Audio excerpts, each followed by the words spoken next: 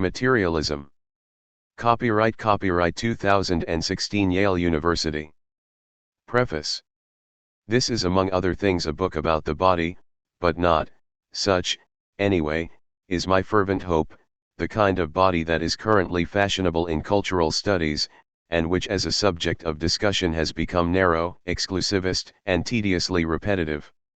There is, then, a polemical subtext to the study, as it seeks to examine modes of human creatureliness which postmodern orthodoxy has largely shoved to the sidelines, and which are among other things true of all human bodies regardless of, say, gender and ethnicity. I trust that this unabashed universalism will prove sufficiently scandalous to the commissars of contemporary cultural discourse. It would seem that those postgraduate students around the globe these days who are not working on vampires or graphic novels are at work on the body, but in ways that exclude certain productive approaches to it. As usual, those who sing the praises of inclusivity are remarkably ignorant of just how much their own favored idiom leaves out. Cultural studies is concerned for the most part with the ethnic, gendered, queer, starving, constructed, aging, bedecked, disabled, cybernetic, biopolitical body, the body as object of the sexual gaze, locus of pleasure or pain, inscribed with power, discipline, or desire. The human body dealt with in this book, by contrast, is of a more rudimentary kind. It is not in the first place a cultural construct. What is said of it applies as much in Cambodia as in Cheltenham, as much to Belgian females as to Sri Lankan males. If it is true of Hillary Clinton, it was equally true of Cicero. Only those postmodern dogmatists for whom, astonishingly, all universal claims are oppressive, with the exception of that particular universal claim, are likely to be scandalized by such an approach. Cultural studies has produced some valuable insights into the body, but seems to be unaware of its own rather depressing political history in this respect. One of the chief sources of the topic is the work of Michel Foucault, whose writing also marks a crisis of the revolutionary left in the wake of the late 1960s. It was at the point when certain more ambitious forms of radical politics seemed to have faltered, rebuffed by powerful right-wing forces, that historical materialism began to give way to cultural materialism, and an interest in the body started to gather strength. If it served to challenge a leftist politics too cerebrally remote from the senses, it also had a hand in displacing it. Like any fetish, then, this particular body serves to plug a gap. The relation between the body and socialist politics was kept on the political agenda by some pioneering currents of feminism, but by the 1980s talk of socialism was yielding ground to talk of sexuality, and a cultural left that was now for the most part shamefacedly silent on the subject of capitalism was growing increasingly vociferous on the question of corporeality. We shall see later, however, when we come to consider the work of Marx, that the two need not be regarded as alternatives. I am grateful to the two anonymous readers who commented valuably on an earlier draft of this book, not least to the brutal suggestion by one of them that I cut the first 40 pages. In my view, the work has profited greatly from this amputation. Rachel Lonsdale, my editor at Yale University Press, has now steered half a dozen books of mine through the press with a preternaturally keen eye for loose phrasing and structural incoherence. She is the best of editors, and I owe her a deep debt of gratitude. T.E. Chapter 1. Materialisms. Materialism comes in various shapes and sizes. There are hard-nosed versions of it as well as soft-bellied ones.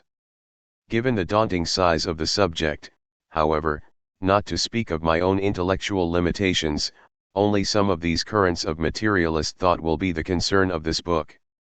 My interest is not in certain highly technical questions of monism, dualism, eliminativism, or the mind-body problem in general, but in forms of materialism that are in some broad sense social or political, and about which the neuroscientists have had for the most part nothing very exciting to say.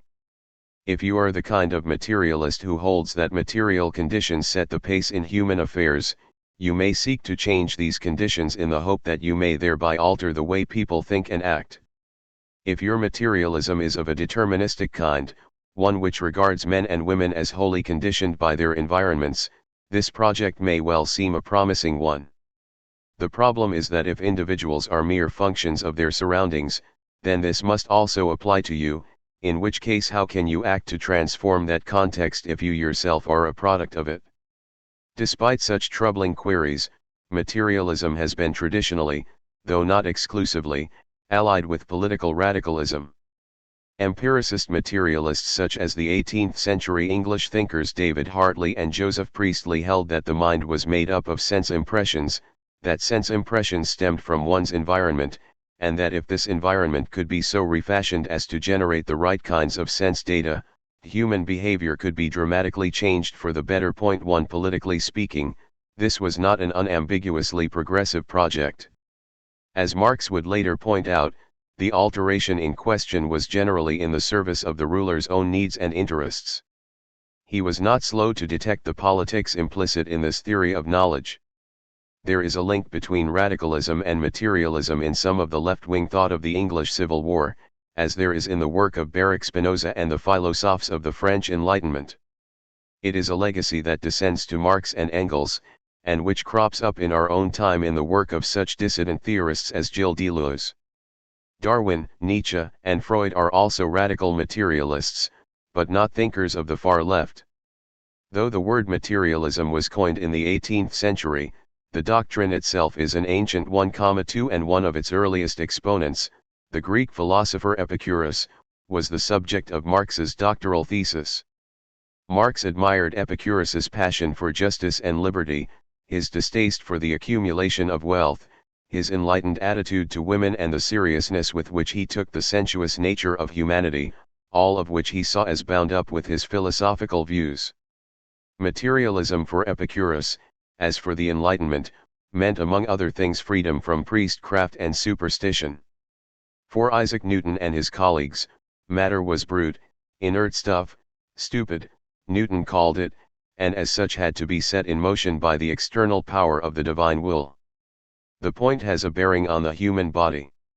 Those who look upon the body rather as they regard a corpse are likely to feel the need to add some ghostly entity to it if it is to be galvanized into action.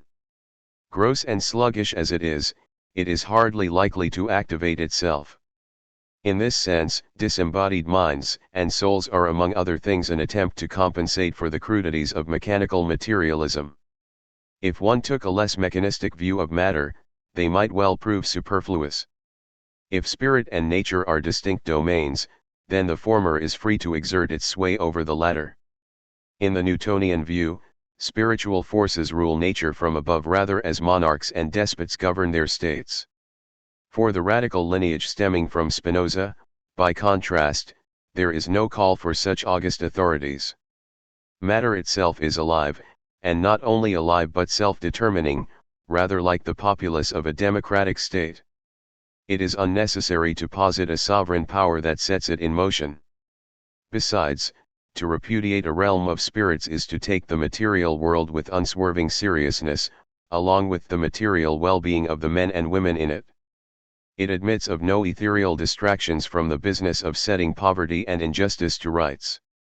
It also allows one to reject all clerical authority, since if spirit is everywhere one looks, then the priesthood can have no monopoly on it. It is thus that one can speak of a politics of matter. To be a materialist in this sense is to invest human beings with a degree of dignity by seeing them as part of a material world which is identical with the Almighty. Such, at least, was the view of the pantheistic Spinoza. Materialism and humanism are thus natural bedfellows. By the same token, however, you could take a smack at those more conservative humanists for whom there was an unbridgeable gulf between humanity and the rest of nature. Such philosophical lordliness could be undercut by pointing to the humdrum status of humanity, humbly at one with the material world and its fellow animals. Humanity is not lord of creation but part of its communality, our flesh and sinews woven of the same stuff as the forces that stir the waves and ripen the cornfields.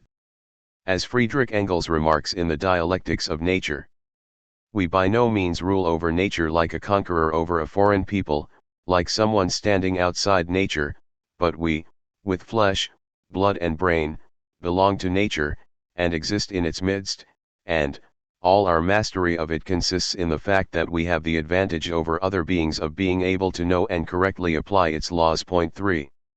Not long before, Darwin had laid bare our lowly origins, displacing a humanity that would have preferred some more noble provenance for itself into an unglamorous mesh of material processes. There is, then, an ethical dimension to materialism as well as a political one. In the face of a hubristic humanism, it insists on our solidarity with the commonplace stuff of the world, thus cultivating the virtue of humility. Dismayed by the fantasy that human beings are wholly self-determining, it recalls us to our dependence on our surroundings and on each other. The original helplessness of human beings, writes Sigmund Freud, is, the primal source of all moral motives, for what makes us moral beings is not our autonomy but our vulnerability, not our self-closure but our open-endedness.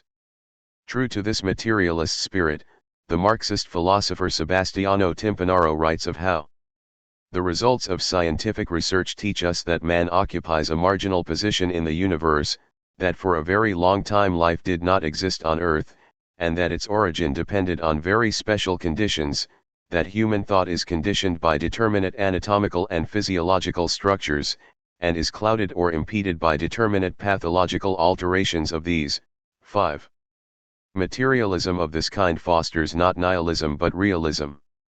As in the art of tragedy, our achievements, if they are to be well-founded, must involve acknowledging our frailty and finitude.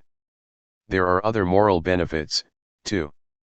Aware of the intractability of matter, materialist thought promotes a respect for the otherness and integrity of the world, in contrast to the postmodern narcissism that sees nothing but reflections of human culture wherever it looks. Materialism is equally skeptical of the postmodern prejudice for which reality is clay in our hands, to be stretched, hacked, pummeled, and remolded by the imperious will. It is a late capitalist version of the old Gnostic aversion to matter. Marxists like Timpanaro are also exponents of so-called historical materialism, which we shall have more to say about later. Point 6. Some of them, though a dwindling band these days, are also advocates of dialectical materialism, sometimes known more simply as Marxist philosophy. Point 7. Historical materialism, as the term suggests, is a theory of history, whereas dialectical materialism, the founding work of which is Engels' Dialectics of Nature, is a vastly more ambitious vision of reality.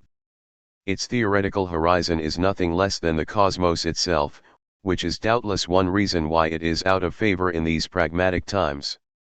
From ants to asteroids, the world is a dynamic complex of interlocking forces in which all phenomena are interrelated.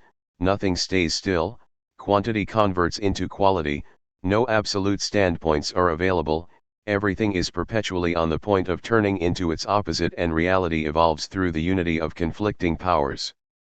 Those who deny this doctrine stand accused of being metaphysicians, falsely assuming that phenomena are stable, autonomous, and discrete, that there are no contradictions in reality, and that everything is itself and not some other thing. It is not clear what to make of the claim that everything is related to everything else. There seems little in common between the Pentagon and a sudden upsurge of sexual jealousy, other than the fact that neither can ride a bicycle. Some of the laws that dialectical materialism finds at work in the world cut across the distinction between nature and culture, a case which sails embarrassingly close to the bourgeois positivism Marxism rejects. As a Marxist worker of my acquaintance triumphantly put it, kettles boil, dogs' tails wag, and classes struggle. There are plenty of Marxists, however, for whom dialectical materialism is either a disguised form of idealism or philosophical nonsense. Point 8. The latter was the opinion of a group of so-called analytic Marxists some years ago who were in the habit of sporting T-shirts bearing the slogan Marxisme sans la merde de taureau, or Marxism without the bullshit. It is worth noting that historical materialists need not be atheists, though many of them seem curiously ignorant of the fact. Though most of them reject religious belief, they generally fail to recognize that there is no logical connection between the two cases. Historical materialism is not an ontological affair. It does not assert that everything is made out of matter, and that God is therefore an absurdity. Nor is it a theory of everything, as dialectical materialism aspires to be. It has nothing of pressing importance to say about the optic nerve or how to rustle up the fluffiest souffle. It is a far more modest proposal, one which views class struggle, along with the conflict between the forces and relations of production, as the dynamic of epochal historical change. It also regards the material activities of men and women as lying at the source of their social existence, a view which is not confined to Marxism. There is no reason why a religious Jew like Walter Benjamin or a devotee of Christian liberation theology should not sign on for this way of seeing. There have also been Islamic Marxists. In theory, you could look forward to the inevitable triumph of the proletariat while spending several hours a day prostrate before a statue of the Virgin Mary. It would be less easy to hold that matter is all there is and believe in the Archangel Gabriel. Dialectical materialism, so some have argued, belongs to a current of vitalist materialism which passes from Democritus and Epicurus to Spinoza, Schelling, Nietzsche, Henry Bergson, Ernst Bloch, Gilles Deleuze, and a range of other thinkers. One benefit of this creed is that it allows you to make room for spirit without going disreputably dualist, since spirit, in the form of life or energy, is built into matter itself. It has also, however, been rebuked as a form of irrationalism. Reality on this view is volatile, mercurial, and constantly mutating, and the mind, which tends to carve up the world according to certain rather arthritic categories, finds it hard to keep abreast of this constant flux. Consciousness is too maladroit and cumbersome a faculty to cope with the intricacies of nature. Whereas the mind used to outrun the inertia of matter, matter is now quicksilver stuff that outstrips mind. There are strains of vitalism that tend to idealize and etherealize matter. As such, they run the risk of taking the pain out of it, turning their gaze from its recalcitrant bulk. 9 Matter on this benign view is no longer what hurts, what spikes our projects and baffles our aims, but instead assumes all the fineness and malleability of spirit. It is a strangely immaterial brand of materialism. As Slavoj Žižek remarks, the so-called new materialism which promotes this view is materialist in the sense in which Tolkien's Middle-earth is materialist, as an enchanted world full of magic forces, good and evil spirits, etc., but strangely without gods. There are no transcendent divine entities in Tolkien's universe. All magic is immanent to matter, as a spiritual power that dwells in our terrestrial world. 10. Like Tolkien's, it is essentially a pagan vision. As the editors of a volume entitled New Materialisms put it, materiality is always something more than mere matter, an excess, force, vitality, relationality, or difference that renders matter active, self-creating, productive, unpredictable. 11. Another piece in the same volume describes matter as a vital principle that inhabits us and our inventions. 12, which lends it pseudo-metaphysical status. Yet another contributor writes that the deconstructive understanding of materiality indicates a force that is impossible, something not yet and no longer of the order of presence and the possible. 13. With the Derridian buzzword impossible, materialism would now seem to be moving rapidly in the direction of the apophatic or ineffable. Rachel calls for a revamped materialism defined primarily as signification and subject in process. 14, which is rather like calling for a revamped idea of a rhino defined primarily as a rabbit. Why should signification and subject in process be thought the prime example of materialism? Matter, in short, must be rescued from the humiliation of being matter. Instead, it must be regarded as a sort of materiality without substance, as fluid and protean as the post-structuralist notion of textuality. Like textuality, the stuff is infinite, indeterminate, unpredictable, non-stratified, diffuse, free-floating, heterogeneous, and untotalizable. Eric Santner aptly describes the case as a sort of multiculturalism at the cellular level. 15. It is obvious enough from new materialisms that the brand of materialism it advocates is really a species of post-structuralism in wolf's clothing. Where thinkers like Jacques Derrida say text, new materialists say matter. Otherwise, not much has changed. Like many an apparent innovation, then, the new materialism is by no means as new as it seems.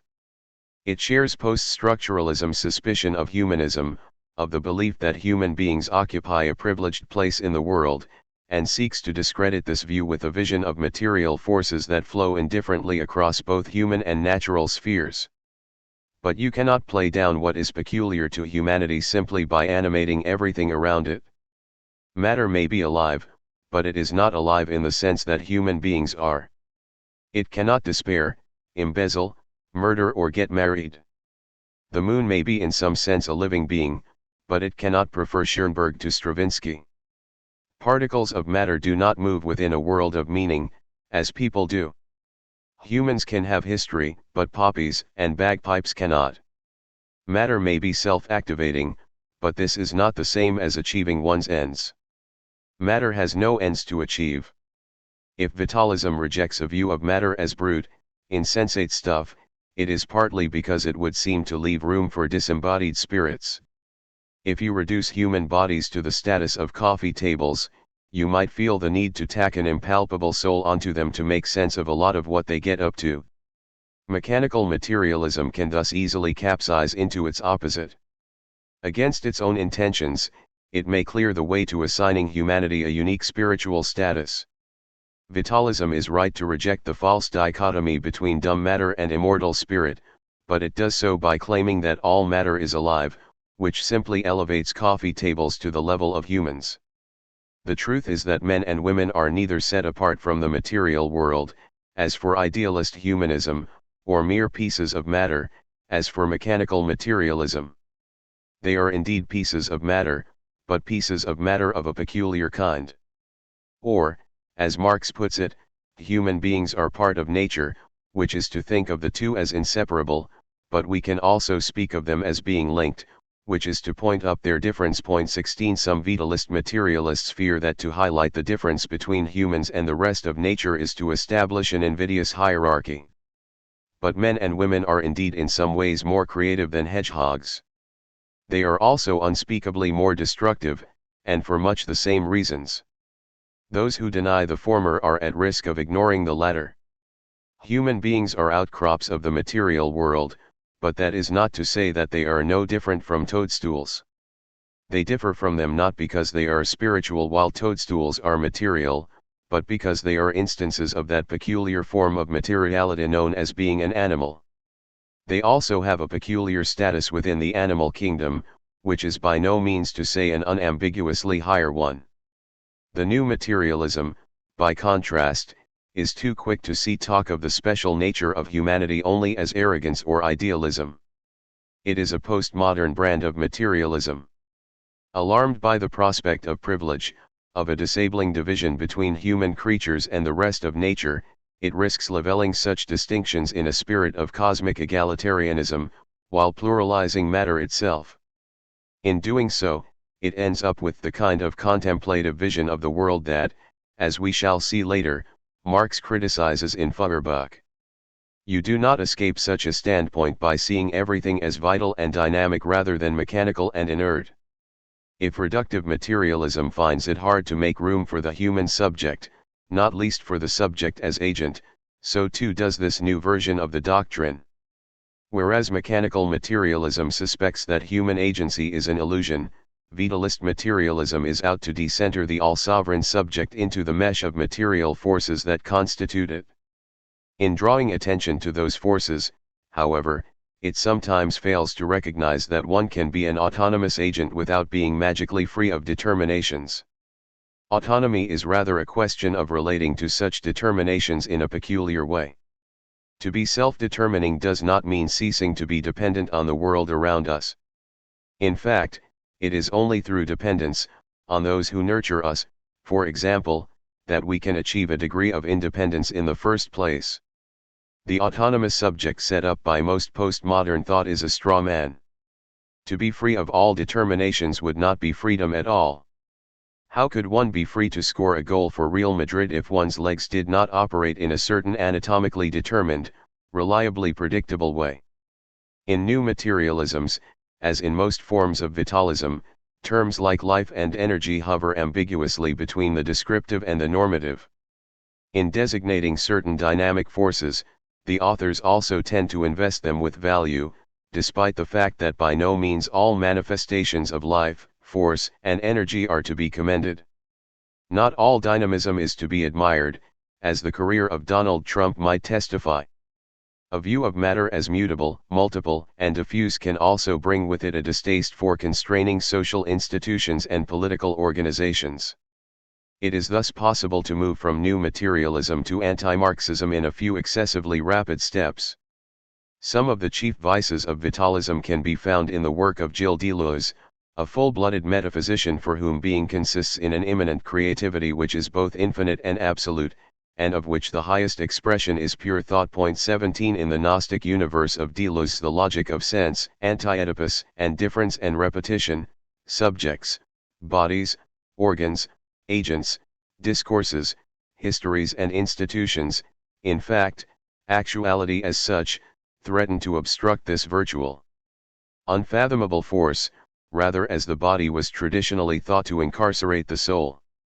For the most part, Deleuze can see constraint only as negative, a view that faithfully reflects the marketplace ideology he otherwise finds objectionable. History, ethics, law, property, territory, signification, work, family, subjectivity, everyday sexuality, and mass political organization are by and large normalizing, castrating, regularizing, colonizing powers, as they are, by and large, for Deleuze's admirer Michel Foucault. One must look askance at unity, abstraction, mediation, signification, relationality, interiority, interpretation, representation, intentionality, and reconciliation. From the viewpoint of an alienated intelligentsia, there is little that is constructive to be discovered in everyday social existence. Instead, with a handful of qualifying clauses, we are offered a banal antithesis between the vital, creative, desirous, and dynamic, to be unequivocally endorsed, and the oppressive realm of stable material forms, to be implicitly demonized. Deleuze's cosmic vitalism is virulently anti-materialist. Life is an etherealizing force, blankly indifferent to corporeal human beings, whose highest attainment is to divest themselves of their creatureliness so as to become the pliant medium of this implacable power. The chief question is how we can be rid of ourselves. Some of those who applaud aspects of Deleuze's case reject it out of hand when they stumble upon it in different guise in the writing of D.H. Lawrence. What we are offered, then, is a romantic libertarian philosophy of unbridled affirmation and incessant innovation, as though the creative and innovative were unambiguously on the side of the angels. It is a universe without lack or flaw, indifferent to breakdown and tragedy. Being is univocal, which means that all things are faces of God or facets of the life force. Human beings are accordingly raised to quasi-divine status, but by the same token God loses his transcendence and merges with material reality, as he does for Deleuze's great mentor, Spinoza. In what Heidegger regards as the characteristic error of metaphysics, being is modelled on beings, so that God becomes in idolatrous style an all-powerful super-object. Besides, if we are all part of an immanent deity, then we can have access to absolute reality simply by knowing ourselves, since it is this absolute which thinks and feels in us. I can know the truth simply by consulting my own intuitions. Whatever else the political implications of such a case may be, they are certainly not on the side of radicalism, although the case advanced in new materialisms presents itself as precisely that. Yet it is not hard to see how well it consorts with the nature of post-industrial capitalism, with a world in which labor and capital are dematerialized into signs, flows and codes, social phenomena are mobile, plural, and ceaselessly mutable, and images, simulacra, and virtualities hold sway over anything as grossly simplistic as material objects. In this infinitely plastic environment, the sheer intractability of matter presents something of a scandal. A materialistic society harbors no great affection for the material, since it can always muster a degree of resistance to its ends. Not all vitalist materialism has been notable for its progressive politics. Mormonism, not generally considered the most socially enlightened of creeds, is one such example. For its founder, Joseph Smith, spirit is simply a finer, purer variety of matter, gentrified matter, so to speak. Materiality is eminently acceptable as long as it is hard to distinguish from spirit. The new materialism emerged in part to replace a currently unfashionable historical materialism. Yet whole currents of it would seem to have no particular concern, as historical materialism does, with the destiny of men and women in an exploitative world. Asterisk asterisk asterisk. What other varieties of materialism are on offer? There is cultural materialism, the brainchild of the British cultural critic Raymond Williams, which investigates works of art in their material contexts. Point 18. For all its undoubted insights, it is not easy to see how this is much more than a politicist version of the traditional sociology of art, which also inquires into such questions as audiences, readerships, the social institutions of culture and the like. There is also semantic materialism, a style of thought popular in the high theoretical 1970s but not greatly in vogue nowadays. It argues that signifiers are material, marks, sounds and so on, that signifieds or meanings are the product of an interplay of signifiers, and that meaning accordingly has a material foundation. Ludwig Wittgenstein, as we shall see later, regards meaning as a question of how material signs function within a practical form of life. If the life of a sign lies in its use, and its use is a material matter, then it is not as though its sense lurks somewhere behind it, as the soul for a Cartesian dualist lies concealed within the body. We are tempted to imagine, Wittgenstein notes in the Blue and Brown books, that there is an inorganic or material part to the handling of signs, and then an organic or spiritual aspect which is meaning and understanding. Point 19. This, however, is in his view a false dichotomy. Meaning is a matter of what we get up to with signs, of how we deploy them for specific ends in the public world. It is no more invisible than the act of wielding a can opener. Understanding is the mastery of a technique, and as such a form of practice. Point 20. Like many apparently modern ideas, semantic materialism has its source in antiquity. It is also to be found in the writings of Marx, who observes that the element of thought itself, the element of the vital expression of thought, language, is sensuous nature. Point 21. It is matter, marks, sounds, gestures, that is constitutive of meaning. Marx speaks in the German ideology of language as dismantling the distinction between matter and spirit, which as we shall see later is also true of the body. In a sardonic smack at the philosophical idealists, he notes with mock regret how from the start the spirit is afflicted with the curse of being burdened with matter, which here makes its appearance in the form of agitated layers of air, sounds, in short, of language. Point 22. Afflicted, curse, burdened.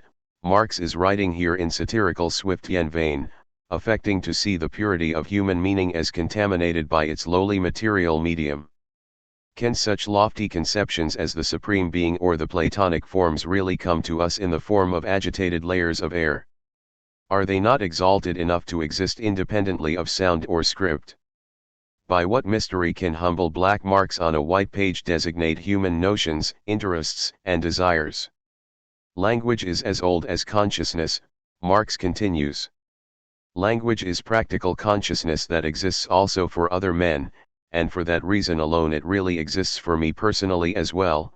Language, like consciousness, only arises from the need, the necessity, of intercourse with other men. 23. If Wittgenstein, as we shall see, insists on the public nature of language, as well as on its involvement with the rest of our material existence, Marx anticipates his insights, in however cursory a form.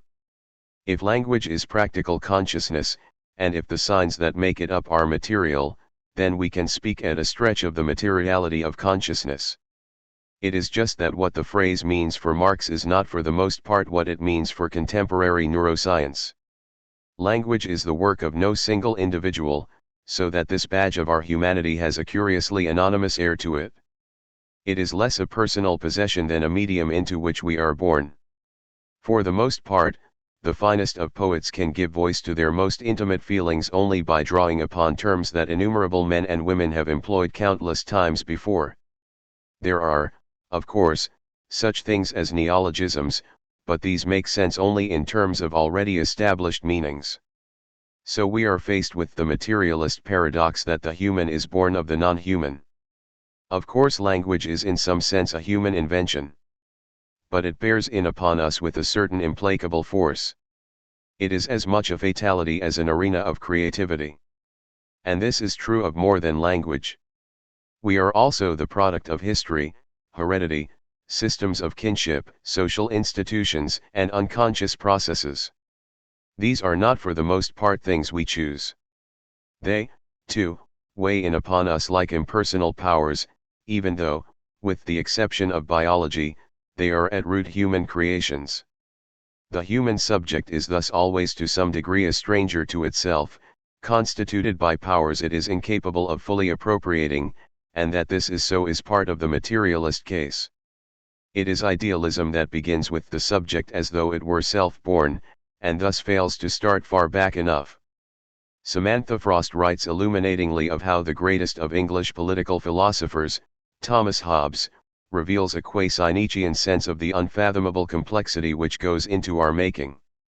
He is alert to the subtle interweaving of the powers that constitute us, of the role of custom, habit, fortune, bodily constitution, contingent experiences, and so on in the manufacture of so-called autonomous human agents. Point 24 That we are a product of so many forces is not to claim with the eliminativists that human agency is a self-serving myth. It is rather to insist that what self-determination we can achieve exists within the context of a deeper dependency. The fact that our flesh is derived from the flesh of others is one palpable mark of this. Nothing can spring from its own loins and still be human. The most visible sign of our agency cum dependency is the body, which is the source of our activity yet which is also mortal, fragile, and fearfully susceptible to pain. If the body is the medium of agency, it is also a cause of affliction.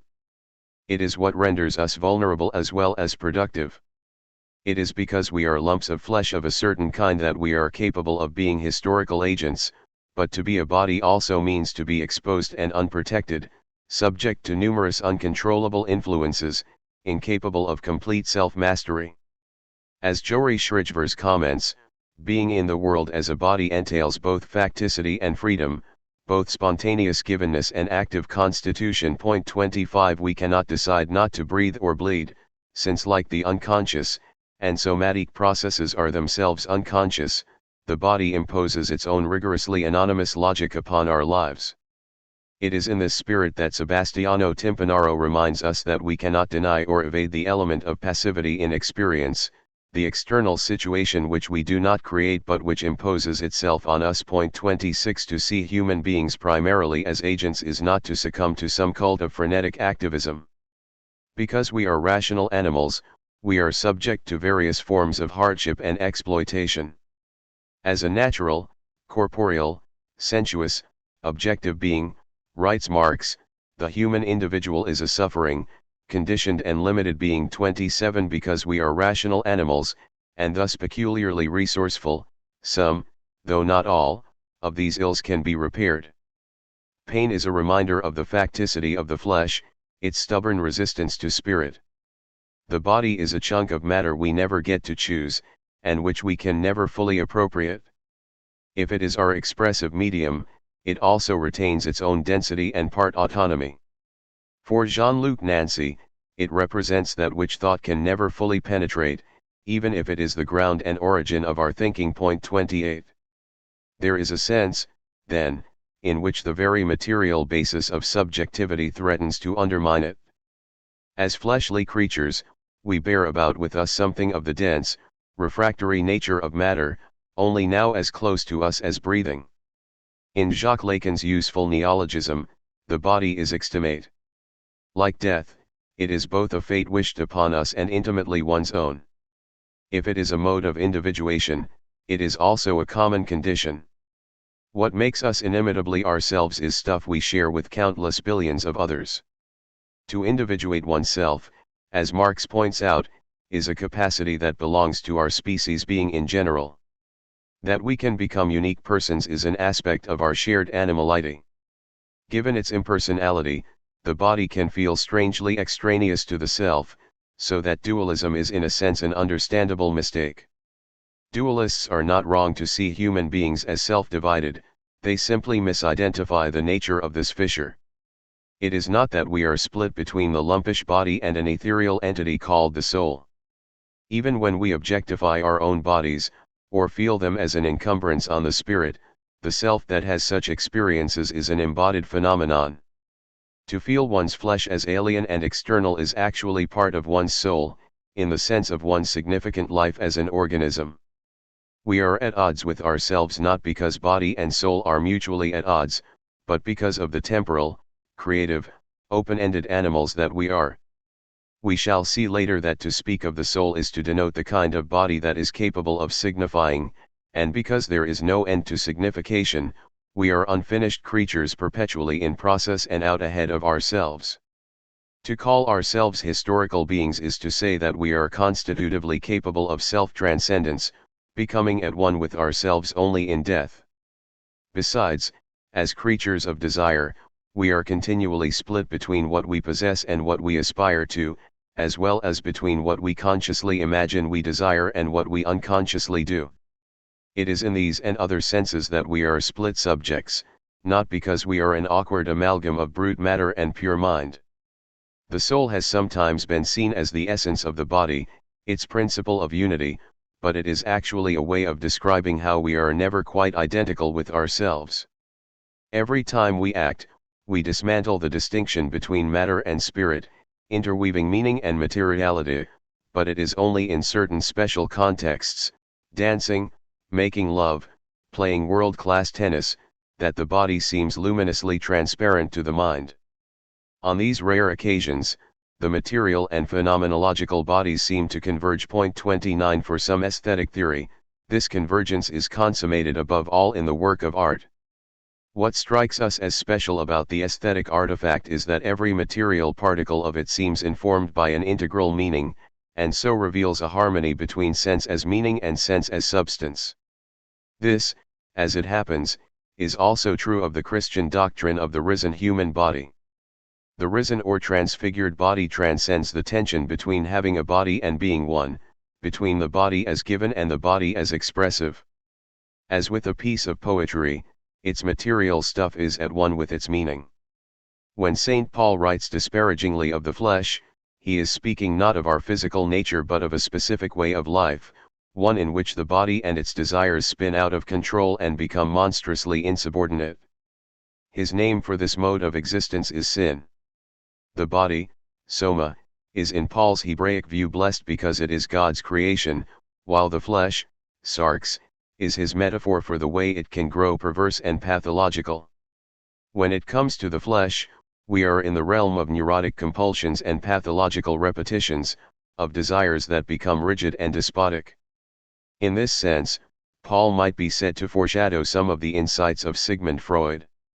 As a somatic materialist, Freud sees the busy traffic between the body of the infant and those of its carers as lying at the source of the human spirit, but also at the root of its sickness.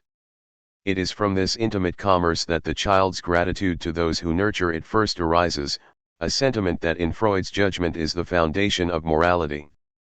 It is here, too, however, that desire first germinates and the unconscious is opened up, and these forces will warp the psyche from within, bending our projects and perceptions out of true. For Freud, then, the life of the unconscious springs from the kind of material animals that we are. As Alfred Schmidt remarks, the understanding of man as a needy, sensuous, physiological being is the precondition of any theory of subjectivity. Point 30 Part of that subjectivity concerns that within us which outstrips the conscious mind. The fantasia of the unconscious springs from the most mundane of situations, the infant's need for the constant ministrations of its carers, without which it will die. It is the upshot of material necessity. While the baby is still in this state, the fall into language and desire has not yet happened. Instead, there is a set of tacit somatic understandings between the child and its caregivers on which language will eventually build. As human communication grows more elaborate, however, it becomes thicker in one sense but thinner in another, richer and more complex, yet also perilously abstract, and thus capable of being cut free from the sensuous control of the flesh. We can no longer rely upon instinct and bodily reflex, but are thrown back instead on the more precarious resources of reason. Language, so to speak, no longer has the backing of the body, as it does with Clym Yawbright and his mother in Thomas Hardy's novel The Return of the Native, whose discourses were as if carried on between the right and the left hands of the same body. Body and language can thus come to be at odds with each other, and this, too, can be misinterpreted as a war between body and soul. Ludwig Wittgenstein was an admirer of Freud, a fellow Viennese whose works were well known to his family. Indeed, few families were more sorely in need of Freud's ministrations than this psychically disabled bunch, though only Ludwig's sister Margarethe was actually analyzed by him. 31 Wittgenstein's attitude to infants, for example, is much closer to Freud's than it is to the conventional wisdom of suburban England. Anyone who listens to a child's crying with understanding, he writes, will know that psychic forces, terrible forces, sleep within it, different from anything commonly assumed. Profound rage and pain and lust for destruction. 32 If infants do not do us harm, as St. Augustine dryly remarks in his Confessions, it is for lack of strength, not lack of will. Wittgenstein and his sister both submitted themselves to hypnosis, and having put up some robust resistance to the process fell into a deep trance as soon as the session was over. Even on the hypnotist's couch, Wittgenstein had a lordly way with convention.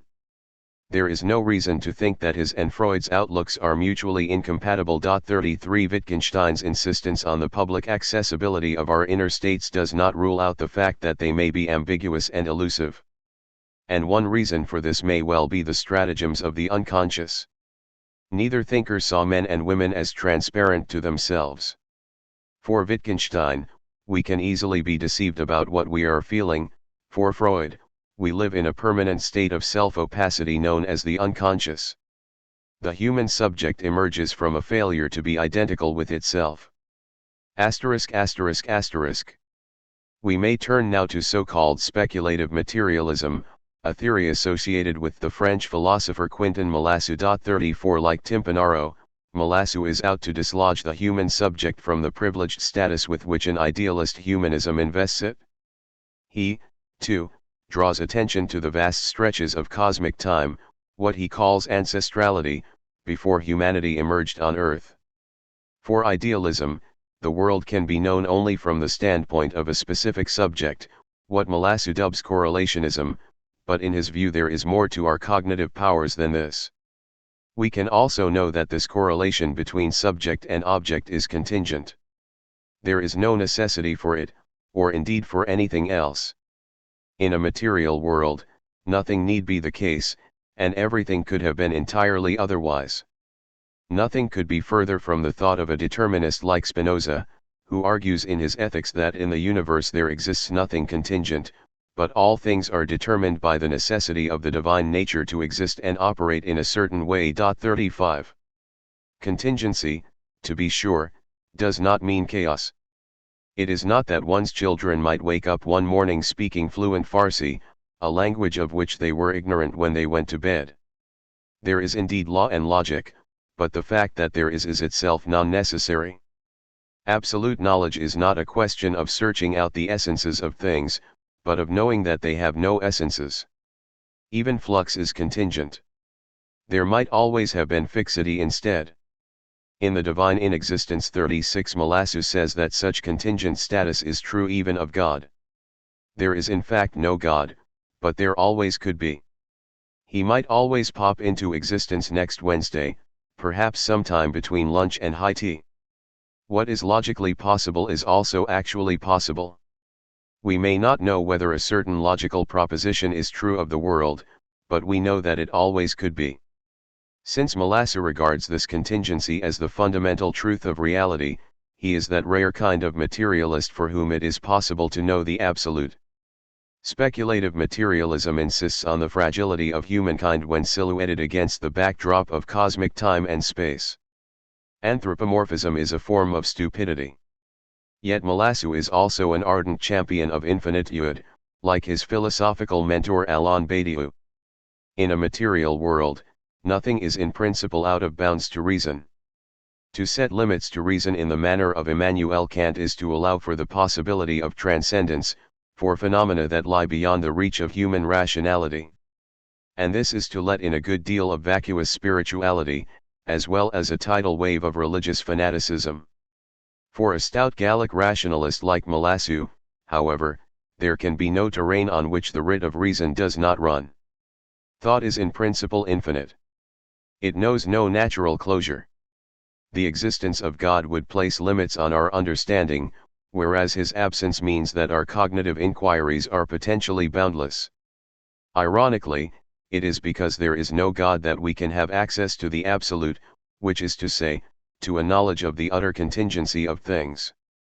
If a deity did exist, then the world would be governed by divine necessity, one, perhaps, whose operations were known to God alone, and contingency would cease to be the ultimate truth of it.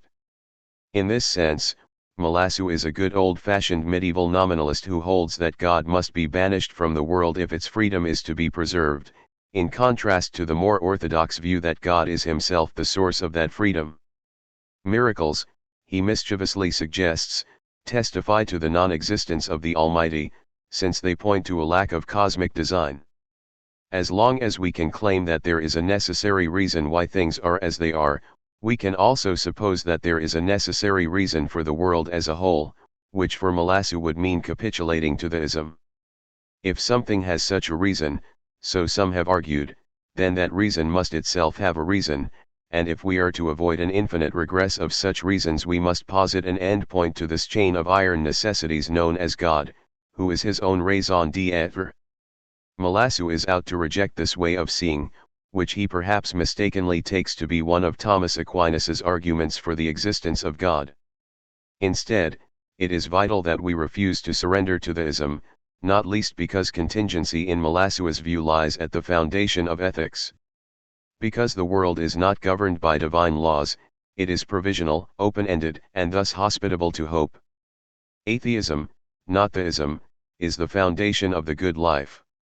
Speculative materialism, then, holds that there is no reason for the cosmos, and that to imagine otherwise is to fall prey to theism. For orthodox Christian theology, however, it is exactly the non-necessity of the world which points to God. The doctrine of creation holds among other things that the universe is purely contingent. God made it not out of necessity, since there is nothing that he must necessarily do, but out of love. The world on this view is purely gratuitous, perpetually overshadowed by the possibility of its own non-existence, and it is this gratuitousness, what the novelist Milan Kundera calls the unbearable lightness of being, that alludes to its creator, rather than any specific item of the cosmos itself. The universe is gift rather than fatality. To resort to a technical theological term, God made it just for the hell of it, out of his own eternal self-delight, rather as an artist produces a painting. It is he who is the supreme guarantor of the contingency of things.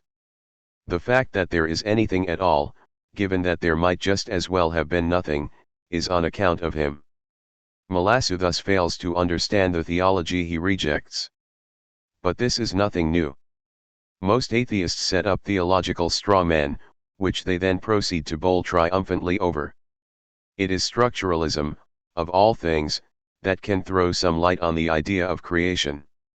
For this style of thought, every item of the world appears against the background of its potential absence, which is to say that all such items are arbitrary and mutually exchangeable. It is only the locations they occupy within an overall structure that remain constant. It doesn't matter which color you use for go on your traffic lights as long as it isn't the color you use for stop.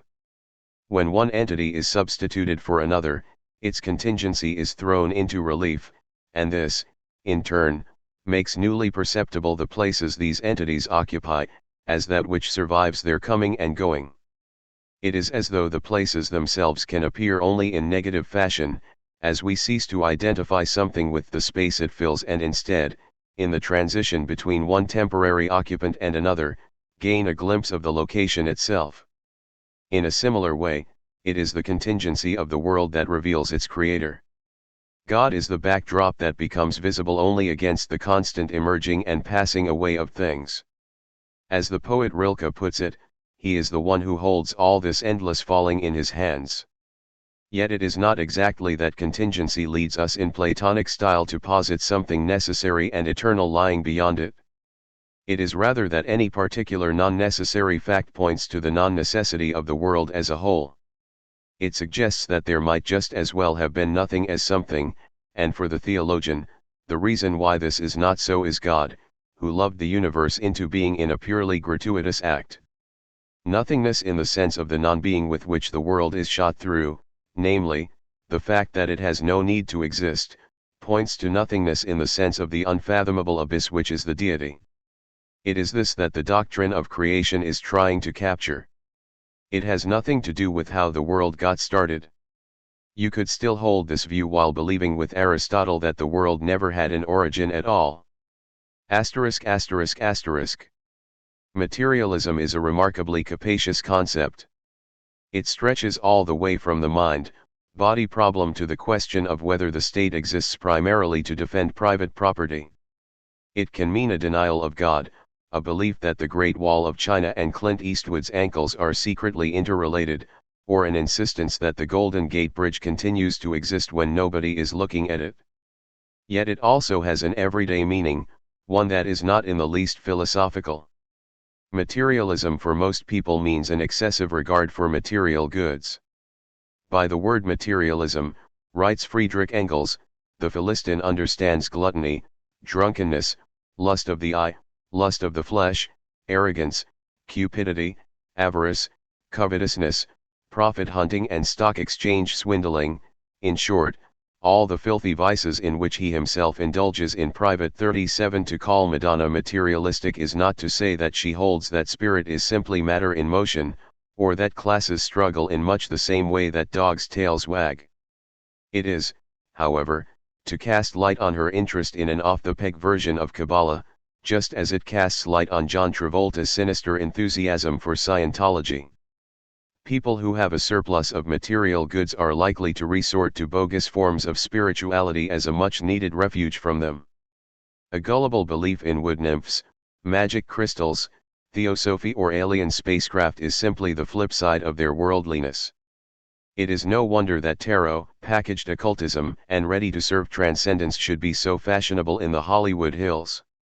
The spiritual in this view is not a specific mode of materiality, a question of feeding the hungry, welcoming the stranger, falling in love, celebrating friendship, speaking up for justice and so on, but a flight from such drearily mundane matters. It offers you a welcome respite from a glut of minders, agents, hairstylists, and heated swimming pools. It represents the bad faith of the fabulously rich. There were a good many British colonialists in India who found in Indian spirituality a temporary escape from the tiresome necessity of knocking the natives about. It is said that Heinrich Himmler always carried a copy of the Bhagavad Gita with him. If, in a vulgarist version of Hinduism, the world is illusion, then everything is permissible. There is, finally, a broad use of the word materialism to mean a delicate responsiveness to material process.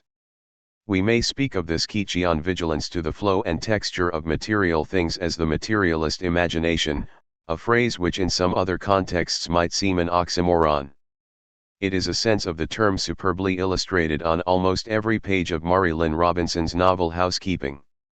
So far, we have surveyed an assortment of materialisms, some of which we will examine further. One type that will concern us most, however, is neither cultural nor semantic, vitalist nor speculative, mechanical nor dialectical. Nor is it a question of stashing away a few extra Range Rovers in the garage. It bears a relation to historical materialism, as we shall see, but it is not identical with it. In fact, there is not even an exact name for it. Somatic, bodily, or anthropological materialism might do at a stretch, but neither term is quite satisfactory. As a way of seeing, it takes seriously what is most palpable about men and women, their animality, their practical activity and corporeal constitution. Seen from this standpoint, a good deal of philosophy looks like a suppression of the obvious. It was this that moved Friedrich Nietzsche to inquire why no philosopher had ever spoken with proper reverence of the human nose. It is to this approach that we can now turn. Chapter 2. Do badgers have souls? Ludwig Wittgenstein remarks in his philosophical investigations that if you want an image of the soul, you should take a look at the human body. 1 He means, one takes it, the body in action rather than the body as object. Practice constitutes the body rather in the sense that, for Wittgenstein, the meaning of a sign is its use. The human body is a project, a medium of signification, a point from which a world is organized. It is a mode of agency, a form of communion and interaction with others, a way of being with them rather than simply alongside them. Bodies are open-ended, unfinished, always capable of more activity than they may be manifesting right now. And all this is true of the human body as such, regardless of whether it is male or female, white or black, gay or straight, young or old.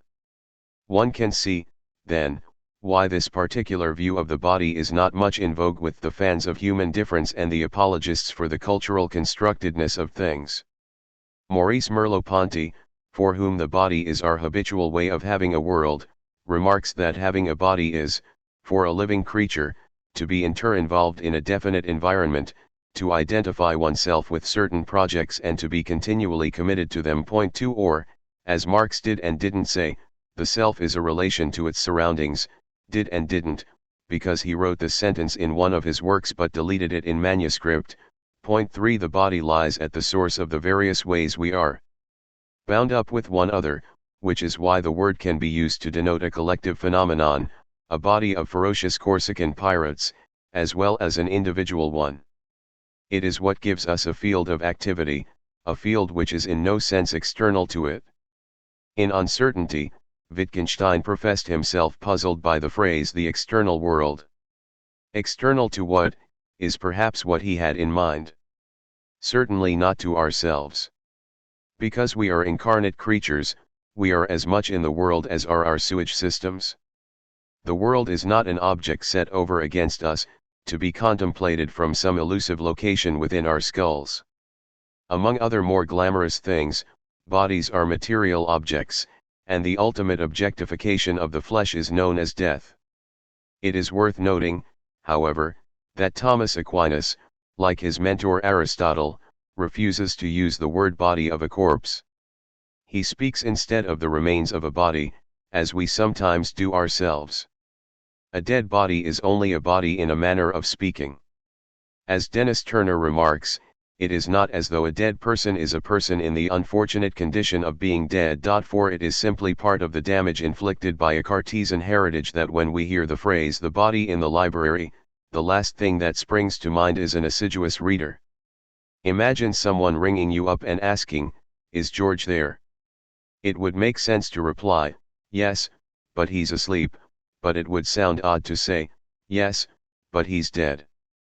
To say that George is dead is to say that he is not there, and for Aristotle and Aquinas the reason why he is not there is because his body is not there, even if the remains of it are.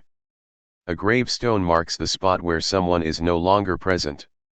The material remains of George may be sprawled on the living room floor or stuffed into the sideboard, but the active, expressive, communicative, relational, self-realizing body that was the earthly George is no longer around. His corpse is not a different mode of being George, but a matter of not being George at all. You might also ring up knowing that George was alive and ask, "Is George's body there?" This, too, would sound odd, just as it seems strange to speak of the body of the teapot rather than just the teapot. It makes it sound as though there is something more to the teapot than its material constitution. Similarly, George's body makes it sound as though there is something more to George than his body, which is not the case. We are only tempted to imagine so because George is a body of a certain, active, relational, communicative etc., kind. But all this is part of what it means to be a human body, not a set of properties supra to it. It belongs to such bodies to surpass themselves. There is something more to a copy of Mansfield Park than print, but not in the sense that there is print plus something else, images, For example, on the page. Bodies as material objects are not much in fashion in these culturalist times. Even so, it is worth recalling that whatever else human beings may be, they are lumps of matter or natural objects, and that anything more subtle or sexy they can get up to must occur within this context. Objectification is by no means always to be regretted. It happens every time we enter into a relationship with each other, or with some aspect of the world. If men and women differ from parcels of matter like gooseberries and shovels, it is not because they conceal some mysterious entity inside themselves, but because they are chunks of matter of a highly specific kind, a specificity which mind language or soul language seeks rather misleadingly to pin down. They are not lumps of natural stuff with some ghostly appendage attached to them, but mounds of material which are inherently active, creative, communicative, relational, self-expressive, self-realizing, world-transforming, and self-transcendent, which is to say, historical. All of this just is their soul. Soul language is simply a way of distinguishing between bodies of this type, or of some other animal kind, and bodies such as pitchforks or bottles of brown sauce. Like Aristotle, Aquinas, and Wittgenstein regard the soul as the form of the body, as its animating principle or peculiar mode of self-organization. This is not an especially mysterious affair. It is perfectly open to view. The fury in another's face, Wittgenstein remarks, is there as clearly as in your own breast. 5 Marx speaks of the other being present in his sensuous immediacy to us. 6 You can see someone's soul just as you can see their grief or rage. In fact, to see their grief or rage is to see their soul.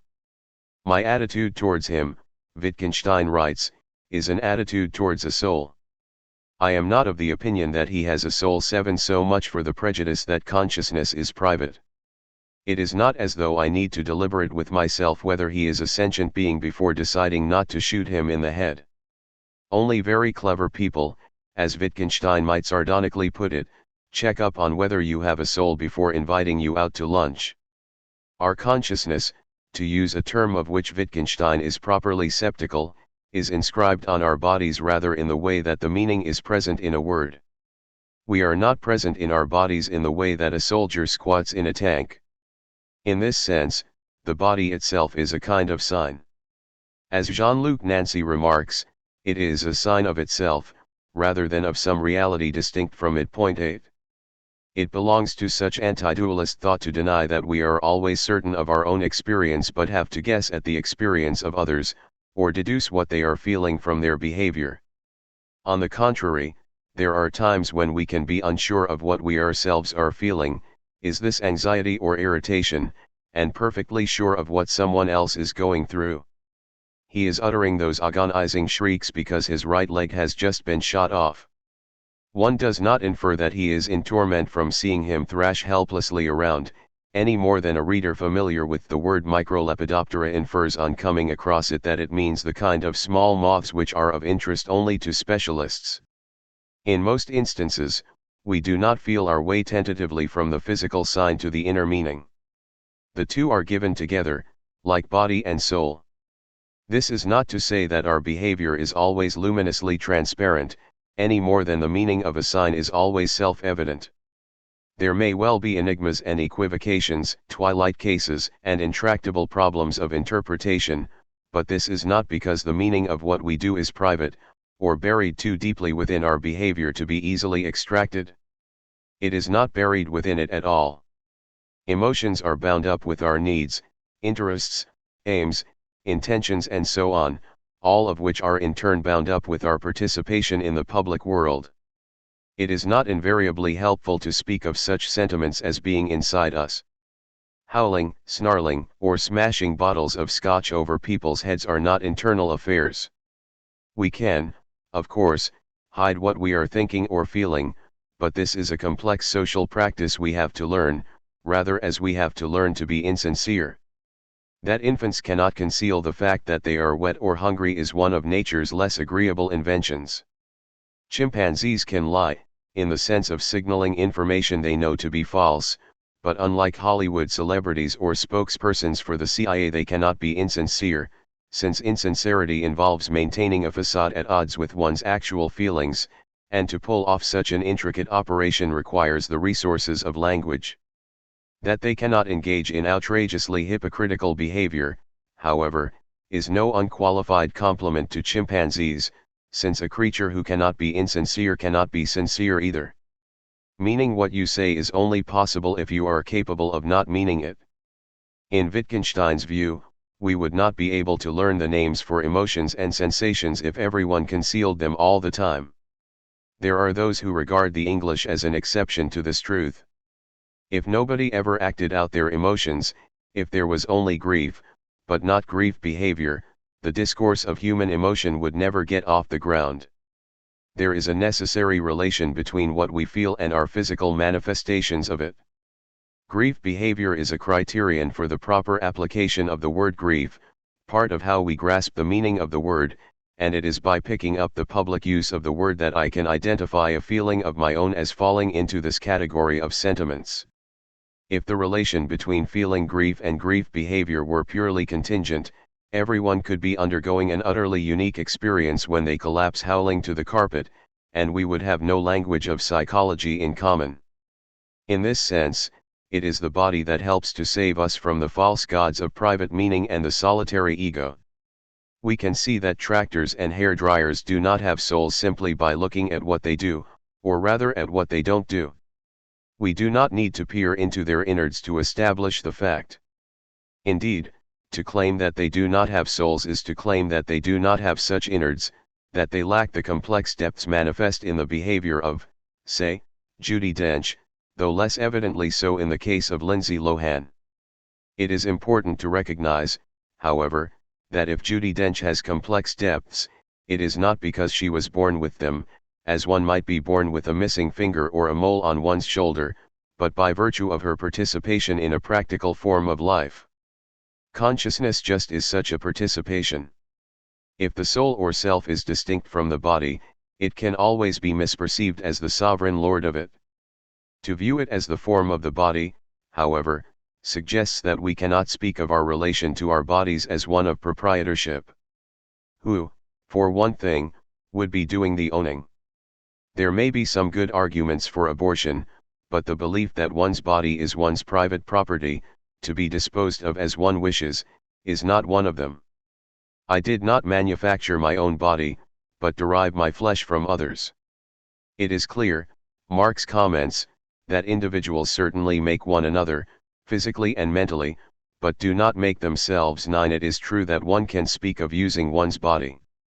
If I had the use of my body I would throw it out of the window, Samuel Beckett's Malone reflects glumly. I might stretch my limbs selflessly across a stream so that you can scramble across my spine without getting your Victoria Beckham skirt wet, but one does not deploy one's body as an instrument from some point of mastery or possession outside it. Jean-Jacques Rousseau argues somewhat paradoxically that it is the fact that we are not masters of ourselves which allows us to be autonomous. If the self is not ours to own, we cannot yield it up to another. Besides, if we are masters of ourselves, then it follows that we are also our own slaves. To communicate with you by phone or email is to be bodily present to you, though not physically so. Physical presence would involve sharing the same material space. If an activity does not involve my body, it does not involve me. Thinking is as much a corporeal affair as drinking. Thomas Aquinas rejects the Platonic prejudice that the less our actions involve the body, the more admirable they are. 10. In his view, our bodies are constitutive of all our activities, however spiritual or high-minded they may be. For Aquinas, we are animals all the way through, not just from the neck down. We are, to be sure, social, rational, and historical beings as well, but the materialist point is that we are these things in a peculiarly animal way. They are not alternatives to our animality, or accessories to it. History, culture, and society are specific modes of creatureliness, not ways of transcending it. Animal bodies are inherently self-transcendent. Mind or soul, then, is a way of describing how a certain species of animality is constituted, its distinctive way of being alive. In this sense, there is no problem in shifting from the body to the soul, since to say body in the sense of animal is already to say soul. As Alasdair MacIntyre comments, our whole initial bodily comportment to the world is originally an animal comportment, 11 a state of affairs that our later accession to language does nothing to liquidate. Aquinas teaches that human rationality is animal rationality. We need to be able to reason in order to survive and flourish as material creatures. We are cognitive beings because we are carnal ones. Nietzsche thought this to be so, while Marx speaks of our sensuous consciousness. 12 If our thought is discursive, in the sense of unfolding in time, it is because our sensory life is discursive as well. Angels, being bodiless, are a different proposition. In fact, Aquinas does not regard angels as rational beings at all. This is not to suggest that the archangel Gabriel is off his head, simply that the language game of rationality does not apply to him any more than it does to a jar of pickles. John Milton, for whom angels are incarnate beings who merge their bodies completely together in the act of sex, takes a different view. Human identity is a corporeal affair. Aquinas would have believed in the existence of the disembodied soul of Michael Jackson, but he would not have considered it to be Michael Jackson. It is, so to speak, Michael Jackson standing by to become himself again by being bodily transformed at the general resurrection, rather more dramatically than in his numerous corporeal reincarnations when alive. Wittgenstein, incidentally, is wryly amused by the idea of the soul leaving the body at death. How can something immaterial leave something material? He also notes the absurdity of supposing that eternity will begin when I die. How can eternity begin? One of the dangers of viewing the self as a disembodied soul is that you may then feel free to treat other people as soulless bodies. If the body is just a spiritless chunk of stuff, there is nothing especially amiss with frequenting brothels or exploiting slave labor. You are not damaging anyone's soul in doing so, assuming that slaves have a soul in the first place, which many a slave owner has taken leave to doubt. Thomas Hardy's Tester Bayfield, a woman whose body is plundered by others for both sexual and economic profit, finally resorts to the desperate tactic of dissociating herself from it altogether, severing it from what Hardy calls her living will. Schizophrenia, a condition in which one may feel one's body as an alien appendage, can be a last-ditch survival strategy in a predatory world. The soul for Aquinas is simply the specific way in which a creature is organized, how its form of life differs from that of other organisms. Marx will later find himself in agreement. In this sense, it is ironic that most of those who commend difference and specificity are uninterested in the idea. The whole character of a species, Marx declares, resides in the nature of its life activity, and free conscious activity constitutes the species character of man. 13 The more tender-hearted readers of this book will thus be delighted to learn that badgers do indeed have souls, since they enjoy a peculiar form of material existence, though their soul differs from that of a slug or a member of the Republican Party. What would cause Aquinas some disquiet, however, is the idea that badgers or human beings have souls, which are united to their bodies. It was this species of Platonism that he disputed, and he got into hot water with the ecclesiastical authorities for doing so. As Maurice Merleau-Ponty writes, the union of body and soul is not an amalgamation between two mutually external terms, subject and object, brought about by arbitrary decree. It is enacted at every instant in the movement of existence. 14 It is our life that deconstructs the difference between the two, which is not necessarily to claim that they melt into harmony with one another. We have seen already that it belongs to the expressive body to be capable of objectifying itself, conscious of its flesh as to some extent unmasterable and opaque. It is just that we do not feel the body's resistance to spirit from some disembodied point within it. One of the greatest of all Christian theologians, then, turns out to be in some respects a full-blooded materialist. This is not entirely surprising, since Christianity itself is in some sense a materialist creed. The doctrine of the Incarnation means that God is an animal. He is present in the Eucharist in the everyday stuff of bread and wine, in the mundane business of chewing and digesting. Salvation is not primarily a matter of cult and ritual but of feeding the hungry and tending the sick. Jesus spends much of his time restoring damaged human bodies to health, along with a number of deranged minds. Love is a material practice, not a spiritual sentiment. Its paradigm is the love of strangers and enemies, which is unlikely to generate much of a warm glow. Wittgenstein remarks provocatively that love is not a feeling, though, as it happens, it is not the proper anonymity of charity that he has in mind. 15 He means that love is not something you might feel for only 8 seconds, as you might feel pain. It would not make sense to say, that couldn't have been pain, or it wouldn't have passed off so quickly, but it would make sense to say it of love. You cannot be violently in love with someone only for the length of time it takes to put the cat out. Love is dispositional, situational, embedded in a context and narrative. Even so, though Wittgenstein is not thinking of the Christian gospel here, love is not a feeling is a proposition it would most certainly endorse. Materiality is blessed for Christianity because it is God's creation. James Joyce was a devotee of Aquinas, and Ulysses, a novel to which nothing corporeal is alien, is in some sense a Thomist text. The Christian belief is in the resurrection of the body, not the immortality of the soul.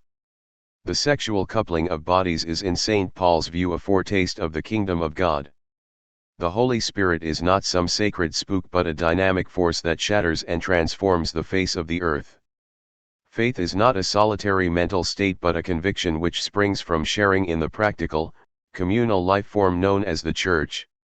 It is folly to high-minded Greeks, a carnivalesque affair which pits the common life against hermetic ideas, exalting the lowly and toppling the mighty from their thrones. It consists primarily in a commitment to the death, not in a set of theoretical propositions. Even Friedrich Nietzsche, who considered Christianity to be the greatest catastrophe ever to befall humanity, thought that to reduce it to a holding something to be true, to a mere phenomenality of consciousness, was to travesty it. 16 At its center is a lowly itinerant who excoriates the rich and powerful and consorts with crooks and whores. Since his solidarity with the poor constitutes a thorn in the flesh of the priestly and political elite, he ends up suffering the kind of grisly death reserved by the Roman imperial power for political rebels. Aquinas has a somewhat more subtle conception of matter than the mechanical materialists. As Dennis Turner puts it, his objection to such materialists was that they were simply not very good on the subject of matter.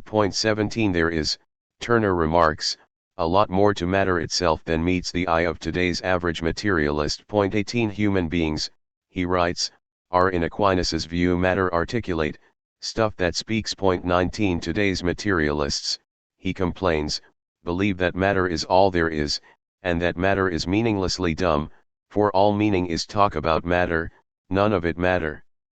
Talking 20. The body, then, is meaningful matter, a point which applies to dingoes as much as to humans. Practical intelligence is for the most part bodily intelligence. A small child who has yet to acquire speech reaches out to grab a toy, and the gesture is inherently meaningful.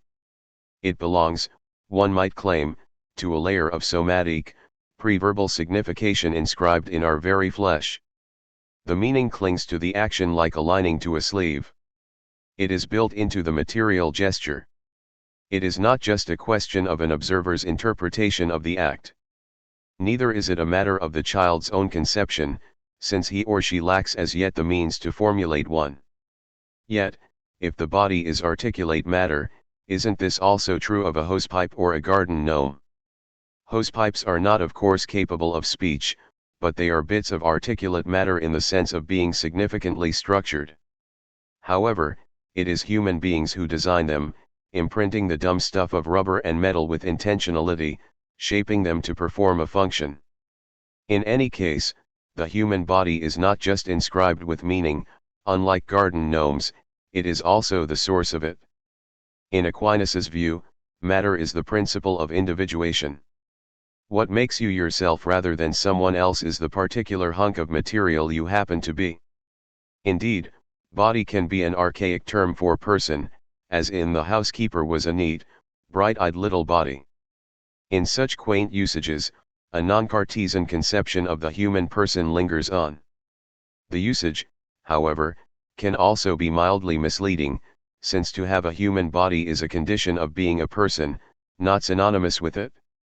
The body is given, whereas becoming a person is an arduous historical project, to be superbly, atrociously, or indifferently executed.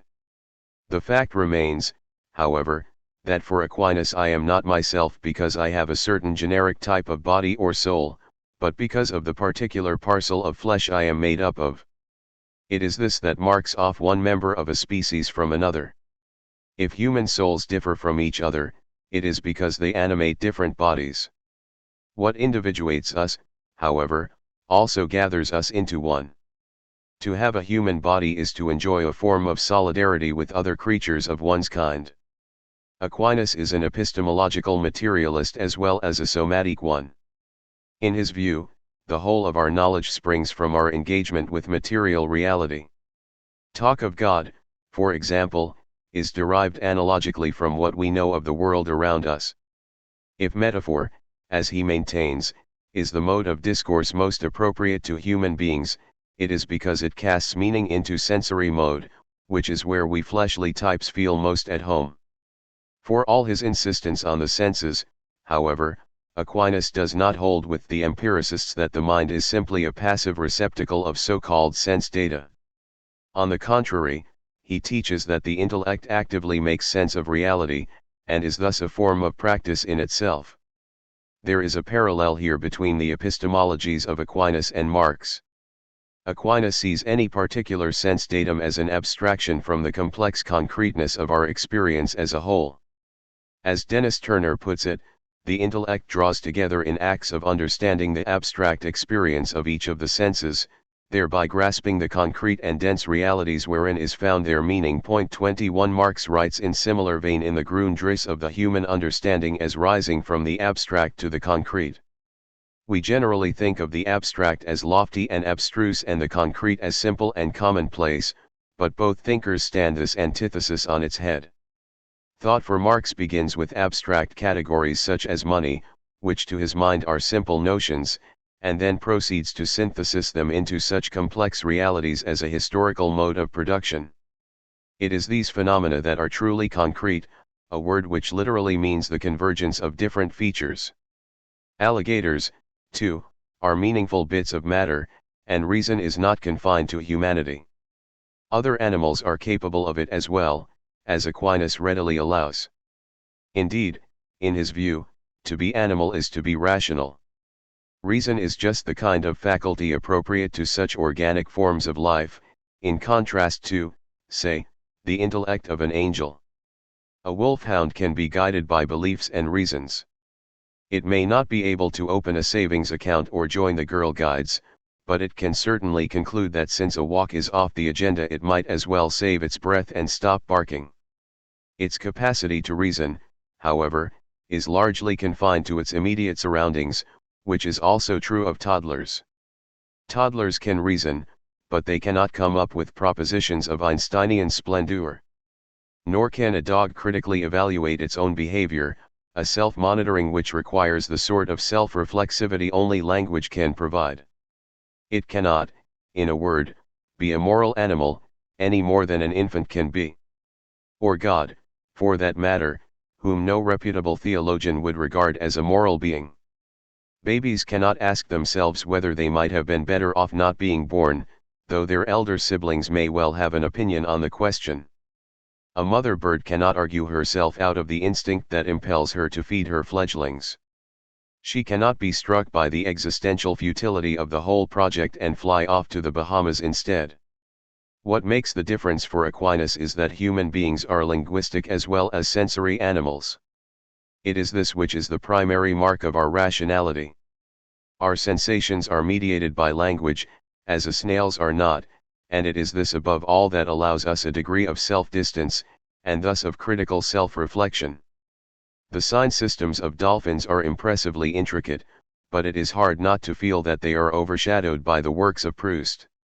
Language allows us to be more intimate with each other than mere physical contiguity. Lovers who chat long into the night are closer than those who simply have sex. By the same token, however, linguistic animals can wreak far more havoc than non-linguistic ones. Squirrels cannot commit genocide, unless they are being remarkably furtive about it. Their thinking is too close to the bone for that. But they cannot come up with Don Giovanni either, and for much the same reasons. Giorgio Agamben argues in The Open that humanity is constituted by distancing, mastering, and destroying its own animality, but he fails to say enough about how this self-objectifying can be a source of value as well as a cause of calamity. 22. In the Philosophical Investigations, Wittgenstein famously declares that if a lion could speak, we would not be able to understand what it said. 23. Could we not find a translator fluent in Lyonese and don a pair of headphones? Not in Wittgenstein's view. For him, a lion's material form of life is simply too remote from ours for dialogue to be possible. Because of its physiology, a lion does not organize the world in the way we do. In The Will to Power, Friedrich Nietzsche similarly assumes that the other animals inhabit spheres alien to our own, and consequently shows no interest in chatting up penguins. Like Aquinas, he believes that we think as we do because of the kind of bodies we have. A different kind of body would yield us a different kind of world. Wittgenstein, however, may be wrong in assuming that such realms are mutually incommensurate. Alastair MacIntyre, for example, claims that if dolphins could speak, those who are expert in their ways might well be able to understand them. 24. For Martin Heidegger, too, there is some overlap between our own world and that of non-linguistic creatures, a case encapsulated in his portentous declaration that the dog does go up the stairs with us. 25.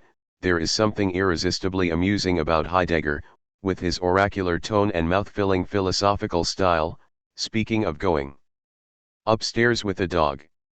Whatever our differences from the beasts, our own forms of reasoning are in Aquinas's view deeply embedded in our animal nature, which is one reason why he is by no means the arid rationalist that some have taken him to be.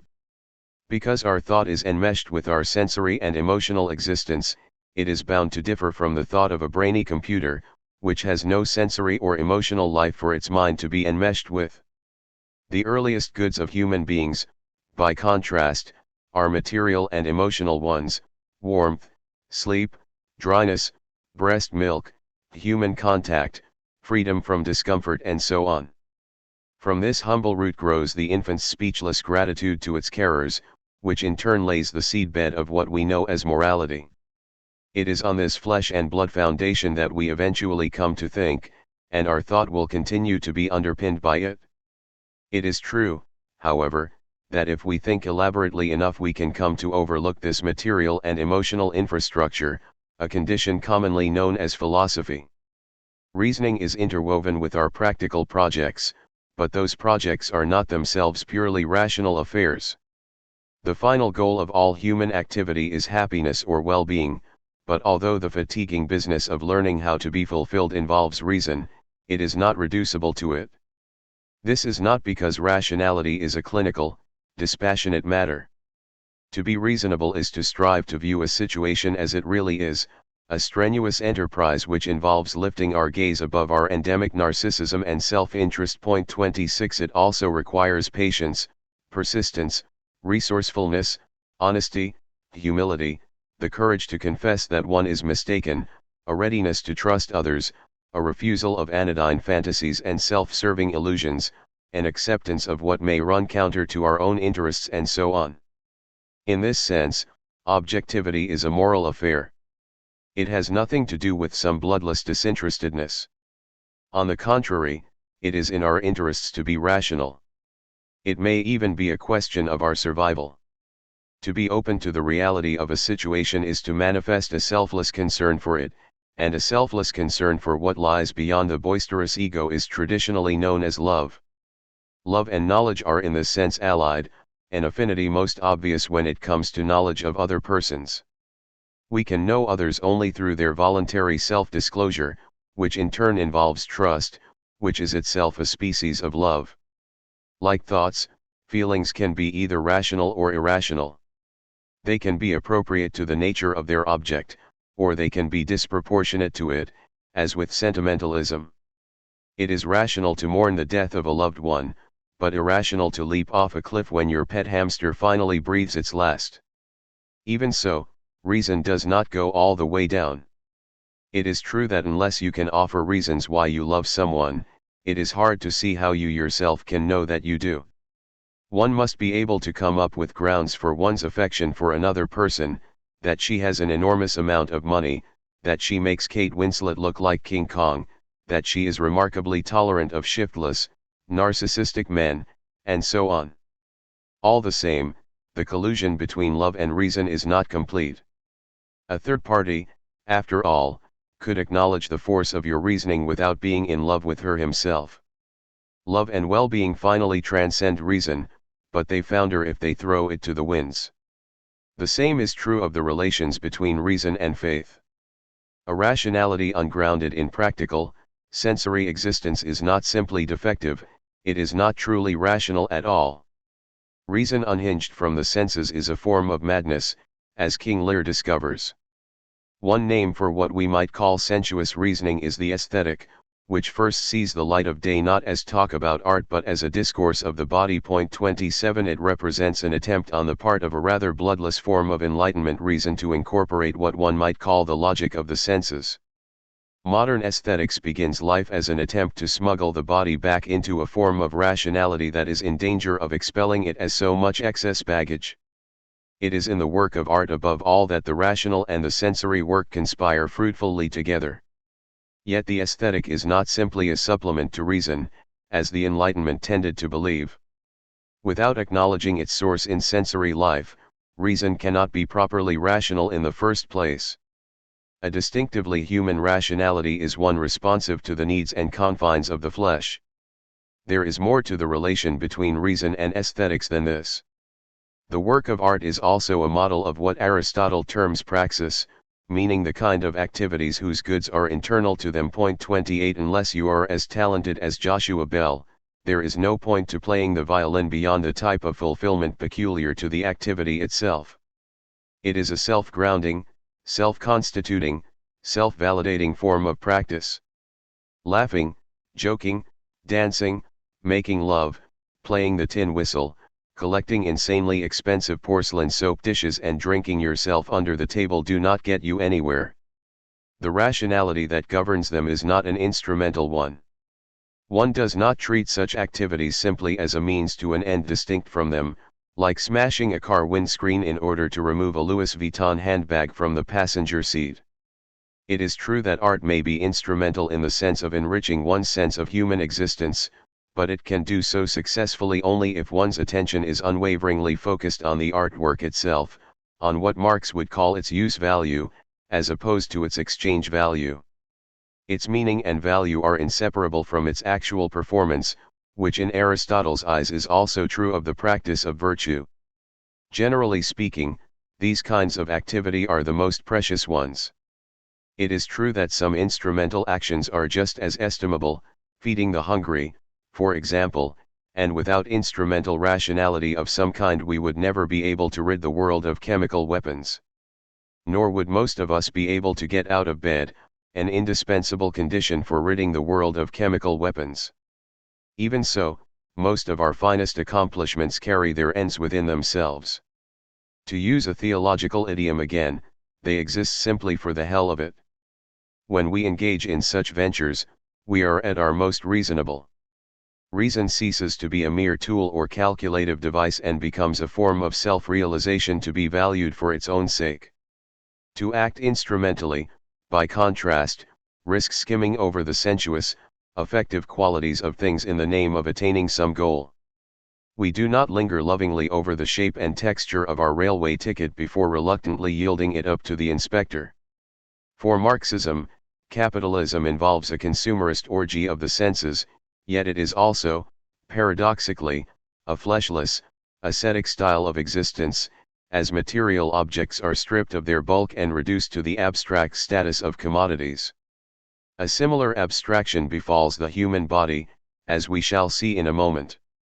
Bertolt Brecht dreamed of a future in which thought might become a real sensuous pleasure, and socialists in general anticipate a time when instrumental reason, while still wholly indispensable to human affairs, will exert less of a despotic sway over our lives. Radical political thought is indeed in the service of political practice, but that practice aims for a condition in which we might be freer to enjoy reasoning for its own sake. Those socialists who tout a brand of left utilitarianism, theory can be justified only if it issues in practical change, preferably within the next few hours, fail to see that we would be truly emancipated only when we no longer felt the need to apologize for the exercise of reason before some grim-faced tribunal of historical utility. Chapter 3. Emancipating the Senses. There is no evidence that Karl Marx was indebted to Thomas Aquinas, though Friedrich Nietzsche quotes the saintly theologian at length in On the Genealogy of Morals. Marx was not the most ardent fan of medieval theology. Even so, we have seen already that there are some intriguing parallels between the two thinkers, which can probably be ascribed to the fact that they both came under the influence of Aristotle. Marx, too, is a somatic materialist whose starting point is active, sensuous, practical human life. He is not concerned with ontological materialism, in the sense of asking what the world is made of, and would doubtless have dismissed the issue as idly metaphysical. He had a brisk way with what he saw as fancy ideas. Like Nietzsche and Wittgenstein, Marx was a philosopher with a deep-seated scorn for philosophizing. His colleague Friedrich Engels was a materialist in a standard philosophical sense of the term, but Marx himself was not. For him, the field of materialist inquiry was history and society. In taking the approach he did, Marx saw himself as inaugurating a new style of materialism. All previous materialism, he claims in the first of his theses on Feuerbach, has made the mistake of conceiving of the thing, reality, sensuousness, only in the form of the object or of contemplation, but not as sensuous human activity, not subjectively. 1 His compatriot Ludwig Feuerbach was right, he maintains, to start from the corporeal nature of humanity. The problem was that he did not grasp this nature as active. For him, as for the empiricists, the senses remain essentially passive organs, whereas for Marx they are constitutive features of human practice, modes of engagement with the world. It is true that the empiricists base knowledge and activity on the body, as Marx does himself. The problem in his view is simply that they have a false conception of the body. Terms like sense data and sense impressions, not to speak of the quaint notion of concepts as images in one's head, betray a reified view of what it is to be flesh and blood. Wittgenstein will later query the idea that our senses somehow inform us or yield us evidence of our surroundings. Besides, in its stubborn loyalty to the senses, empiricist thought finds it hard to explain how one steps from there to ideas. If there is too little of the body in rationalism, there is too much of it in empiricism. Marx even speaks of the senses as being theoreticians in their immediate praxis too, meaning that, like theoretical reflection, they are able to relate to objects for their own sake, rather than for some functional end. The model for this is the aesthetic. To see something aesthetically is generally assumed to mean seeing it contemplatively, but for Marx the true opposition is not between the practical and the aesthetic, but between both of them on the one hand and the instrumental or utilitarian on the other. We respect the specific qualities of things, which is the province of the aesthetic, when we employ those things for the practical ends for which they were fashioned. It is this that Marx means by use value. So the practical and the aesthetic are closely allied, which is not how we usually think of the matter. Exchange value and instrumental reason, by contrast, use objects simply as means to an end, with scant regard for their sensuous specificity. 3 In this sense, for all their practical orientation, they are dematerializing forces. Our sensory capacities, Marx argues, are not fixed and given, but have a complex history of their own. They evolve as humanity sets to work on the material world, transforming its own sensory constitution in the process. The body, a natural phenomenon, is thus also a social product, as are most of the things we see, touch and taste. Even the objects of the simplest sensuous certainty, Marx writes in the German Ideology, are only given to humanity through social development, industry, and commercial intercourse, for he seems momentarily to have forgotten that stars, waterfalls, mountain goats and the like are objects of sensuous certainty but not social products. The history of industry, in the broadest sense of that term, is the open book of the essential powers of humanity, human psychology present in tangible form. 5. It is as though the history of human self-production, in a sense of the term that includes smelling a rose and eating a peach, is the material body in which the human spirit is incarnate. What from one viewpoint is an accumulation of productive forces is also, viewed from another angle, the story of the human sensorium. Sensory capabilities and social institutions are sides of the same coin. The relationship between them, however, has been a troubled one. A number of key Marxist concepts, fetishism, reification, alienation, commodification, mark a problem in this area. In a curious disturbance in the relations between matter and spirit, fetishism, phantasm, and abstraction are in Marx's view built into the structure of social reality, and can come to exert an uncanny power over it. We are dealing here with efficacious illusions, not idle fancies. There are few activities more palpable than labor, yet even this, so Marx claims, becomes abstract under capitalist conditions, as one works less to produce specific objects than to generate a profit. Commodities, too, are abstract phenomena, pure media of exchange, yet in a market society their interactions really do determine the destiny of flesh and blood individuals. A fluctuation on the stock exchange can throw thousands out of work. Ideology may trade in rates and phantoms, yet if it thereby distracts us from the need for political change, it is real enough. Even the most basic of sensory activities presuppose a good deal of material stage setting. Behind our touching and tasting lies a whole chronicle of human commerce with the world. Feuerbach, by contrast, fails to see the material reality around him as sensuously produced, and thus as social and historical. If such production were suspended for only a year, Marx comments sardonically, Feuerbach would soon find that the whole human world had lapsed from existence, along with himself. His own starting point, by contrast, is not simply the material nature of humanity, but men and women as material agents. Deploying a surfeit of adjectives, he speaks of human individuals as corporeal, living, real, sensuous, objective beings. 6. They are active bodies rather than thinking things, creatures who know the world only as it manifests itself within the context of their practical activities. As Jürgen Habermas writes, the objectivity of the possible objects of experience is for Marx grounded in the identity of a natural substratum, namely that of the bodily organization of man, which is oriented towards action. 7. Labor for Marx, or production more generally, is thus an epistemological category as well as a social and economic one. What for the philosopher are possible objects of experience are for the materialist the fruits of productive activity, and it is this that guarantees their objectivity. We know things through the process of fashioning them. So it is that Marx develops what Habermas calls an anthropological theory of cognition. 8. It is not in the first place thought or language which gives us a world, but the world constitutive powers of production, in a rich, capacious sense of that term, with which thought and language are bound up. To begin from human agency is to dismantle the distinction between subjects and objects, since practice is a material, objective affair, yet one inscribed with spirit, motives, values, purposes, interpretations, and so on. It is also to relax the tension between nature and history, given that the body belongs to both spheres simultaneously.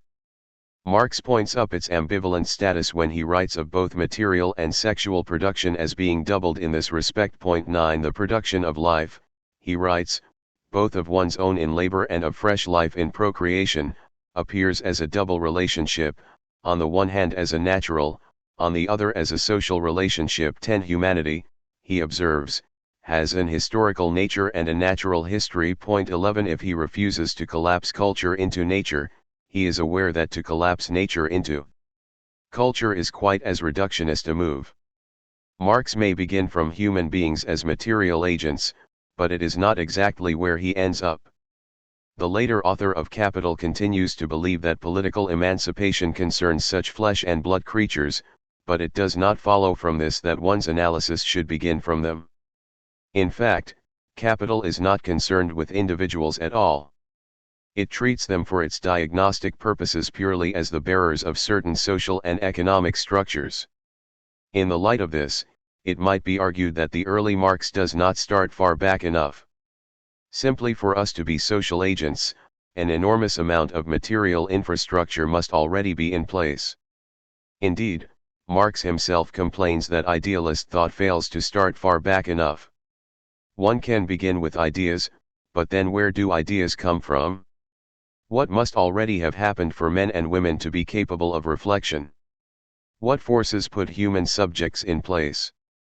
These, by and large, are not legitimate questions for those for whom consciousness constitutes an absolute origin or ground. One could try to dig beneath this ground, they might maintain, but to do so would itself involve consciousness. So one would be guilty of what is technically known as a petitio principii, presupposing what one was seeking to explain. Not all of his acolytes endorse Marx's case about agency. In On Materialism, Sebastiano Timpanaro thinks that the Matra is mistaken to claim that we relate to nature only through our historical activity. There is a passive dimension to the relationship as well. As we have seen already, our bodily nature is the source of our agency, but also of our susceptibility to harm. To say that we are mortal is to say that our bodies bear within them the seeds of their ultimate undoing. To see men and women as active, world-producing animals is to restore to them the dignity which mechanical materialism denies them, while to be aware of their vulnerability prevents that vision from becoming overweening. Timpanaro recalls us to such features of the human condition as the brevity and frailty of human existence, the contrast between the smallness and weakness of man and the infinity of the cosmos, the debility produced by age, the fear of one's own death and sorrow at the death of others. 12 He also rejects as idealist sophistry the view that since biology is always socially mediated, the biological is nothing and the social is everything. To idealist sophistry one might add culturalist cant. The fact that bleeding to death may be differently construed by different cultures does not mean that one is not bleeding to death. No doubt it is gratifying to the apostles of cultural relativism that we die in such a fascinating variety of ways, but it would be even more gratifying if we did not die at all. Marx is aware of the body as mortal, suffering and conditioned by factors beyond its control. He speaks in an early work of death as the way the species bears in upon the individual. Even so, agency is fundamental to his conception of humanity. As the Scottish philosopher John McMurray comments, our knowledge of the world is primarily an aspect of our action in the world. 13 For Marx, the primary form this action takes is labor. Men and women can survive only by working upon their environment, and it is the peculiar constitution of their bodies that allows them to do so. The fact that they are linguistic animals, for example, means that they can launch the kind of collaborative projects they need in order to reproduce their material life. What is central for Marx, then, is what he calls the physical organization of human beings, and their consequent relation to the rest of nature, a nature which he describes at one point as man's inorganic body. 14 The writing of history, he insists, must always set out from these natural bases and their modification in the course of history through the action of men. 15 It is the body that lies at the root of human history. Human beings manifest a material nature, or species being, as Marx calls it, which includes the capacity to realize and reproduce themselves, and in doing so to transform their conditions of existence. It is this that is meant by having a history. The paradox, then, is that it is because of their given anthropological features that humans are historical creatures. To claim that they have a distinctive nature is not to suggest that they are non-historical. On the contrary, it is to insist that they could not stop having a history if they tried, that they are historical beings invariably and without exception. Being historical is not itself historically relative. There are those who fear that this is to turn Marx into that grossly unfashionable figure, an essentialist. Yet if what is meant by this is that transformation is of our essence, not simply a contingent feature of our condition, then there is no reason why one should refuse the label. In any case, a good many anti-essentialists have also been anti-leftists. Anti-essentialism is by no means always on the side of the political angels.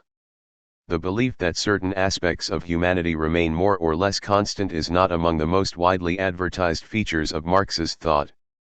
Instead, he is usually seen, not least by his disciples, as a full-blooded historicist, as one for whom all phenomena are historical all the way down, and thus both changing and changeable.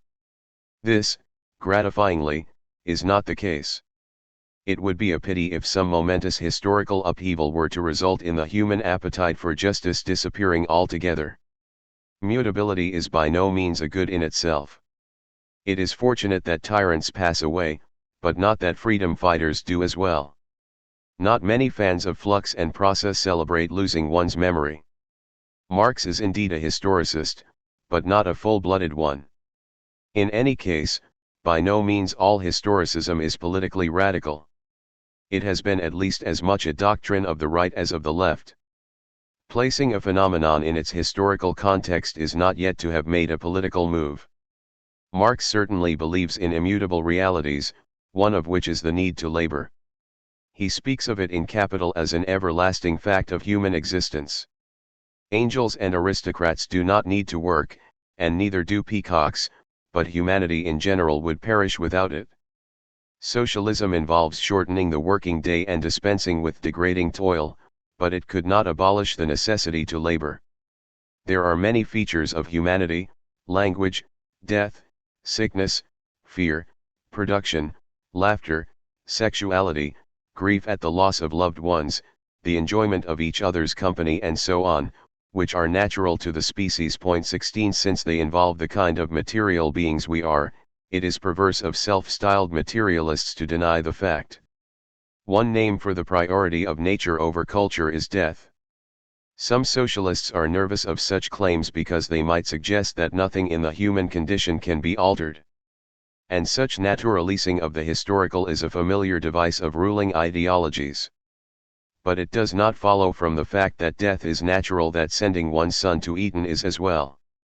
Kate Soper warns that to speak of, say, illness as part of the human condition is to risk reducing history to nature, viewing the breakdown of the body as purely fated. 17 As such, it gives comfort to one's political opponents. This is rather like claiming that radicals should not speak of the Chartists or suffragettes, since any positive talk of tradition might be mistaken for an affection for the changing of the guard. In any case, by no means all ideology is naturalising, and by no means all nature is impervious to change. It is true, all the same, that Marx's conception of the body has its limits. As Raymond Williams observes, it is a fact about classical Marxism that it neglected, to its great cost, not only the basic human physical conditions, but also the emotional conditions and situations which make up so large a part of all direct human relationship and practice. Problems of sexuality, including problematic sexuality, are among the most prominent omissions. 18. There is some truth in this criticism, despite the fact that there are Marxist thinkers, William Morris, Reich, Fromm, Adorno, Marcuse, and others, not to speak of a whole galaxy of Marxist feminists, who have written illuminatingly on these matters. It is also worth pointing out that since Williams wrote these words, the sexual body has come almost to eclipse the laboring one. Behind that shift lies a political history of both loss and gain, advance and retreat. In Marx's eyes, then, nature is more fundamental than history, since in the shape of our species being it is what allows us to have history in the first place. Indeed, it is what determines that we must have a history. It is also more fundamental in the sense that the narratives we can construct are constrained by the kind of animals we are. By means of both labor and language, two activities that are closely interwoven, the human creature is able to extend its body across the planet by the prostheses we know as institutions. Among them is the amplifying of our bodily powers known as technology. In a pleasant conceit, Marx speaks in the Grundrisse of agriculture as the conversion of the soil into an extension of the body. Yet we can extend our bodies in this way only within the limits of their physical constitution. They can stretch as far as the moon, but probably not to distant stars. Even in a so-called post-human future, one in which technology has been thoroughly incorporated into the human body, it is still this body, with all its material constraints, that is in question, and if the process of incorporation evolves far enough, we may no longer be able to speak of a distinctively human body at all. Nature is always mediated by culture, it turns up on menus, for example, but the materialist belief is that it is both prior to and independent of human affairs. It is not on our account that there are lizards and magnetic fields. We may depend on nature, but nature does not depend on us. To live in society is not to cease to live in nature but to live nature in a specific way, by labor, for example, which invests it with human meaning. It is this relation via history to the material world, Marx maintains, that idealist philosophy banishes from its reflections. For some idealist thinkers, though by no means for all, philosophy deals in history and culture, while the natural sciences deal in nature. Historical materialism, by contrast, seeks to think both dimensions simultaneously, without conflating the two. The relations between them are not symmetrical. Though natural needs are socially mediated, for example, not all social needs are naturally based. There is no natural foundation to one's desire to address the United Nations General Assembly dressed in a Winnie the Pooh outfit, however much it may feel that way. There are no false natural needs, but there are plenty of false social ones, the demand for lap dancers, for example, as opposed perhaps to laptops. In meeting our needs through material production, we generate further needs that must be satisfied in turn, and it is thus that human history unfolds. Men and women embark in this process on the most precious form of manufacture, which for Marx is not that of coal mines or cotton mills, but individuals' own self-production, one name for which is culture. The kind of animal body that is incapable of complex labor, desire, in the psychoanalytic sense, and extensive communication tends to repeat itself, constrained as it is by its biological cycle, whereas human beings can establish some distance between themselves and their biological determinants.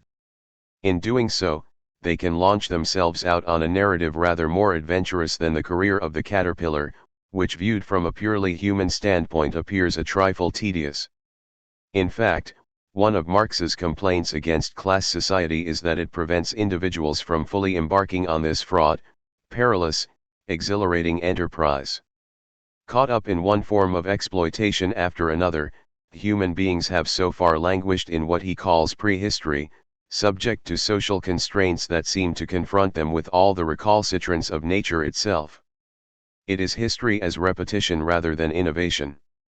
The only truly historic act, then, would be to break with these animal-like cycles and begin to construct a more open-ended narrative for ourselves.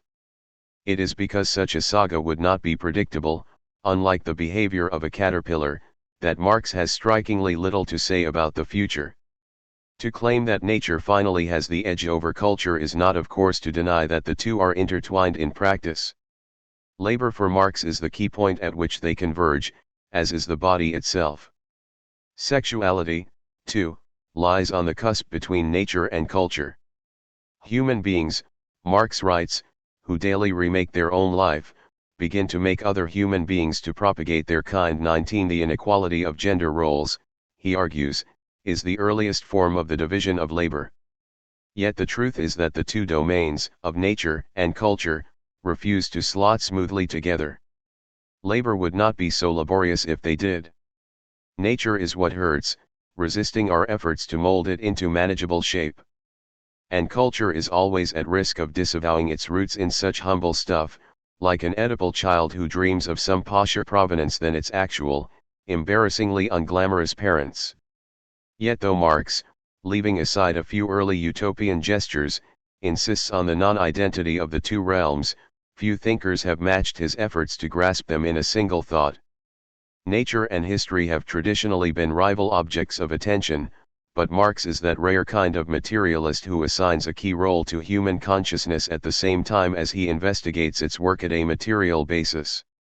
If his concern is with politics, he does not neglect physiology. If he insists on the lowly origin of ideas, he also believes that they can play a part in transfiguring the face of the earth. ******. The early Marx is engaged on an arrestingly original project. No other critic of the system under which he lived had taken it to task for what it does to the human senses. There had been no such phenomenology of capitalism before. In Marx's view, the capitalist mode of production comes under the sway of a supremely bodiless form of reason, one that assumes a variety of forms. All the physical and intellectual senses, Marx comments in his economic and philosophical manuscripts, have been replaced by the simple estrangement of all these senses, the sense of having.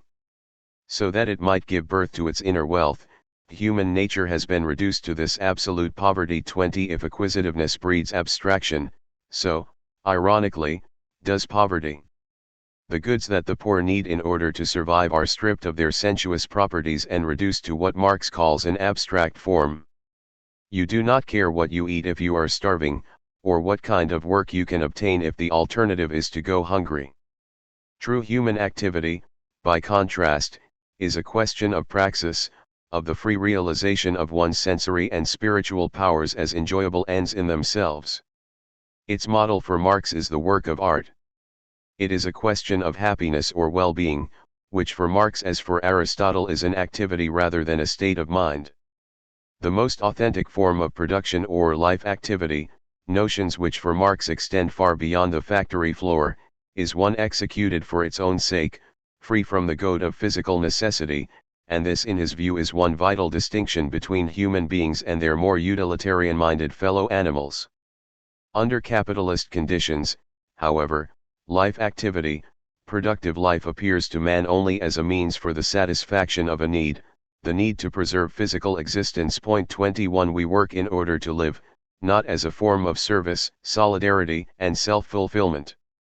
At the same time, other men and women, what Marx describes as one's greatest wealth, become no more than a means for achieving one's ends, and are consequently dematerialist. Capitalists are concerned with the products they churn out only insofar as they represent a means of reaping profit. Viewed as commodities rather than objects, they are pure abstractions, without a particle of materiality in their makeup. At the same time, the body of the producer is reduced to the status of a laboring instrument. He becomes a being with neither needs nor senses, and from being a man becomes an abstract activity and a stomach. 22 In relieving others of their bodily wealth, however, capitalists lay violent hands on their own sensuous powers as well. Marx comments, self-denial, the denial of life and of all human needs, is bourgeois political economy's principal doctrine.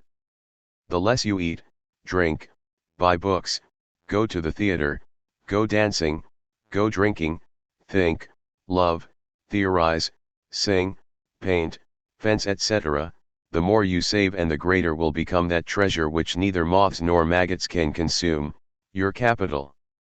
The less you are, the less you give expression to your life, the more you have, the greater is your alienated life and the more you store up of your estranged life. 23. Asceticism is the other face of acquisitiveness. Your capital becomes a vampiric power sucking the substance from your body. Marx himself was not much inclined to dancing, book buying or theater going, given that, as he once remarked of himself, nobody had ever written so much about money and had so little. He did, however, indulge in the odd pub crawl. Having alienated their sensory life to the power of capital, however, the less ascetically minded kinds of capitalist can retrieve it again in vicarious guise. Everything which you are unable to do, Marx writes, your money can do for you. It can eat, drink, go dancing, go to the theater, it can appropriate art, learning, historical curiosities, political power, it can travel, it is capable of doing all these things for you, it can buy everything. 24 Capital is a phantasmal body, a monstrous doppelganger which stalks abroad as its masters sleep, mechanically consuming the pleasures they austerely forego. There is another way in which the body can be stripped of its substance.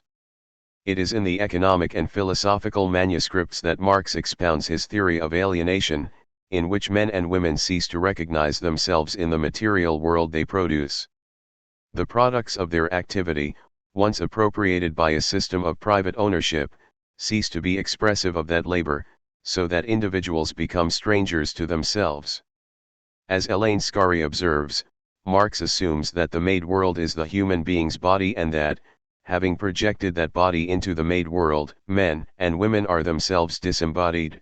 Spiritualist. 25 Capitalism, Marx maintains, estranges man from his own body. 26 Individuals' labor is now no part of their essential being, but lies within the command of others. It is felt as a form of drudgery external to their real self, rather as the flesh, for Cartesian dualism is external to the spirit. The material world thus ceases to be a phenomenological sphere. It is no longer a humanis terrain on which men and women move easily and spontaneously, having incorporated it into their flesh, but a realm that has confiscated their energies and so appears more alive than they do. In ceasing to be the taken for granted context of their activities, it looms up as an anonymous power determining their destinies. Because human beings are also alienated from each other, the body in the corporate sense of the word disintegrates as well. Since material reality constitutes a bond between individuals, to lose touch with that reality is also for them to lose touch with each other. One of the goals of socialism, then, is to return to the body its plundered powers, so that the senses may be allowed to come into their own. This happens rather less dramatically in poetry, which seeks to restore to language something of the sensuous fullness that abstraction and utility have stripped from it. Only by loosening the grip of these forces over human affairs can we come to relish our sensory powers as ends in themselves. Materialism in the common or garden sense of the word, an excessive regard for material goods, is hostile to materiality. If we need to rid ourselves of the current social order, it is among other things because we are unable to taste, smell and touch as keenly as we might. The supersession of private property is therefore the complete emancipation of all human senses and attributes, but it is this emancipation because these senses and attributes have become human, subjectively as well as objectively. The eye has become a human eye, just as its object has become a social, human object, made by man for man. The senses have therefore become theoreticians in their immediate praxis. They relate to the thing for its own sake, but the thing itself is an objective human relation to itself and to man.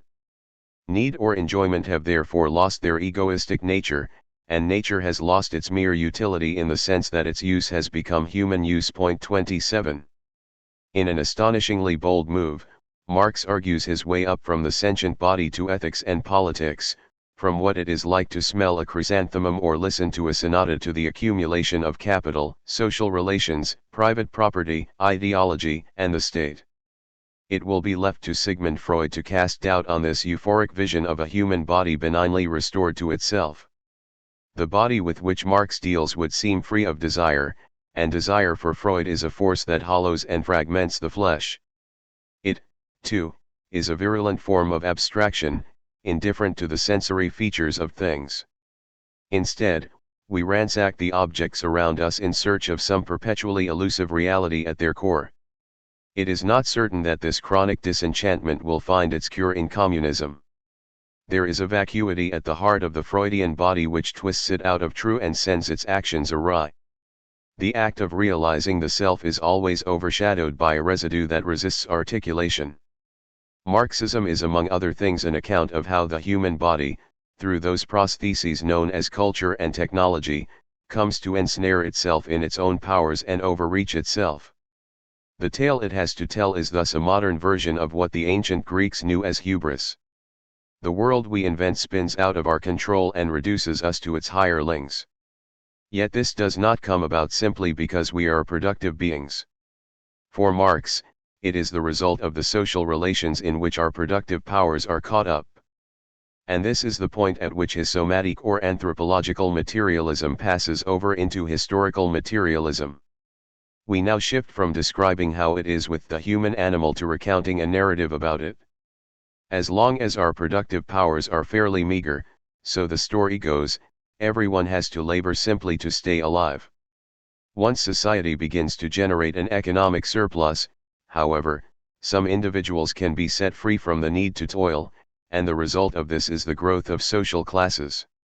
A minority is able to seize control of production, dispose of the labor power of others and appropriate for itself an inordinate slice of the surplus, while the majority battles to retain what it can of the fruits of its labor. Class struggle has set in.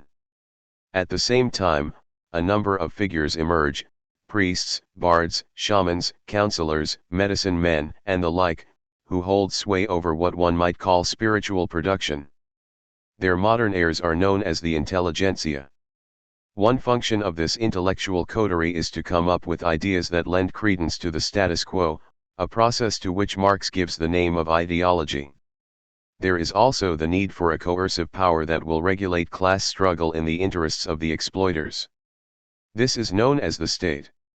Social classes, then, emerge when the productive forces evolve to a certain point, one which is neither low enough to force everyone to work, nor high enough to permit everyone a sufficiency of goods without unpleasant exertion. The name of this latter state of affairs is communism. The only good reason for being a socialist, apart from annoying people you find disagreeable, is that you don't like having to work. Once there is enough of a surplus to be equitably shared, there is no more foundation for social classes, and consequently no more need for ideology or the state. In this sense, Marx's politics have a material foundation. Socialism cannot happen anywhere, anytime. It is not just a good idea one might dream up at 2 o'clock in the morning, like distributing banknotes with a maniacal grin to bemused strangers on the street. It requires certain material preconditions, and if you try to achieve it without due attention to this fact, you are likely to end up with some form of Stalinism. This is one sense in which a materialist perspective has political implications. There is, of course, a good deal more to historical materialism than this bare sketch would suggest. It is also the story of how one mode of production is transformed into another by political revolution, and how all this helps to mold the ideas by which we live. This last point is of some importance. The material conditions for, say, writing a novel include having a supply of food, some sort of writing instrument, enough health and sanity to sit at a desk and produce reasonably coherent sentences, a lock on your children's bedroom door, and so on, but it does not follow that the novel you produce somehow reflects these conditions. Marxist theory, by contrast, traces the imprint of our material needs and capabilities on supposedly much grander stuff: art, law, ethics, politics, philosophical systems, and so on. In this sense, the material is not just what one starts from. Rather than being simply a necessary condition of one's activities, it shapes their character from beginning to end. All the same, there is a sense in which the whole point of Marxism is to achieve a degree of independence from material forces. As long as we produce simply out of necessity, prodded into action by scarcity or animal need, we are not at our finest as a species. It is when we can attain a degree of distance from such wants, producing not only to satisfy them but also to exercise our creative powers, that we are at our most impressive. The irony, as we have seen already, is that this distance from the material is itself possible only under certain material conditions. We need such conditions in order to get beyond them. Something similar applies to human relationships. As long as social relations are largely determined by need and utility, we are unable to delight in each other's existence for its own sake.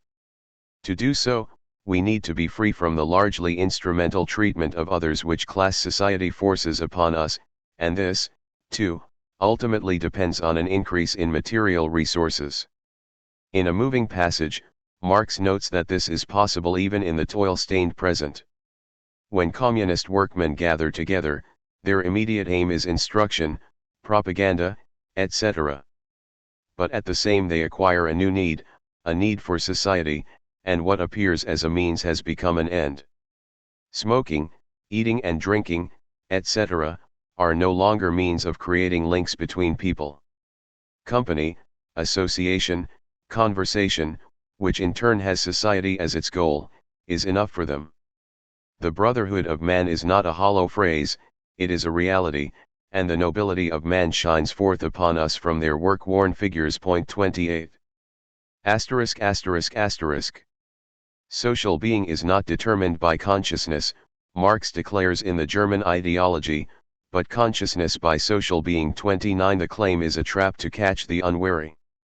How can social being determine consciousness when consciousness is an integral part of it? Meanings, values, judgments, intentions and interpretations are not separate from social activity. On the contrary, there could be no such activity without them. To give a purely physical description of a lover's quarrel is not to give a description of a lover's quarrel. Human actions are projects, purposive forms of practice which forge a link between some current situation and a goal that lies beyond it. And you cannot have meaningless projects, unless by meaningless you mean futile. Hurling yourself through a plate glass window after a hard night on the town is meaningless in one sense but not in another. In what sense, then, can social being be said to hold sway over consciousness? This is clearly true of individual men and women, who come to consciousness by sharing in a practical form of life. But in what sense is it true more generally? Marx has two responses to this question. For one thing, it is material need that compels us to produce, and such needs are not primarily a matter of consciousness. Such needs, to be sure, must become aware of themselves if they are to be satisfied. In this sense, thinking is a material necessity. But they germinate in the body rather than the mind. The need is what we think from, remarks Theodor Adorno in Negative Dialectics. Point 30. Something similar is true for Freud, in whose view the small infant is in the grip of an anarchic set of bodily drives from which the ego is yet to emerge. The mind is belated in relation to the body. When it does appear on the scene, it represses a good many of the forces which went into its making, thrusting them into that non-place we know as the unconscious. For another thing, there is an ambiguity here about the term consciousness. It can mean the ideas implicit in our everyday activity, or it can refer to formal systems of concepts such as law, art, politics, ideology, and the like. All of this is what Marx calls the superstructure, and in his view, consciousness in this sense is indeed finally determined by the base, by which he means the social relations of production. The relations between base and superstructure, however, are not equivalent to those between action and thought. The former is a sociological affair, while the latter is an epistemological question. Thought is internal to action, the conceptual lining to its material sleeve, so to speak. But though there will be social relations of production in a future socialist order, Marx does not envisage the continuing existence of a superstructure. This is not to say that there would be no art, law, or politics under communism, simply that these activities would no longer be called upon to legitimate the power of a ruling class. It is a mistake to think of the relation between superstructure and base as one between consciousness and reality. It is rather a relation between different sets of social institutions. Superstructural set UPS like nightclubs, law courts, parliaments, museums, publishing houses and the like are quite as material as fishing vessels or canning factories. As with canning beans or fishing for herring, they consist of projects in which thought and action are inseparable. Superstructural describes how ideas or activities function in relation to the material basis of social existence. It does not imply that we act first and think later. If Marxism sees ideas as grounded in material history, then this doctrine must also apply to itself. It must be able to provide a historical analysis of its own origins. Historical materialism must subject itself to a materialist critique. In fact, Marxism goes one step further than giving an account of how such thought came into existence. It also sketches the material conditions under which it might pass out of existence again. Marx himself is clear that there is nothing timeless about his own beliefs. On the contrary, the sooner his ideas can be thrust into historical oblivion, the better. Philosophy is an activity whose primary aim is its own abolition. This is not the view of most practitioners of the trade. It is hard to imagine Plato or Kant eagerly anticipating a time when their work will be consigned to the garbage can. But this is just what Marx himself hopes of the future. He would doubtless have been dismayed to learn that his ideas were still alive, if not exactly kicking, in the 21st century. The fact that they were still in business could only mean that they had not been realized in practice. Once that had come about, Marxism itself could wither away. It is a strictly temporary affair, unlike being a Jew or a hemophiliac. In realizing itself, Marxist theory also aims to eliminate itself. There would be no call for emancipatory theory in an emancipated society. The task of such theory is to help bring such a situation to birth, not to hang around in hope of further employment. In scrutinizing historical practices, philosophy tends to forget that it is one of them itself. Indeed, John McMurray argues that the philosophy of any historical period reflects the life of the period even more evidently than does its art. 31 Nietzsche scoffs. You ask me about the idiosyncrasies of philosophers. There is their lack of historical sense, their hatred of even the idea of becoming. They think they are doing a thing honor when they dehistoricize it, when they make a mummy of it. All that philosophers have handled for millennia has been conceptual mummies, nothing actual has escaped from their hands alive. 32. Marx, by contrast, is aware that his own ideas would not have been possible in the age of Chaucer, any more than Shakespeare could have stumbled across the second law of thermodynamics. Marxism steps onto the historical stage only when it is both possible and necessary for it to do so, when, for example, history has evolved to the point where the categories Marxism employs, abstract labor, commodities, surplus value, and so on, have become available in reality, and where to employ them is thought necessary for human emancipation. For socialist politics to get off the ground, a suitable instrument of that emancipation also needs to have emerged, which for Marx is the working class. The fact that philosophy does not generally pay much heed to its own social context is one reason why it is not among Marx's favorite pursuits. Like Nietzsche and Wittgenstein, he is a supremely original philosopher with little faith in philosophy. In fact, one of his works is entitled The Poverty of Philosophy. The term materialist philosophy might well have struck him as a contradiction in terms, since he sometimes argues as though philosophy is an endemically idealist pursuit. If he really did think this, he was clearly mistaken. It is hard to see how he could have done so, however, since he was well aware of the work of empiricist or materialist philosophers such as Francis Bacon, whose work he praised, not to speak of the radical philosophes of the French Enlightenment. It is rather that the current of philosophy he himself had to confront in Germany was mostly of an idealist kind, a fact which might occasionally have tempted him to mistake it for philosophy as such. For the most part, Marx engages with this idealist worldview only to unmask it as a set of pseudo-problems, chimeras which would vanish were the material conditions that produce them to be transformed. This might well be the case with some conceptual puzzles. There are plenty of questions over which philosophers have agonized in the past which we have not so much resolved as dismissed as irrelevant.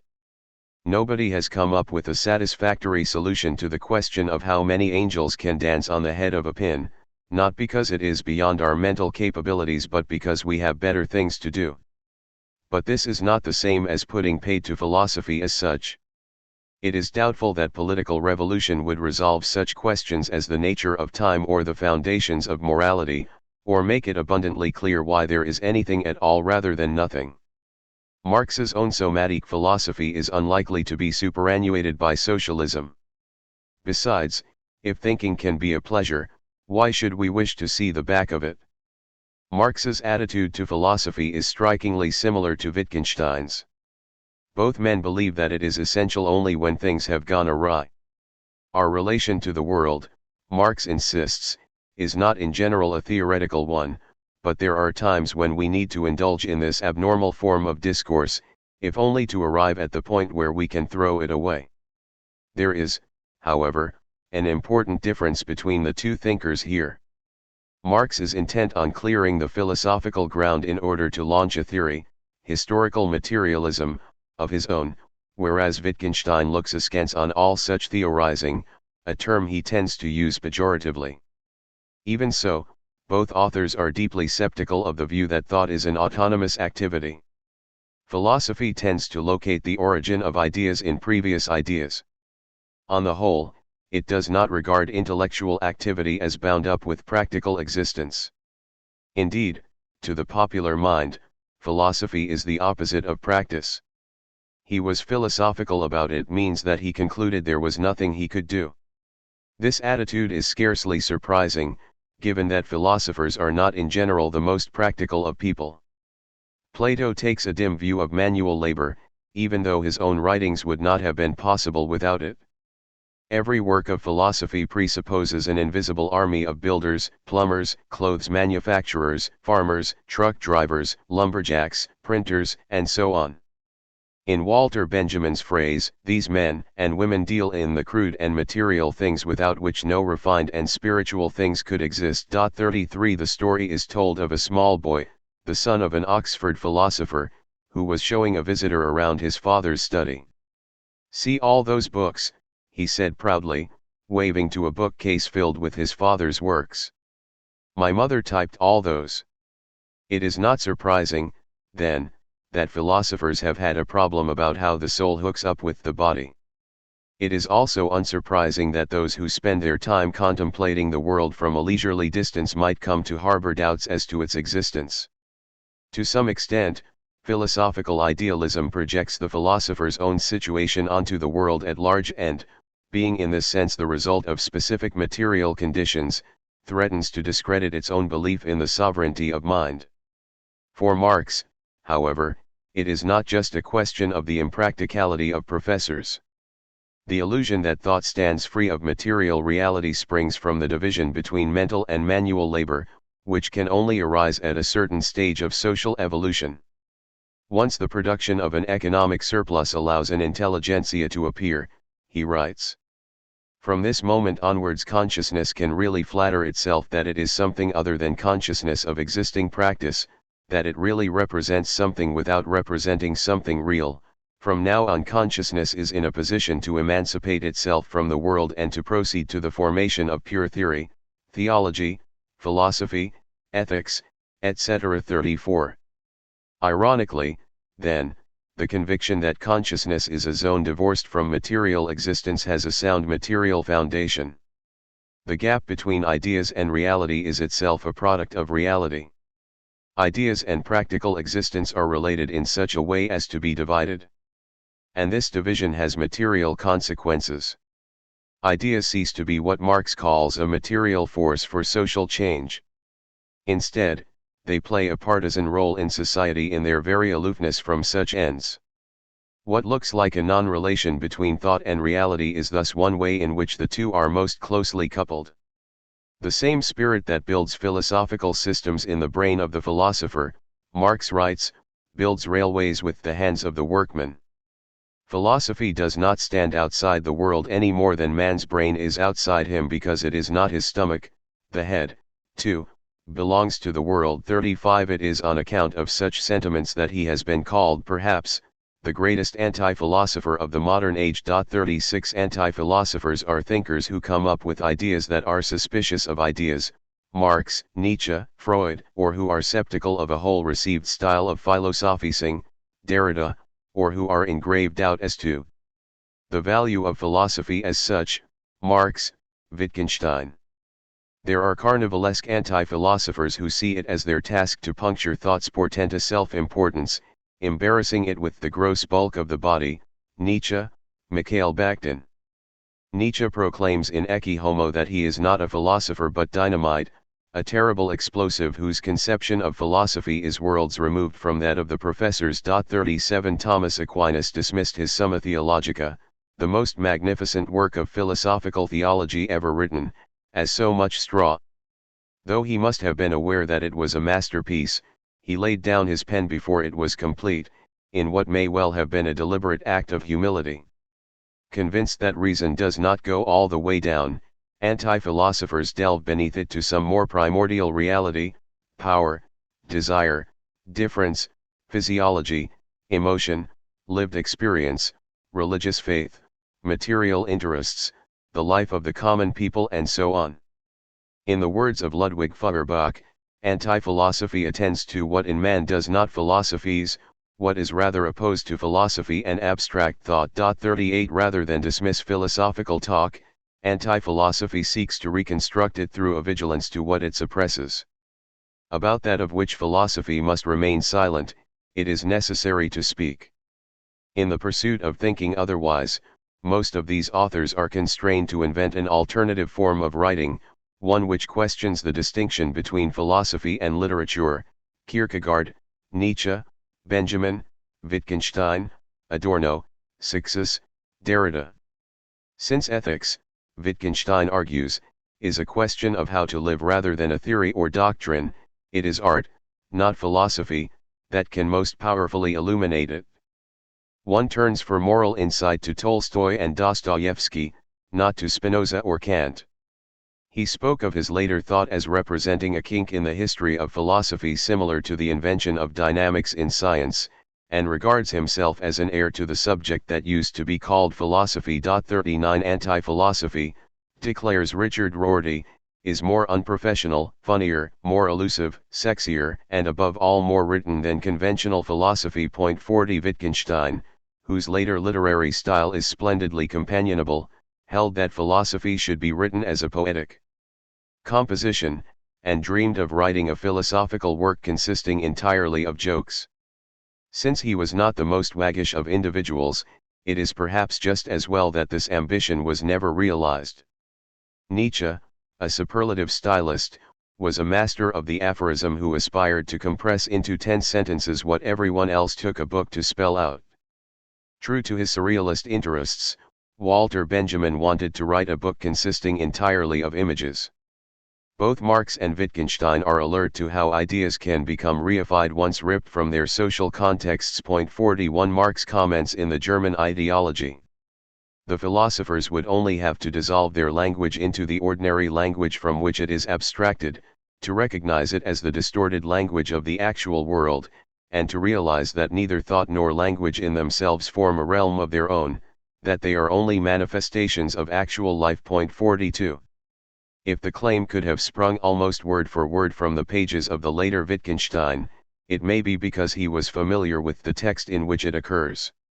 The German ideology was published in England in 1932, and Wittgenstein may have been handed a copy of it by one of his Marxist colleagues at Cambridge.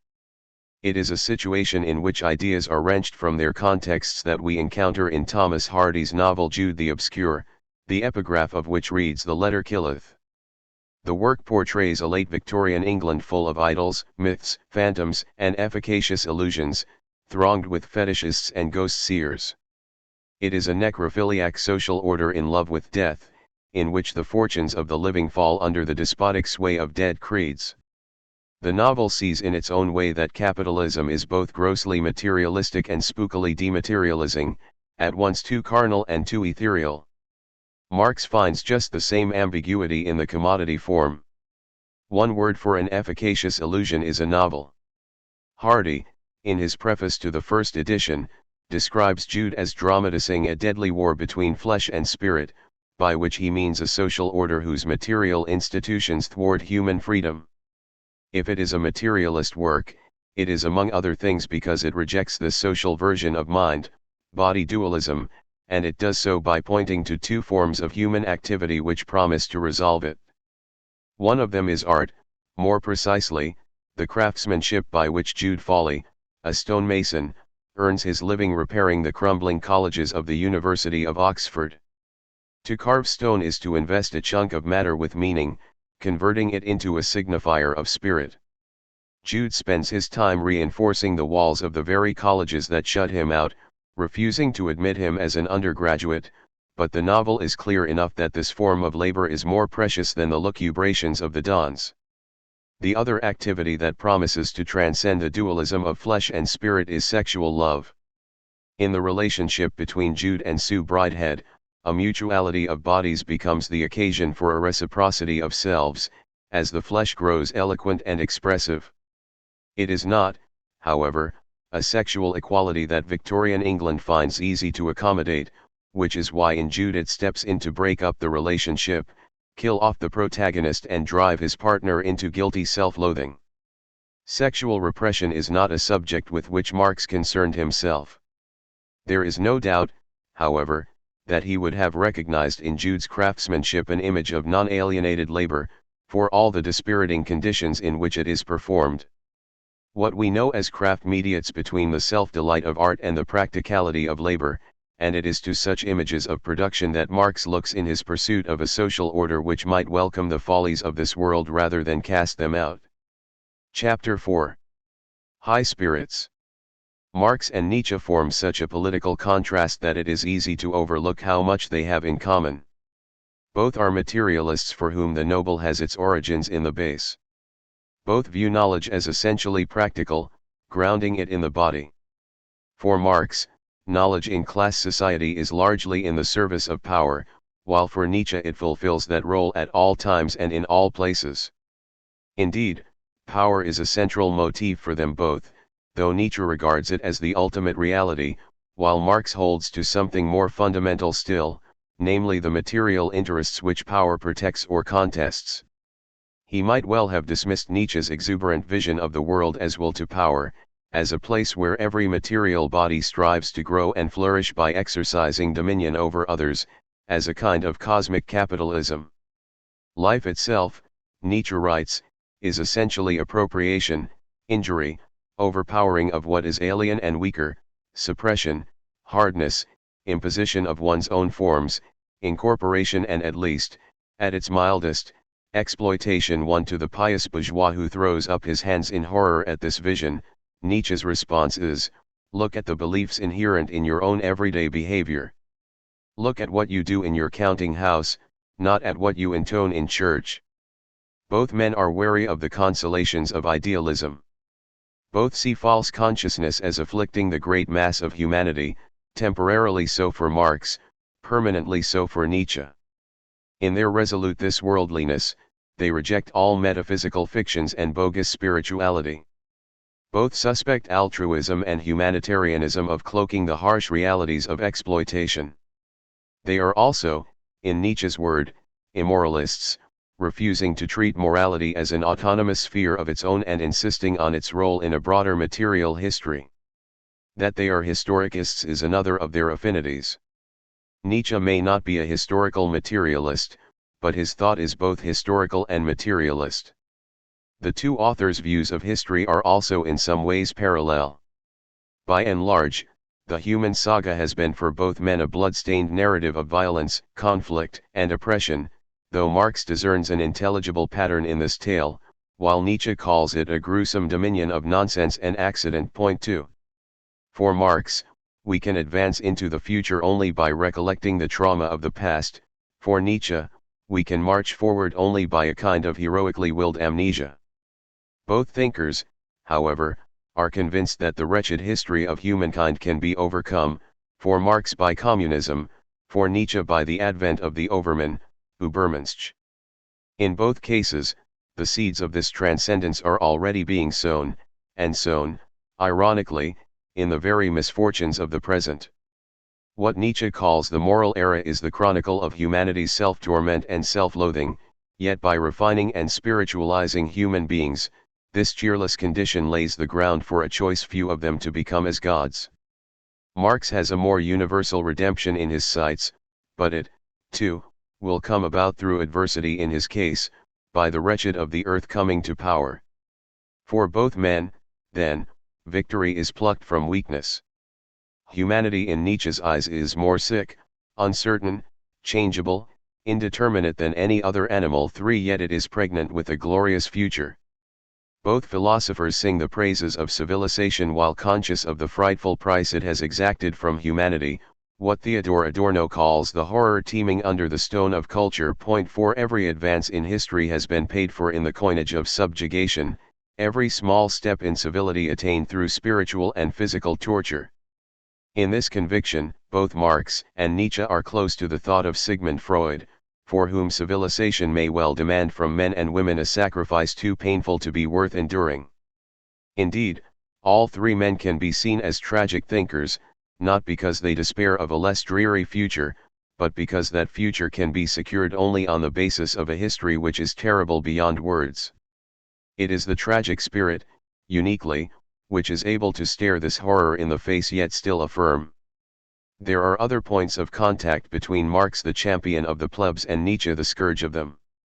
If Marx spurns religion as so much ideology, Nietzsche produces what is perhaps the most magnificent polemic against its crimes and follies that the modern age has witnessed. Both men embrace a romantic ethics of self-realization, for which the good life consists in the free expression of one's powers as an end in itself. Both find a model of this creativity in art, which is Nietzsche's theme from beginning to end. 5 There are differences all the same. For Marx, as we have seen, self-realization must be a reciprocal affair, whereas Nietzsche's haughty overman stands in contemptuous solitude, disdainful of human sympathy and solidarity. The idea of equality is an affront to his sense of the unique specificity of things, the utter incommensurability of one phenomenon with another. For him, even to say leaf or waterfall is to falsify. Yet Marx, too, rejects what one might call an exchange value of the spirit, dismissing any abstract conception of equality as bourgeois rather than socialist. Nietzsche is an astonishingly adventurous thinker. Philosophically speaking, he is far more radical than Marx. He casts doubt on truth, fact, objectivity, logic, objects, subjects, agents, souls, natures, will, law, science, progress, virtue, causality, necessity, substance, purpose, unity, attribute, being, ego, identity, species, materiality, conscience and duration, along with a number of other received ideas. This doesn't leave a lot still standing. He rejects the ethics and epistemology of middle-class society, scorns its sentimental idealism, shatters its scientific totems and supernatural comforts and kicks out the foundations from under all social order and political stability. He is in truth every bit as dangerous a thinker as he flatters himself as being. Politically speaking, Nietzsche is quite as radical as Marx, once one recalls that radicalism is by no means the monopoly of the left.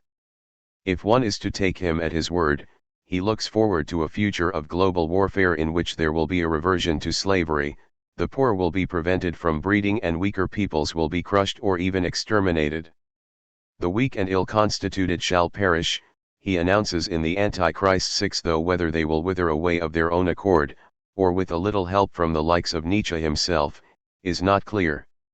The brutality of his politics is in marked contrast to the subtlety of his thought.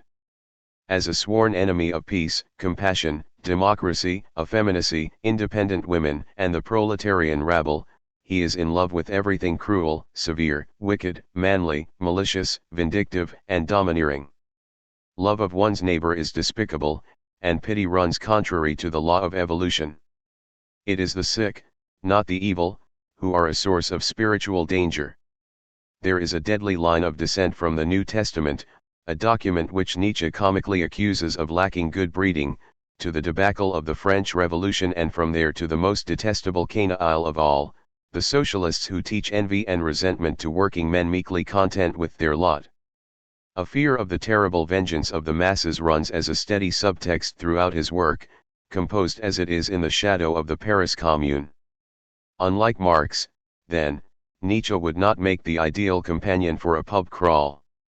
All one can plead in his defense is that he loathed German nationalism and voiced his contempt for anti-Semites, while making a fair number of anti-Semitic comments himself. He was also quite as pitiless a critic of orthodox society as Marx, though from the far right rather than the revolutionary left. When it comes to Nietzsche, that left must grapple with a thinker who shares its own historicist and materialist bent, its aversion to metaphysical myths and sentimental moralism, while apparently eager to grind the faces of the poor even deeper in the dust. Most post-structuralist readings of Nietzsche avoid this dilemma by the simple device of suppressing his politics. Like Marx, Nietzsche is a somatic materialist. Soul, he declares in Thus Spake Zarathustra, is only a word for something about the body.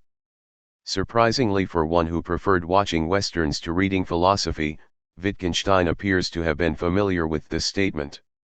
The work of Nietzsche was by no means unknown to him. Am I saying something like, and the soul itself is merely something about the body, he asks himself. No. I am not that hard up for categories. 7. His point, however, is that the concept of soul plays a legitimate part in our language games, not that soul and body are existentially separate. You say Nietzsche goes on, and are proud of this word. But greater than this, although you will not believe it, is your body and its great intelligence, which does not say I but performs I. 8. The body has its wisdom, then, of which the mind knows nothing. It is a richer, more astonishing phenomenon than consciousness, which for Nietzsche is shallow, generalizing, falsifying, rather stupid stuff. The concept of soul, he claims, was invented to denigrate the body and make it appear diseased. It first emerges when our robust animal instincts are thwarted and forced back on themselves, creating an inner space in which they fester and grow morbid. In this sense, subjectivity itself is a form of sickness. So-called spirit is a Hamlet-like virus which infects our vital instincts and causes them to falter. It is an imperfection of the organism, a glitch in our spontaneous activity. The soul can also be seen as a grammatical habit, a ruse of language by which we are tricked into positing a subject to account for whatever takes place. It is a Wittgensteinian kind of argument, as we shall see later. Nietzsche himself will no longer trace the origin of man in the spirit, in divinity, we have placed him back among the animals. 9. He asks himself in The Gay Science whether philosophy has not been merely an interpretation of the body and a misunderstanding of the body, and regards it as the great blind spot of all traditional thought. Philosophy says away with the body, this wretched idée fixe of the senses, infected with all the faults of logic that exist, refuted, even impossible, although it be imprudent enough to pose as if it were real. 10. He himself will extend a friendly hand to this philosophical pariah and try to think history, culture, art, and reason through again in terms of its appetites and aversions. It is our needs that interpret the world, he remarks in The Will to Power. 11. The body in his view is an open, malleable phenomenon with no fixed boundaries, continually assimilating alien stuff into its substance in the process of mastering its environment. Consciousness, which Nietzsche sees in Marxian mode as having evolved through social intercourse and with a view to the interests of social intercourse. 12. Has been absurdly overvalued.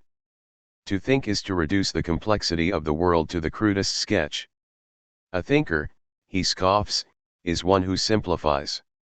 Language is consciousness in action, just as it is for Marx, but in Nietzsche's view it fatally dilutes the density of experience.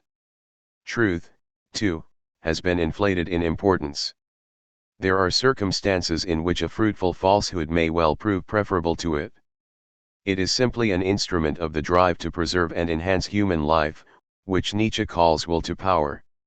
Knowing that is a function of knowing how, a claim that we also find in the work of Wittgenstein. For Nietzsche as for Freud, the mind is a product of the bodily drives. It is those psychophysiologists or philosophers of the future like Nietzsche himself who are able to hear the enigmatic murmurings of the body in what others regard as a purely mental realm. Physiology must now become the starting point. While Kant posits a special faculty to account for the unity of our perceptions, Nietzsche regards such unity as the work of the body itself. The whole of our conscious life is in the service of our basic animal functions, and philosophy is the name we give to the style of thought that suppresses this humiliating truth.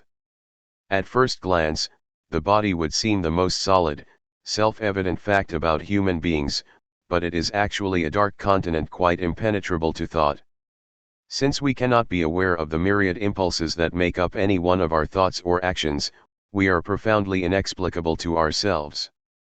The deepest mystery is thus the one most palpably to hand. Consciousness, Nietzsche writes in Daybreak, is a more or less fantastic commentary on a text, the body, which is unknown and perhaps unknowable. 13. Nietzsche's somatic materialism has its more ludicrous aspects. Genuine thought, he considers, requires fresh air, good weather, and a healthy diet, along with undemanding and obedient intestines, busy as windmills yet distant. 14. It is not clear whether this is what he means by calling himself a terrible explosive. There is a good deal of the Boy Scout syndrome in his work. With his love of solitary walks in high mountains, his comically self-idealizing talk of undertaking dangerous journeys of exploration and spiritualist North Pole expeditions under desolate and dangerous skies. 15. Nietzsche is too often to be found mistaking philosophizing for a cold shower. With solemn absurdity, he notes that the will is stronger in the north of Germany than in the center, that all prejudices arise from the intestines, and that the ancient Celts were blonde and not dark. Whereas most of his postmodern admirers are churlishly skeptical of science, Nietzsche himself relishes what he regards as its hard, cool, clean, rigorous, masculine spirit, in contrast to the feminine sogginess of religion and idealism. There are times when it is hard to say whether he is a philosopher or a personal trainer. He philosophizes with his nose. The entrails of every soul, he boasts, are physiologically perceived by me, smelled. 16. All contact between individuals, he warns, involves some degree of uncleanness, and the turgidity of German thought has much to do with poor digestion. It is tempting to turn this vulgar materialism back on Nietzsche himself and ask whether his obsession with power and high spirits springs from his own chronic ill health. Do we owe the idea of the Overman to the fact that he contracted syphilis as a student? Morality and philosophy are in Nietzsche's eyes simply a kind of sign language of the instincts and affects. One must read these phenomena symptomatically, grasping their claims as driven by envy, aggression, aversion, vengeance, anxiety, and so on. All our perceptions contain an ineradicable element of fear, fantasy, ignorance, prejudice, self-aggrandizement, and the like. Philosophy, he comments, is most often desire of the heart that has been filtered and made abstract. 17. It is our affects, not our intellects, that interpret the world. A number of examples may serve to illustrate the point. Nihilism, anarchism, and the Judeo-Christian contempt for the senses stem from a loss of racial or national vigor, a corruption and impoverishment of human powers. It was degenerate blood consequent on widespread disease after the 30 Years' War that laid the ground for the servility of modern German thought. Christianity and democracy represent the crafty victory of the weak over the strong, infecting noble spirits with their own loathsome subservience. Scepticism springs from the decline and nervous exhaustion of a race or class. The philosopher's vision of a world of stable objects, well-founded truths, and inherent meanings reflects not their insight but their anxiety. The strongest will is one that can dispense with the myth of inherent meaning. Those who do not know how to put their will into things put meaning into them instead.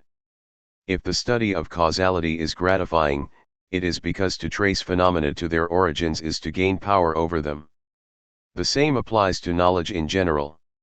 If moral philosophers claim that the will is free, it is so that they can hold men and women responsible for their actions and punish them for their transgressions. Nietzsche even detects a plebeian hostility to privilege in the concept of physical laws, which treat all bodies alike. Suppose nothing else were given as real except our world of desires and passions, Nietzsche muses in Beyond Good and Evil. 18. Even this is not the firm bedrock it sounds, since desires and passions, along with the body itself, are products of the will to power, and though the will to power is really all there is, it is no kind of sturdy foundation, simply a network of elusive, eternally shifting forces. If this is so, then it is worth noting that Nietzsche is a somatic materialist but not a metaphysical one. He does not believe that matter is all there is. In fact, he does not believe in matter at all.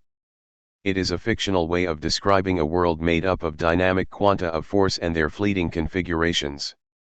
He is also an implacable foe of mechanical materialism, which in his view simply replaces God with a cult of matter. Nor is he an epistemological materialist. The mind does not conform to the way the world is because the world is no way in particular. It is in perpetual flux, and it is we who invest it with truth, order, and meaning. If we seem to discover certain laws in nature, it is because we have smuggled them into it ourselves. If the world appears logical, it is because we have logicised it. It is we who have projected cause, sequence, law, number, objects, subjects, motive, purpose, constraint, regularity and so on into the seething chaos of reality, only to proceed to submit ourselves like an idolater to the work of our own hands. All this, in Nietzsche's view, is the function of reason, a deceitful old woman, as he calls it with his customary political correctness. Reason is a device for simplifying and regulating the rich complexity of things so that we may take possession of them. It is thus wholly in the service of the will to power, constructing a world in which our capacities might be enriched and enhanced. Truth is simply reality tamed and tabulated by our practical needs, made regular, calculable and to that extent falsified. It is a fiction we need in order to survive and flourish. Untruth is thus a condition of life. This, one might claim, disqualifies Nietzsche from being a kosher pragmatist, since for the pragmatist truth just is what helps us to flourish, whereas for Nietzsche a falsehood can achieve this end as well. In the struggle to establish a moral ideal, for example, how much reality has to be misunderstood and slandered, how many lies have to be sanctified, how many consciences disturbed, 19 Reason dumps reality down, and though this is essential for our survival, it is also an aspect of what Nietzsche witheringly calls herd consciousness. The overman, by contrast, does not argue his reasons, since dialectics belongs to the rabble. Instead, he issues commands. Language reflects not how things are but what we make of them. Propositions have sense only within certain domains of discourse, certain species-related ways of dividing up the world, and these domains of discourse are in turn bound up with our material needs and drives. This, as we shall see, is remarkably close to Wittgenstein's insistence on the relations between a language game and a practical form of life. What counts as an object for Nietzsche is determined by the rules and concepts of a grammar whose foundation is ultimately anthropological. It is true that we sometimes feel ourselves running up against brute facts, but what we are actually doing, he insists, is ramming our heads against an interpretation of the world which has become so deeply embedded that we are currently unable to shake it off. The truth is that there are no facts, only interpretations. Whether this claim is itself a fact or an interpretation is not a question to which Nietzsche provides an answer. Nietzsche does not believe in giving free rein to one's instincts. He is no romantic libertarian in the style of D.H. Lawrence or Gilles Deleuze. The overman is not a marauding barbarian but a courteous, cheerful, high-spirited, self-disciplined individual, rather as Nietzsche liked to see himself. Humanity has been degutted of its animal instincts, persuaded by the priests and philosophers to be ashamed of its senses, and reduced to the state of self-mutilation commonly known as virtue. The most it can aspire to is herd behavior. Yet this sorry condition, the most terrible sickness that has ever raged in man 20 must be judged dialectically, as Marx approaches capitalism in much the same spirit. If it is the greatest disaster ever to befall humanity, it also tempers, refines, and disciplines its drives, thus paving the way for the overman who will incorporate his animal spirits into his reason, rather than using his reason to repress his instincts. Civilization is a tale of barbarism, but without such brutality nothing precious would be produced. Marx and Nietzsche are at one in this dialectical view. In Nietzsche's eyes, what the humanists and idealists fail to perceive is just how much blood and suffering lie at the root of all good things. 21 Culture is the fruit of a calamitous history of crime, guilt, debt, torture, violence and exploitation. For his part, Marx holds that civilization has only one progenitor, labor, and that socialism must be built on the proceeds of exploitation. In order to thrive, it demands an abundance of material and spiritual goods, and it inherits these resources from a history in which the business of accumulating them involves hardship and injustice. The prosperity which might one day lay the ground for freedom is itself the fruit of unfreedom. There is, however, a key difference between the two thinkers on this score. Nietzsche has no doubt that bloodshed and suffering are fully justified if they result in the flourishing of superior types like himself. It is here that he parts company with Freud, who remarks in The Future of an Illusion that any civilization in which the gratification of the few depends on the wretchedness of the many neither has nor deserves the prospect of a lasting existence. 22 For Marx, the fact that barbarism has been an indispensable condition of civilization is a tragic truth, whereas Nietzsche pens a celebrated study of tragedy which is among other things an attempt to justify this irony. In The Birth of Tragedy, the Dionysian stands among other things for the violence and destructiveness of existence, and the Apollonian for the sweetness and light of civilization, but the opposition between them can be dismantled, since the Dionysian gives birth to the healing illusions of the Apollonian as a defense against its own rapaciousness. If we want visions of peace and harmony, then, it would appear that we need torment to inspire them. Bliss is born of pain, and beauty is a sublimation of suffering. It is a curiously perverse case, as though one were to claim that it is worth breaking your legs simply to savor the soothing effects of the anesthetic.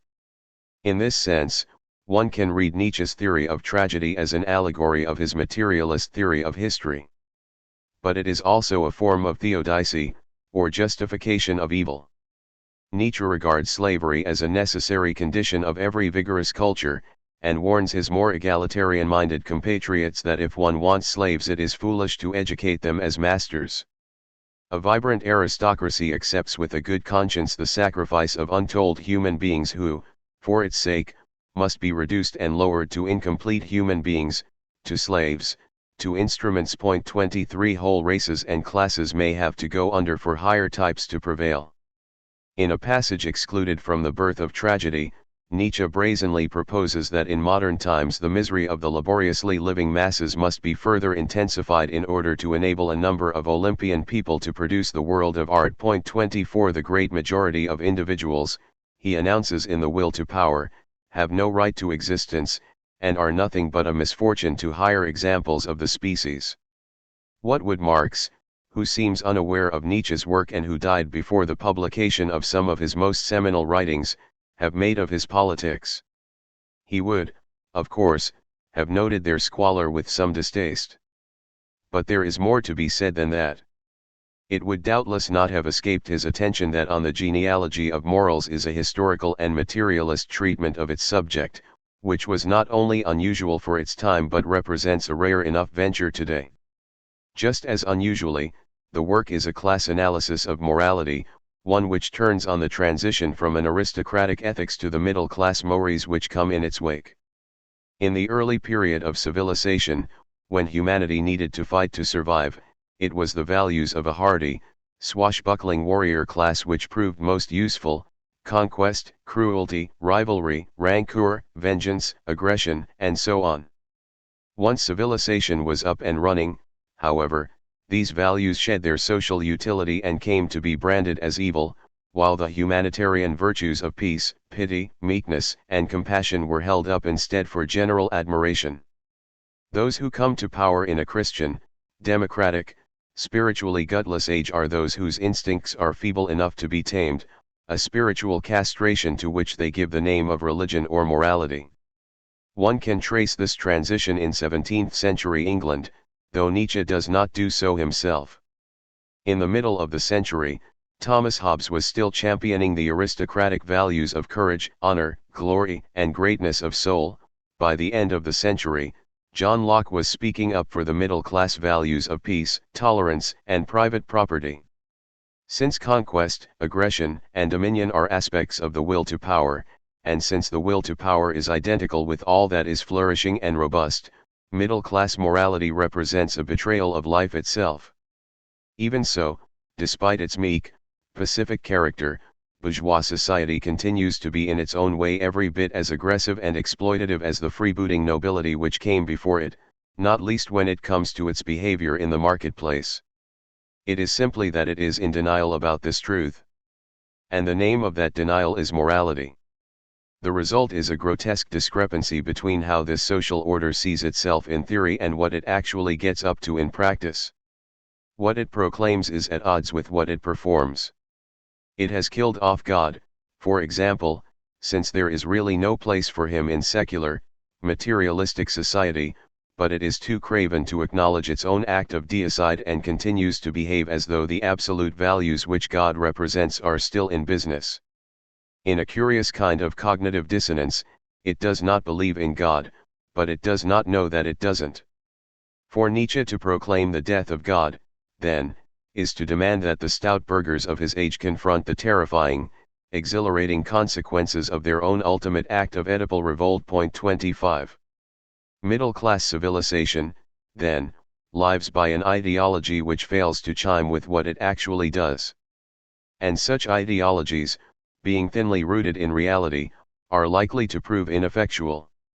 Yet if the official worldview of the middle classes were to reflect what they get up to in reality, the result would be a set of values which were grounded in their practical activity but which failed to legitimate it. They would be incapable of presenting that practical activity in an appealing light. Ideally, your values should represent a sublimated version of what you actually do, so that they can both reflect and ratify it, but in marketplace conditions this is far from easy to achieve.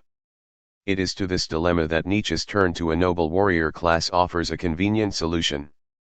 For the outlook of that class reflects something of the incessant warring of the modern-day marketplace, but in doing so invests it with a glamour and grandeur of soul it lacks in reality. In fact, Nietzsche speaks at one point of the need for manufacturers to become noble. They would then be all the more successful in keeping the specter of socialism at bay. His thought thus runs parallel to an English tradition of social thought, from Coleridge and Carlyle to Ruskin and Disraeli, which appeals to certain feudalist ideals, order, community, hierarchy, reverence, spiritual authority, as a solution to the ills of industrial capitalism. 26 By grafting a set of imported values onto the status quo, you can hope to lend it the spiritual legitimacy it has failed to generate for itself. The risk, however, is that the gap between those values and everyday life will then loom embarrassingly large. The overman may put the fear of God into timid bourgeois citizens, but he also heaves into view as their monstrous alter ego. His lordly way with law, stability, and social consensus is bound to hold a secret allure to entrepreneurs, who must continually transgress boundaries themselves. In order to do so, however, they must depend on a stout framework of social order, on God, state, church, family, moral absolutes, and metaphysical certitudes. Yet, if this order facilitates their activity, it also threatens to frustrate it. Nietzsche's solution to this problem is hair-raisingly radical. It is to sacrifice order to enterprise.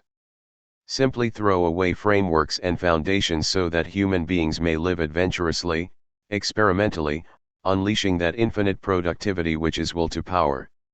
Middle-class society was not misguided enough to accept this proposal. As a theory, it may enliven a philosophy seminar, but it is no way to stop the lower orders from getting out of hand. Life is Nietzsche's highest value from start to finish, as it is the creed of one of his spiritual legatees, D.H. Lawrence.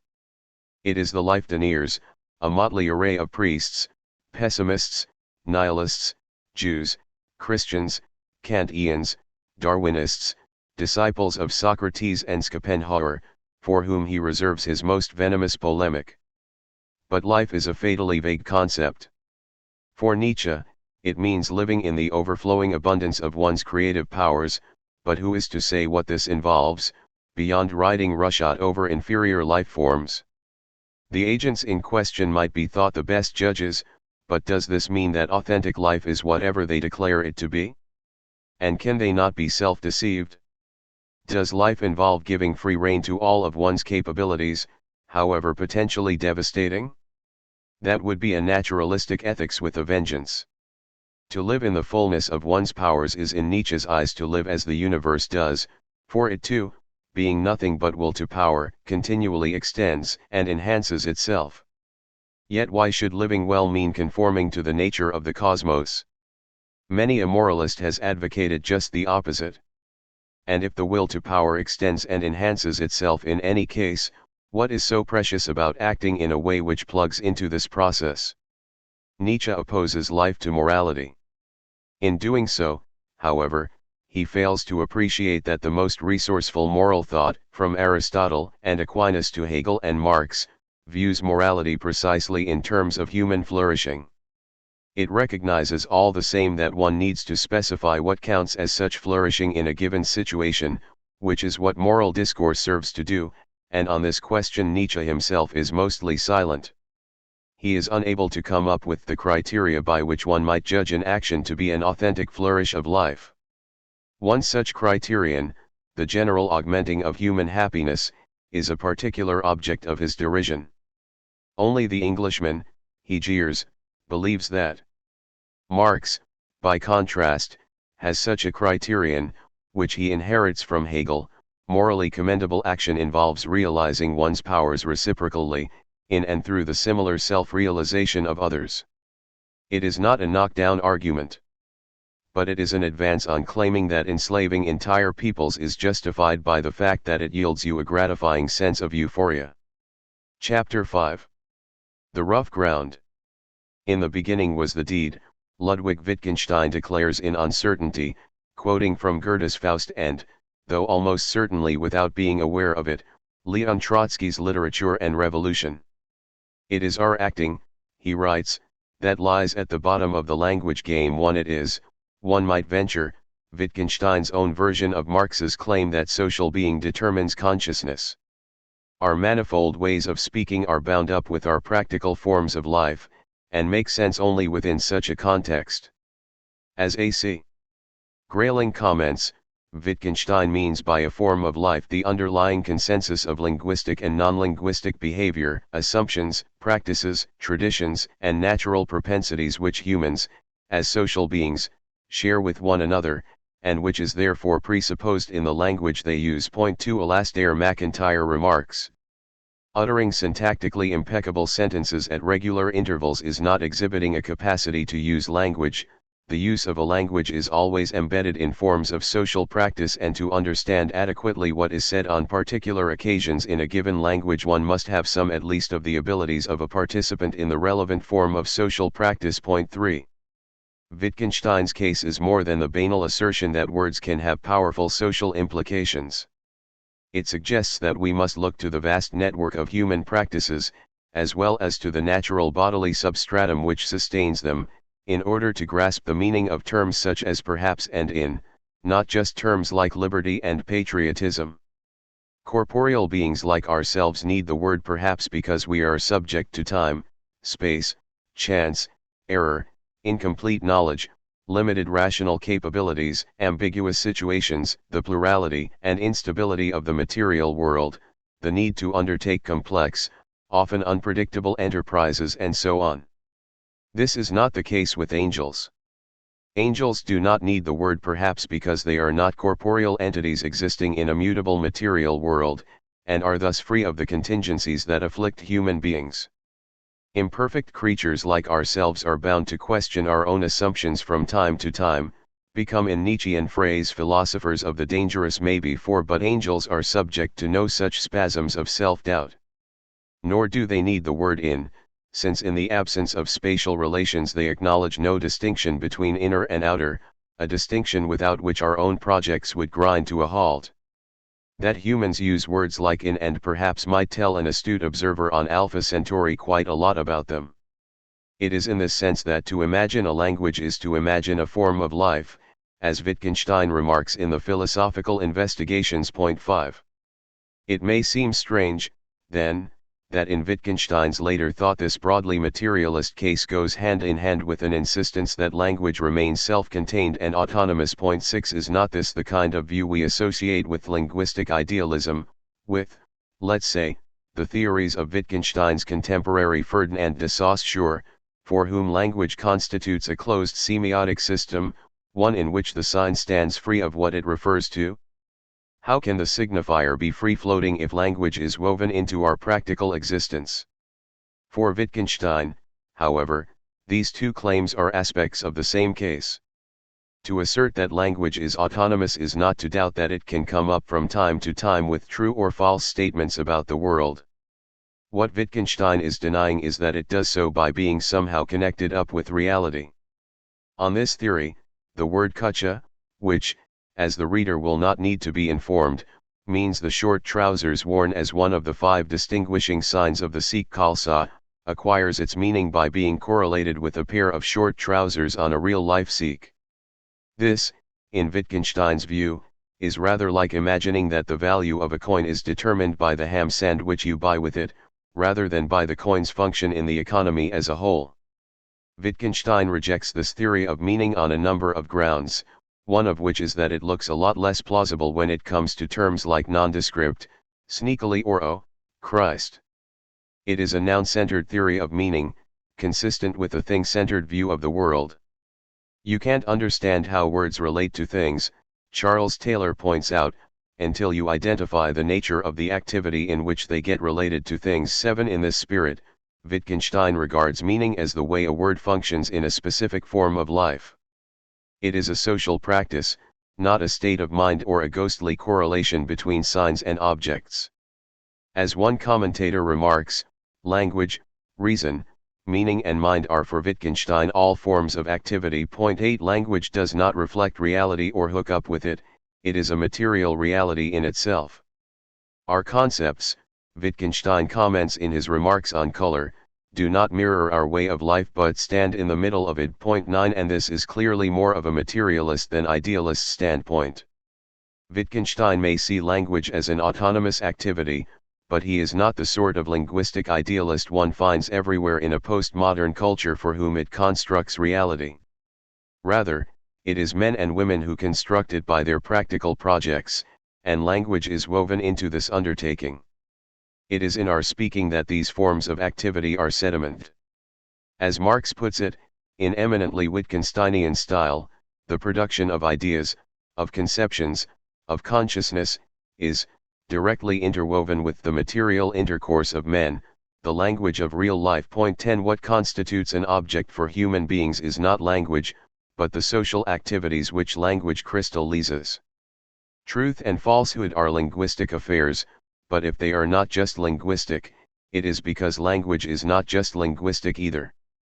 It is bound up with everyday practices, and those practices, as we shall see later, are in turn grounded in the nature of the human body.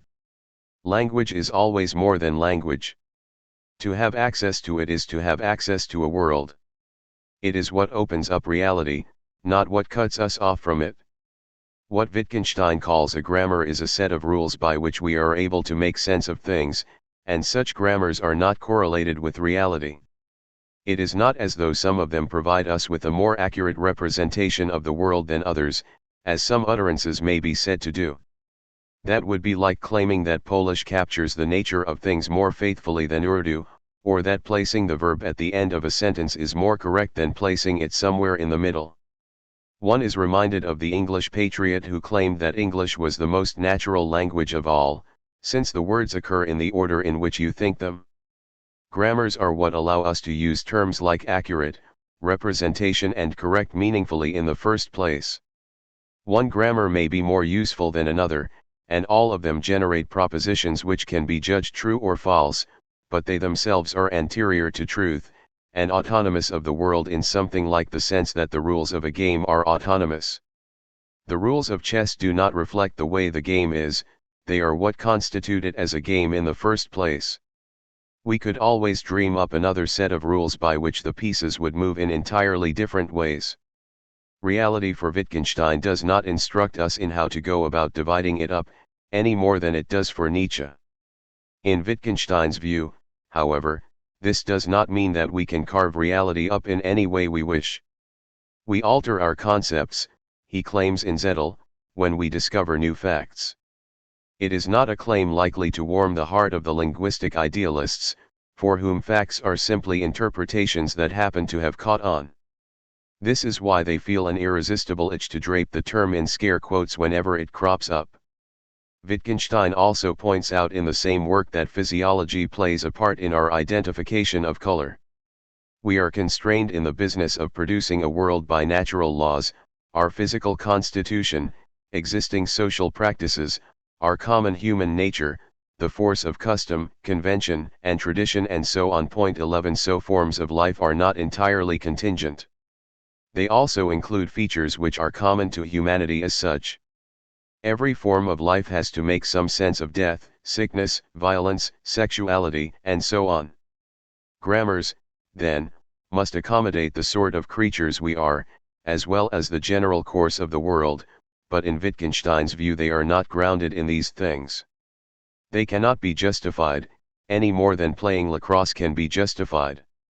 The same is true for Wittgenstein of forms of life as a whole, which in the end rest on nothing but themselves. It is only a crippling bout of metaphysical queasiness or ontological anxiety which compels us to slide some stout foundation beneath them, only to find ourselves saddled with the problem of what that foundation is resting on in turn. Does this then mean that forms of life are sickeningly precarious, afloat in some luminous void?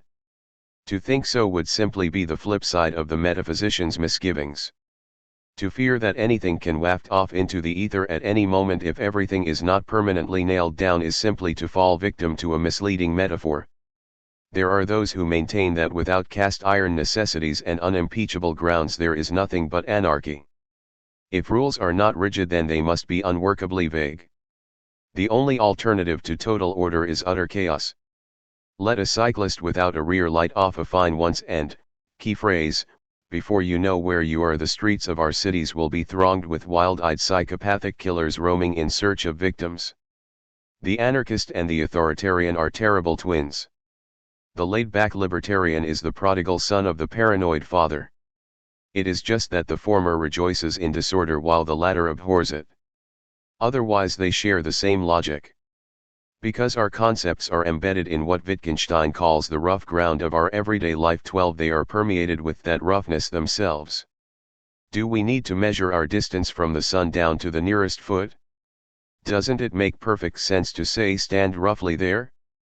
Is a fuzzy image of someone not an image of them at all? It is true that there are times when it is precision, not indeterminacy, that we require. We count with merciless exactitude, Wittgenstein points out in his remarks on the foundations of mathematics 13, but this is because the business of counting is so vital to our practical existence. It is what we do which invests some of our language games with a certain stringent necessity, which in Wittgenstein's Nietzschean view we can then come to mistake as a feature of the world itself. Viewed from the outside, games appear arbitrary enough, and it is not hard to feel that we could substitute one for another. Seen from the inside, however, their rules exert a coercive force, which is not to say an unbending one. It is because rules and conventions are embedded in a practical form of life that they have the force they do. If they were purely linguistic, they would exercise far less authority over us.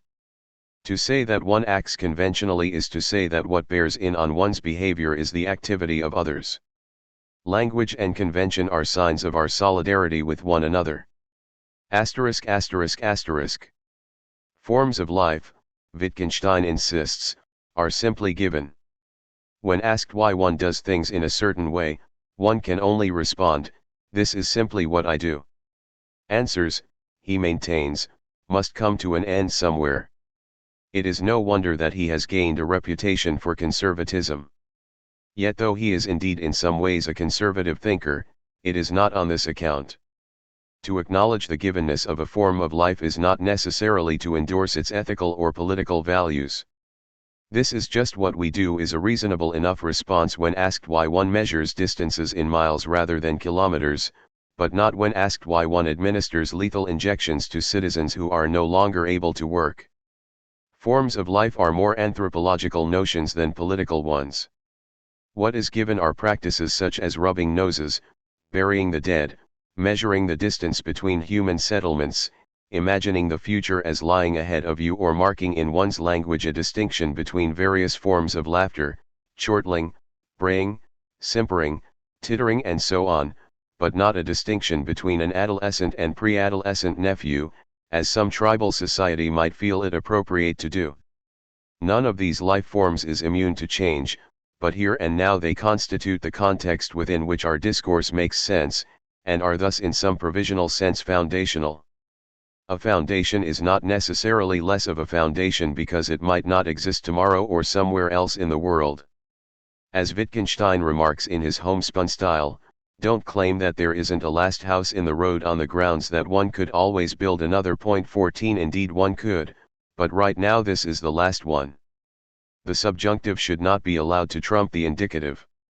A form of life is a foundation of sorts, though one that the metaphysician might be slow to recognize as such. For one thing, metaphysical foundations are less mutable and open-ended than human cultures, and for another thing they tend to be singular, God, Geist, a priori rational principles, phenomenological essences, and so on, whereas forms of life are incorrigibly plural. Morally and politically speaking, Wittgenstein was certainly no apologist for the form of life known as 20th century Western civilization. There is plenty of reason to believe that he was deeply unhappy with the culture of middle-class modernity in which, as a formidably cultivated upper-middle-class Viennese, he found himself stranded. An age without culture is how he once described it. 15 He may not have been a Marxist himself, but some of his best friends were. 16 They included Nikolai Bakhtin, former White Guard, Parisian left bank Bohemian and French foreign legionnaire, elder brother of the more celebrated Mikhail and a member of the British Communist Party, the ancient historian George Thomson, later a convert to Maoism and an Irish-language campaigner, the Communist Party economist Maurice Daub, the Germanist Roy Pascal, and the Italian economist Piero Sraffa, comrade of the imprisoned Antonio Gramsci. Wittgenstein was considered a communist in some Cambridge circles, and confided to a friend that he was indeed one at heart. His lover, Francis Skinner, volunteered to fight with the International Brigade in the Spanish Civil War, but was turned down on medical grounds. Another friend, Frank Ramsey, was rebuked by Wittgenstein as a bourgeois philosopher who shirked a radical break with existing modes of thought. In 1935, during the ice age of Stalinism, Wittgenstein traveled to the Soviet Union and with typical eccentricity requested permission to become a manual worker there. The authorities were apparently less than enthused by this bizarre proposal. That Wittgenstein was a Stalinist of sorts is not the most well-aired of topics among his admirers, yet it seems to have been the case. His biographer, Ray Monk, is affronted by the suggestion and curtly dismisses it as nonsense, while at the same time providing plenty of evidence of his subjects' admiration for Stalin's regime. 17 Wittgenstein was unimpressed by talk of labor camps and Soviet tyranny, insisting that those who denounced Stalin had no idea of the problems and dangers he confronted. He continued to look favorably on the Soviet Union even after the show trials and the Nazi-Soviet pact, and claimed that what would most erode his sympathy for the regime would be the growth of class distinctions. 18 He was a member of a university which was later to produce a celebrated clutch of double agents, and though he was clearly no spy himself, he was, like Burgess, Blunt, Maclean, Philby and others, an upper-class dissident. 19 He may have been familiar with some of Marx's work. Certainly read the left-wing journal The New Statesman, disliked Winston Churchill and intended to vote Labour in the 1945 general election. He was also troubled by mass unemployment and the threat of fascism. Monk is in no doubt that his sympathies lay with the unemployed, the working class and the political left. I was looking at a picture of the British cabinet, Wittgenstein acidly remarked, and I thought to myself, a lot of wealthy old men. 20 It is tempting to detect an Oedipal touch in this disdain, given that Wittgenstein's monstrously authoritarian father was the wealthiest manufacturer in the Austro-Hungarian Empire. If Wittgenstein was attracted to the Soviet Union, it may well have been for largely conservative reasons: his respect for order, discipline, and authority, his Tolstoyan idealizing of manual labor, at which he himself was remarkably adept, his high modernist affection for austerity, which he called going barefoot, but which in the Russia of the day might more candidly be called destitution, not to speak of his sympathy for a nation that had produced his beloved Dostoevsky along with a precious spiritual heritage. As for idealizing manual labor, Wittgenstein regularly exhorted his colleagues and students to give up philosophy and do something useful for a change. When a gifted young disciple took him at his word and spent the rest of his life toiling away in a canning factory, Wittgenstein was said to be overjoyed. He did, to do him justice, try to heed his own advice, fleeing from Cambridge from time to some more menial way of life only to be hunted down and taken back into intellectual captivity. Even so, Marxism was an important if oblique influence on Wittgenstein's later thought. It was Piero Sraffa's critique of bourgeois economics, one which sought to restore its reified categories to their historical contexts, which helped to inspire what one might call the anthropological turn in his colleague's philosophical thought, and which provided the investigations with what Wittgenstein, in the preface to that work, called its most consequential ideas. It was also Sraffa who made the Neapolitan gesture, fingers swept out from under chin, which played a part in transforming Wittgenstein's conception of language while the two men were traveling together on a train. 21 When it comes to the expressive body, it is hard to outmatch the Italians. If Sraffa supplied the practice, Wittgenstein's friend George Thomson may have provided part of the theory, writing in his study of ancient philosophy of what he takes to be the originally gestural nature of language. 22 Thomson's book deals among other things with the poetic, and poetry is one of the seams between mind and body, as a place where meaning is bound up with such somatic aspects of language as tone, pitch, pace, texture, volume, and rhythm. Language is in this sense doubly material, both a sensory medium in itself, and one expressive of the stuff of the body. Thomson once remarked that Wittgenstein was a Marxist in practice but not in theory. It is hard to see how this could be true of a man who reprimanded strikers for lacking self-discipline and castigated peace campaigners as scum. 23 He also coupled fascism and socialism as among those aspects of modernity which he found false and alien. 24 Wittgenstein may have felt for the plight of the unemployed, but he also ascribed a high value to custom, loyalty, order, reverence, authority, and tradition, and condemned revolution as immoral. Nietzsche, for whom the fineness of a soul can be measured by its instinct for reverence, shared much of this outlook, though he would doubtless have regarded Wittgenstein's faith in custom, convention, and everyday wisdom as a capitulation to a contemptible herd morality. As a man, Wittgenstein could be haughty, high-handed, and tiresomely exacting, with more than a touch of aristocratic hauteur. The generous pluralism of his later thought cuts against the grain of his imperious temperament. Its sociability clashes with his monkish asceticism. He considered the English proverb "it takes all kinds to make a world" to be a most beautiful and kindly saying, but appears to have found quite a few such kinds profoundly ungenial. If Wittgenstein's later thought is quite un-Nietzschean, there was nonetheless a dash of the Übermensch about his austere, commanding, nonconformist personality. Like Nietzsche's animal of the future, he was a free, fiercely independent spirit who sought solitude in nature. Unenthused by the idea of individual freedom, he came under the sway of Oswald Spengler, perhaps the most influential conservative thinker of early 20th century Europe. 25 Indeed, much of his social and political thought would seem to stem from the German lineage of so-called Kulturkritik, with its hostility to science, progress, liberalism, equality, commercialism, technology, democracy, and possessive individualism, its aversion to abstract concepts and utopian visions, all of which prejudices Wittgenstein shared. 26 Generally speaking, gentlemen do not need to justify their existence by anything as low-bred as a theory. Kulturkritikers, a company which includes Friedrich Nietzsche, speak up for the spontaneous, intuitive wisdom of the aristocrat, in contrast to the desiccated rationalism of the middle classes. Knowledge is more know-how than know-why. For these Middle European traditionalists, everyday life is innocent of the angst, homelessness, and spiritual torment which plagues high modernism. Few habits of mind are more foreign to modernism than Wittgenstein's tranquil trust in the ordinary. He is as remote from the turbulence of that movement as the serene, supremely self-assured Goethe is from the psychic turmoil of his romantic compatriots. Both thinkers are resolutely anti-tragic. Indeed, Wittgenstein writes in Culture and Value of the tragic spirit as one alien to him.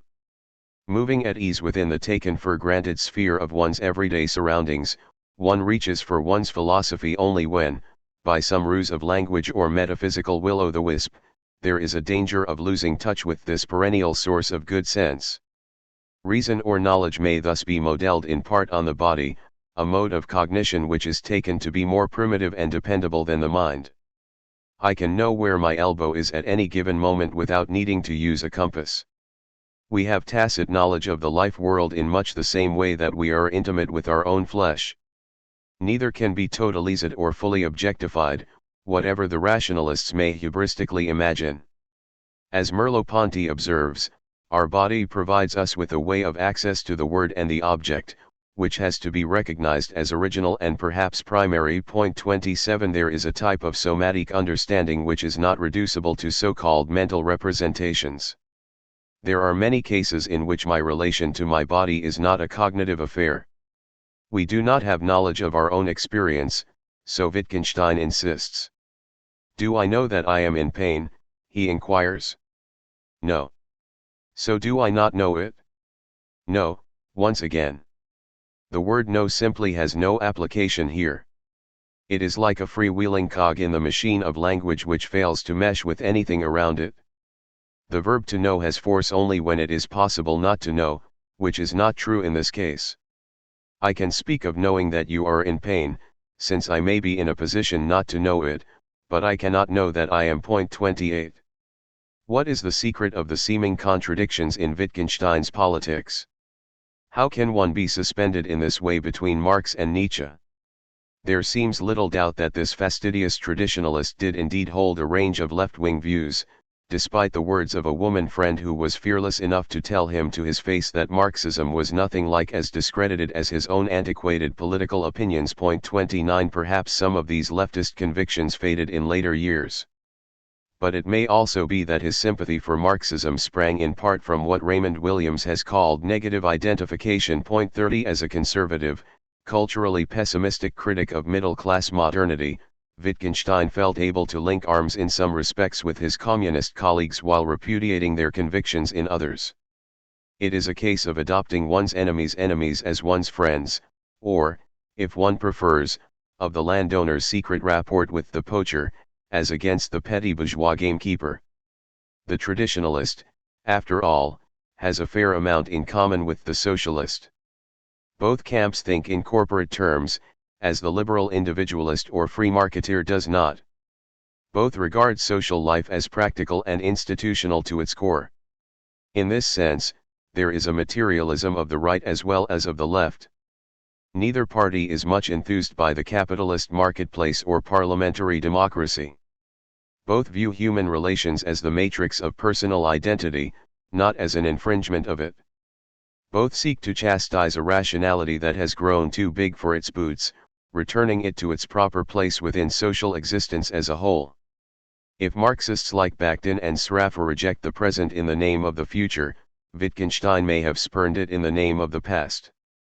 Is the later Wittgenstein's thought, then, an expression of his conservatism? It is true that as a philosopher he thinks in terms of customs and conventions, of ingrained dispositions and well-entrenched forms of behavior. And this inclination is doubtless shaped to some extent by his broader social views. Yet there is nothing necessarily conservative about such a case. A socialist society would also work by habitual beliefs and well-embedded forms of practice, at least if it had been in business long enough. It is not as though everything would be perpetually up for debate. Self-governing cooperatives work just as much by custom and convention as Buckingham Palace garden parties. Left-wing societies value their historical legacies as much as right-wing ones. Indeed, it was Leon Trotsky who remarked that revolutionaries like himself had always lived in tradition. If a reverence for authority is a sort of second nature for conservatives, a skepticism of it may feel much the same for their radical opponents. All the same, Wittgenstein's conservatism does indeed place limits on his thought. It is not true, as he claims, that to resolve our problems we simply need to rearrange what we already know. Indeed, it is blatantly, laughably false.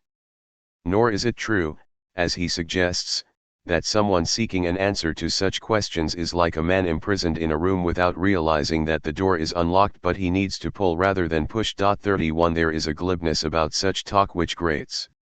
It smacks too much of the Dunnish complacency which Wittgenstein despised, yet some of whose more unsavory habits of mind he came to adopt. In any case, what of the conflicts and contradictions inherent in a form of life? Are there not times when consensus is thrown into disarray? Cannot customs and conventions be subject to ferocious dispute? It is characteristic of our language, writes Fergus Kerr in a paraphrase of Wittgenstein's case, that it springs up on the foundation of stable forms of life, regular ways of acting. 32 But forms of life are not always stable or ways of acting regular, not least in periods of political turmoil. Wittgenstein himself lived through just such an era, one in which a social and political crisis of titanic proportions made its presence felt among other places in that confounding of stability and regularity we know as modernism. Perhaps his affection for custom and tradition was in part compensation for this historical upheaval, a twinge of nostalgia for a less contentious age. It is a striking feature of modernity that we find ourselves unable to agree even on fundamentals. Almost everyone takes the view that attempting to asphyxiate the various small children we encounter on the street is not a course of action to be commended, but we cannot agree on why we agree on this, and perhaps never will. Liberal pluralism may involve striking a pact with those whose views we utterly repudiate. One of the prices we pay for liberty is having to put up with a lot of ideological garbage. In this sense, at least, there is certainly no concurrence within forms of life. One might retort that this is to mistake the essentially anthropological notion of a form of life for moral or political unanimity. Even so, Wittgenstein's social conservatism can lead him to underplay discord and antagonism, projecting the anthropological onto the political. The idea of structural conflict would seem quite foreign to him. It is hard to shake off the suspicion that when he thinks of a form of life, it is a tribe or rural village that he has in mind rather than an advanced industrial society. It is true that forms of life cut deeper than moral or political strife, in the sense that, for example, both parties to the English Civil War multiplied and subtracted in the same manner, distinguished between animate and inanimate objects, and thought of the past as lying behind them. In fact, unless the two sides shared a number of basic categories in common, they could not be said to have clashed, since conflict presupposes a degree of common ground. Yet the political and anthropological may not always be so easily distinguished. In any case, there may also be contentions at the anthropological level. Perhaps different life forms can overlap in some ways but not in others. There may be a bunch of people down the road who share our own ways of doing things enough to pay income tax and use public transport, but who see their bodies as spun out of some exquisitely fine, glass-like substance and perceive evil spirits squatting on our shoulders. Asterisk asterisk asterisk. There is no concept of ideology in Wittgenstein's work.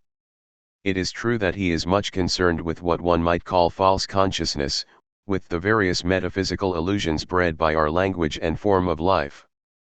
But he has no conception of what Jürgen Habermas has called systematically distorted communication. 33 Let alone the relation of this to political power. In his view, our language is in order just as it is, even if it generates from time to time those pseudo-problems which it is the task of philosophy to dispel. These conundrums are not primarily to be seen as in the service of power, which is how Marx views ideology. They have no particular function in social life, though they may well have a foundation in it, as we shall see in a moment.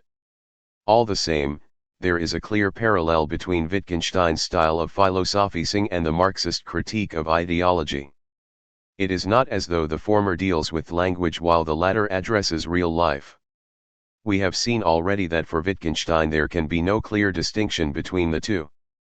The problems of philosophy, one Wittgenstein scholar remarks, have their roots in a distortion or malfunction of the language games which in its turn signalizes that something is wrong with the ways in which men live. 34 Wittgenstein's celebrated insistence that our language is in order just as it is can be read as smugly self-satisfied, but it may also constitute a materialist rebuke to the callow intellectualism which hopes to repair human ills by rearranging our speech or refurbishing our ideas. Language is in order insofar as it registers what is amiss with our form of life as well as what is affirmative about it. In any other sense of the term, it is far from being in good shape. Treating a philosophical problem, Wittgenstein remarks in the Investigations, is like treating an illness. It is possible, he writes in his remarks on the foundations of mathematics, for the sickness of philosophical problems to get cured only through a changed mode of thought and of life, not through a medicine invented by an individual. 35 Marx might have said just the same of ideology. For both thinkers, such conceptual problems are symptomatic, rather as the neurotic symptom for Freud marks the site of some pathological disturbance in everyday life, one which, like ideology, it both reveals and conceals. We have seen already that Nietzsche regards morality itself as a kind of sign language or symptomatology. Marx, Nietzsche, Freud, and Wittgenstein are not in the business of treating symptoms. Instead, they seek to tackle the root cause of the disorder, which means approaching its various expressions in diagnostic spirit. Only through a change of behavior might some of our conceptual snarl be consigned to the ashcan of history. I am by no means sure, Wittgenstein comments, that I should prefer a continuation of my work by others to a change in the way people live which would make all these questions superfluous. 36. The change he has in mind is not primarily a political one. Whereas Marx sees practices as systemic, so that a deep enough alteration in what we do must involve structural transformation, Wittgenstein does not view the world in this light. Yet the society which breeds some of the illusions Wittgenstein seeks to demystify is one that Marx would assuredly have recognized.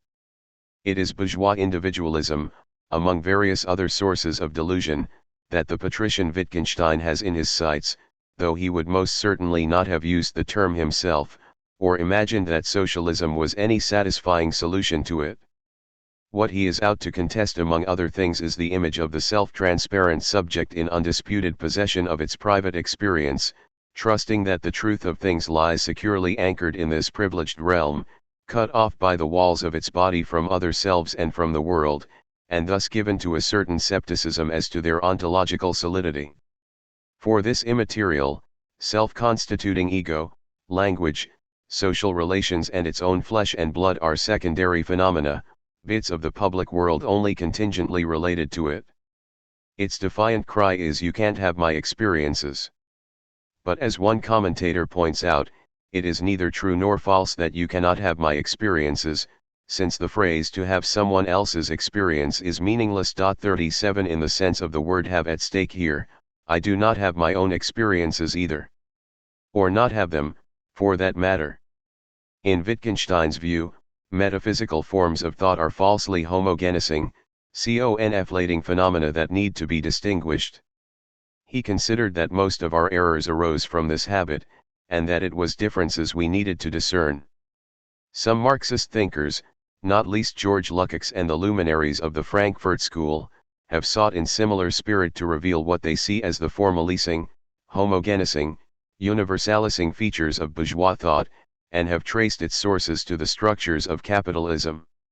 Wittgenstein's colleague George Thomson does just this in The First Philosophers, which tracks the roots of philosophy to commodity exchange. There is a distinctively vulgar Marxist quality to this, of which Wittgenstein himself is quite innocent.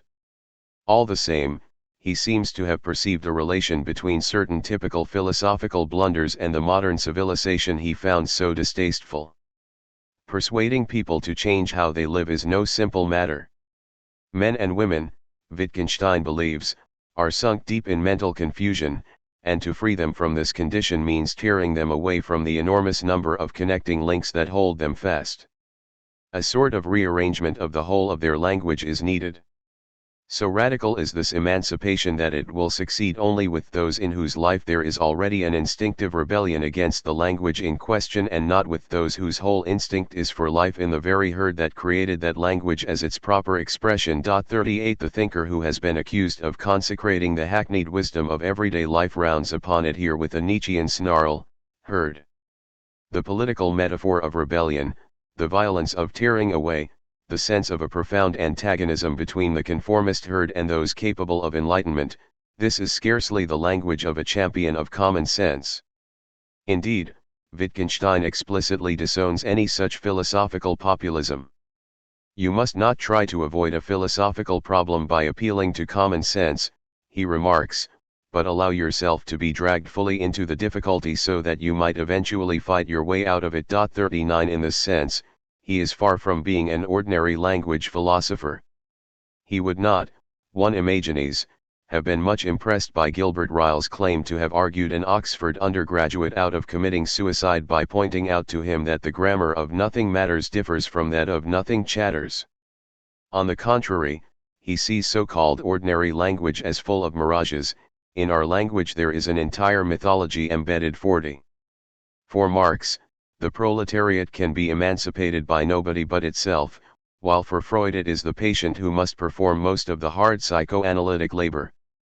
For his part, the later Wittgenstein sees the task of the philosopher not as delivering the truth head-on, a strategy which would reduce philosophy to a purely theoretical affair, but as presenting readers with a series of jokes, images, anecdotes, exclamations, ironic queries, wonderings aloud, snatches of dialogue and unanswered questions, so that they may attain the koan-like point at which illumination breaks upon them and they see the world in a new light. It is a set of tactics which Søren Kierkegaard also deploys, under the title of indirection. The only correct method of doing philosophy, Wittgenstein remarks, consists in not saying anything and leaving it to another person to make a claim. I simply draw the other person's attention to what he is really doing and refrain from making assertions. 41 It is a wonder that he did not lay his colleagues and students on couches rather than seat them in deck chairs, as was his custom. For Freud, psychoanalysis is a practice, not in the first place a theoretical discourse. For Wittgenstein, philosophy is a practice and not a theoretical discourse at all. Like psychoanalysis or the Marxist critique of ideology, it is a demythologizing activity, a therapy held in store for particularly grievous cases of mystification. We must use it, Wittgenstein insists, against philosophy and the philosopher in us. 42 We are all spontaneous metaphysicians, dupes of the false consciousness built into our language and forms of life. If the philosopher and psychoanalyst are guaranteed never to go out of business, it is not because they teach imperishable truths but because fantasy and delusion are as endemic to humankind as influenza. Like physicians, philosophers render their services superfluous over and over again. How then can the task of philosophy, as Wittgenstein sometimes suggests, be simply to lead words back from their metaphysical to their everyday uses when everyday life is itself shot through with metaphysical illusions? Despite his dark suspicions of philosophy, Wittgenstein is gracious enough to concede it a limited value. To change the world, he believes, you have to change the way you look at it, and philosophy can be useful in this respect. 43 Yet, though changing the way you look at things is a necessary condition for changing them in reality, it is not in Wittgenstein's view a sufficient one, any more than it is for Marx. This is why he infamously insists that philosophy leaves everything just as it was. Its task is not to furnish our ways of talking with a foundation, since they have one already in our form of life. How absurdly idealist to imagine that it is philosophers who can transform our activity. That man will be revolutionary who can first revolutionize himself, Wittgenstein comments. 44 And a philosopher can no more do this for you than he can sneeze on your behalf. Like yawning or vomiting, emancipation is something you have to do for yourself. It is certainly something that Wittgenstein tried to do for himself. As one afflicted with that strange form of mania known as the Protestant conscience, for him the need to reconstruct one's life was no hollow piety. As the son of a fabulously rich industrialist, he gave away most of his considerable fortune and in the course of his riches-to-rags career shifted between spells as an aeronautical engineer, an amateur architect, a Cambridge academic, a village schoolmaster, a monastery gardener, a hermit in Norway and a recluse in the west of Ireland. In all of this, he displayed an exemplary moral courage and integrity. His disdain for dons was no dunnish affectation. That your emancipation is up to you is a belief that Wittgenstein shared with Marx. That they differ in other respects is plain enough. Wittgenstein was too moral by half, while Marx was too little so, dismissing morality as so much ideology. The change of life that for Wittgenstein might throw philosophers onto the job market is for the most part a personal and ethical affair, whereas for Marx it is collective and political.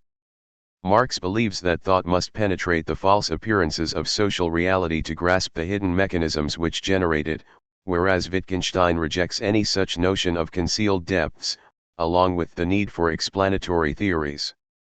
He does not of course deny that there are things that are concealed, but he rejects the notion that there is a pervasive gap between appearances and reality.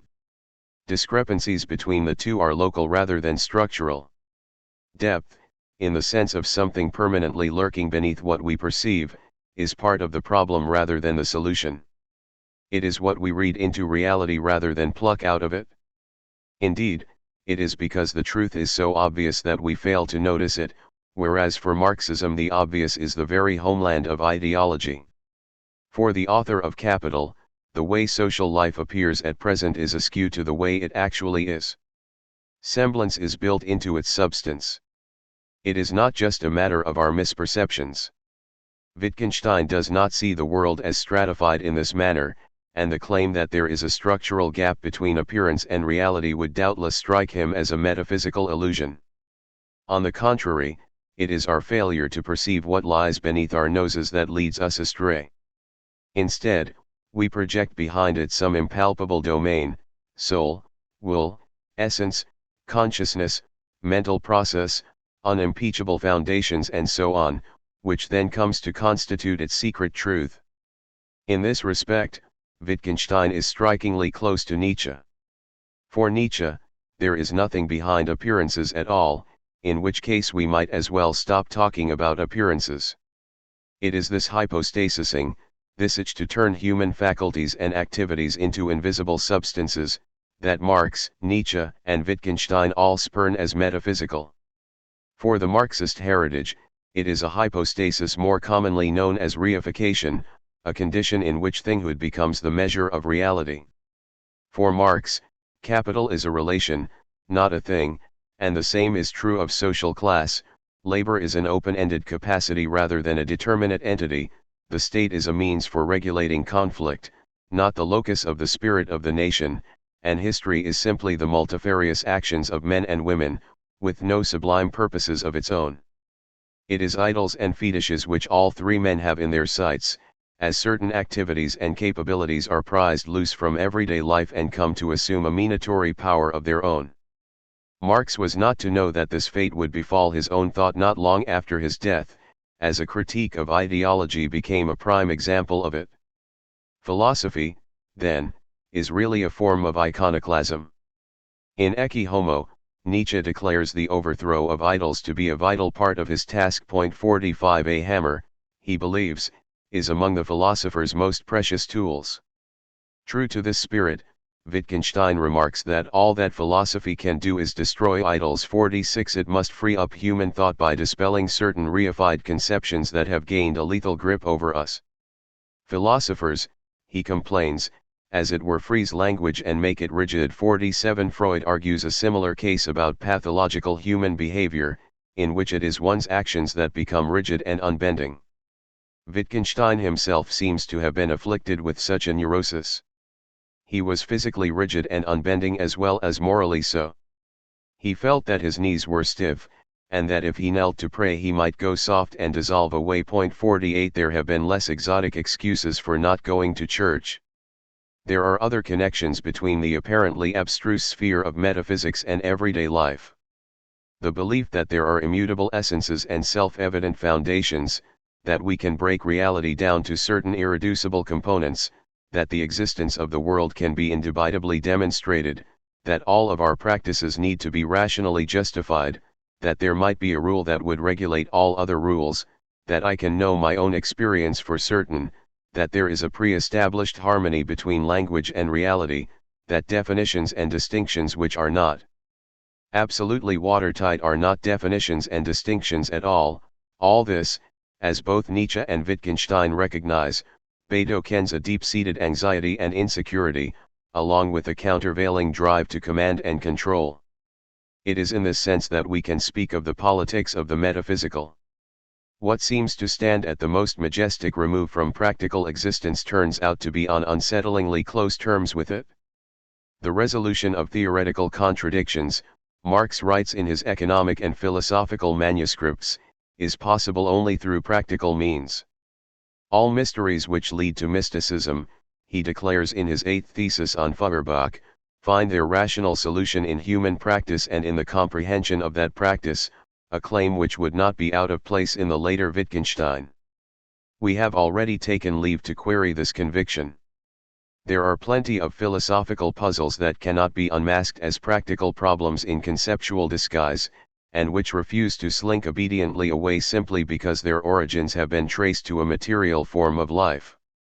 In any case, if forms of life are inherently inclined to fostering false consciousness, they would appear to be as much part of the problem as the solution. Marx can imagine a future free of these impostures because in his view ideology has a strictly provisional existence. Since its function is to intervene in the class struggle at the level of ideas, weighing in on the side of the sovereign powers, it will disappear once that authority is ousted. For Wittgenstein, by contrast, there can be no closure to the reign of metaphysics, a view he shares with Jacques Derrida. 49 Even were we to demythologize our thought by changing the way we live, language would no doubt be standing by to breed in us yet more spiritual sickness. There can, however, be a series of guerrilla raids on this implacable power, a set of skirmishes known as philosophy. Wittgenstein speaks in the investigations of what he calls the natural history of human beings, and comments elsewhere that I want to regard man here as an animal. 50 It is a viewpoint we have already encountered in Aquinas, Marx, and Nietzsche. He also writes of everyday certainty as something that lies beyond being justified or unjustified, as it were, as something animal. 51 It is not by recourse to theory that we know there is a tarantula under the toast rack. In this sense, Wittgenstein's skepticism of theory is not simply old-style Mandarin prejudice, though it is that as well. It is bound up with his materialism. A good deal of our knowledge is carnal knowledge, grounded in our bodily responses. When Wittgenstein writes in the investigations of how we obey rules blindly, he is not out to foster a craven subservience to authority but, once again, to anchor thought in the body. To cross the road the moment the little green figure begins to flash is a sign of the fact that our relationship to the world is not primarily a theoretical one. We follow the signal blindly, which is not to say irrationally. Obeying it so unthinkingly is part of the way we have internalized the shared conventions which govern our form of life, converting them into bodily disposition. We do not need to interpret the sign. The idea that we are perpetually engaged in the business of interpretation is the misconception of those who spend too much of their time reading Ezra Pound. Language, Wittgenstein argues, is tied to certain facts of nature, not least to our bodily behavior. We have a range of natural, instinctive responses to others, fear, pity, disgust, compassion, and so on, which eventually enter into our moral and political language games but which are in themselves prior to interpretation. And these responses, belonging as they do to the natural history of humanity, are universal in nature. They are part of what it means to be a human body, however much any specific body may be culturally conditioned. It is on this material foundation that the most durable forms of human solidarity can be built. Imagine trying to learn the language of a culture very different from our own. We would observe how its members cook, joke, worship, mend their garments, punish transgressors, and so on, and in doing so could find a foothold for understanding their forms of speech insofar as they are bound up with these activities. Yet much of this depends on sharing the same physical constitution as they do, on what Wittgenstein calls the natural expressiveness of the human body. If they respond to having their legs cut off at the knees without anesthetic by delivering magnificently eloquent lectures on their cosmological beliefs, complete with erudite allusions and entertaining asides, getting to understand them would seem an uphill task. We might do better dating a rabbit. As Fergus Kerr observes, it is our bodiliness which founds our being able, in principle, to learn any natural language on earth. Point 52. Wittgenstein's conception of philosophy is unduly modest. It can be more than a therapy for mystified minds. Yet in seeking to undercut its pretensions, he reveals a respect for the mundane world which is unusual among the intelligentsia, including some leftist intellectuals today. There is a necessary tension in socialist thought between affirming everyday experience and distrusting it.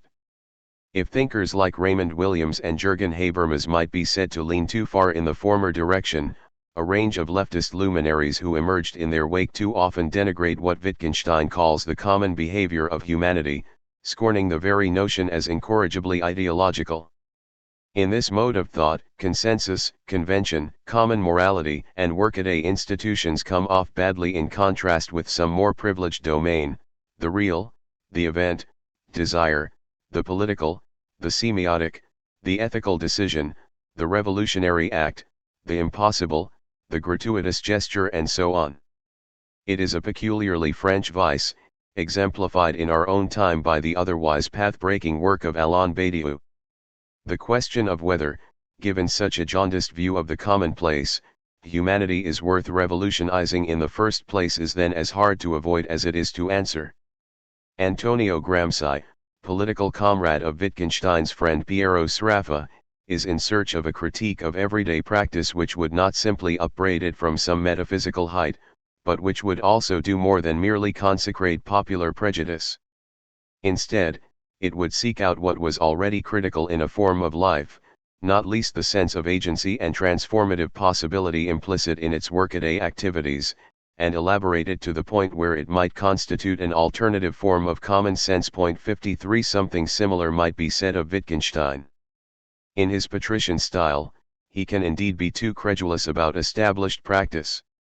At his finest, however, he combines an artist's sensitivity to the common life with a prophet's insistence that ordinary men and women must be torn from their attachment to self-serving fantasies. It is a rare enough equipoise.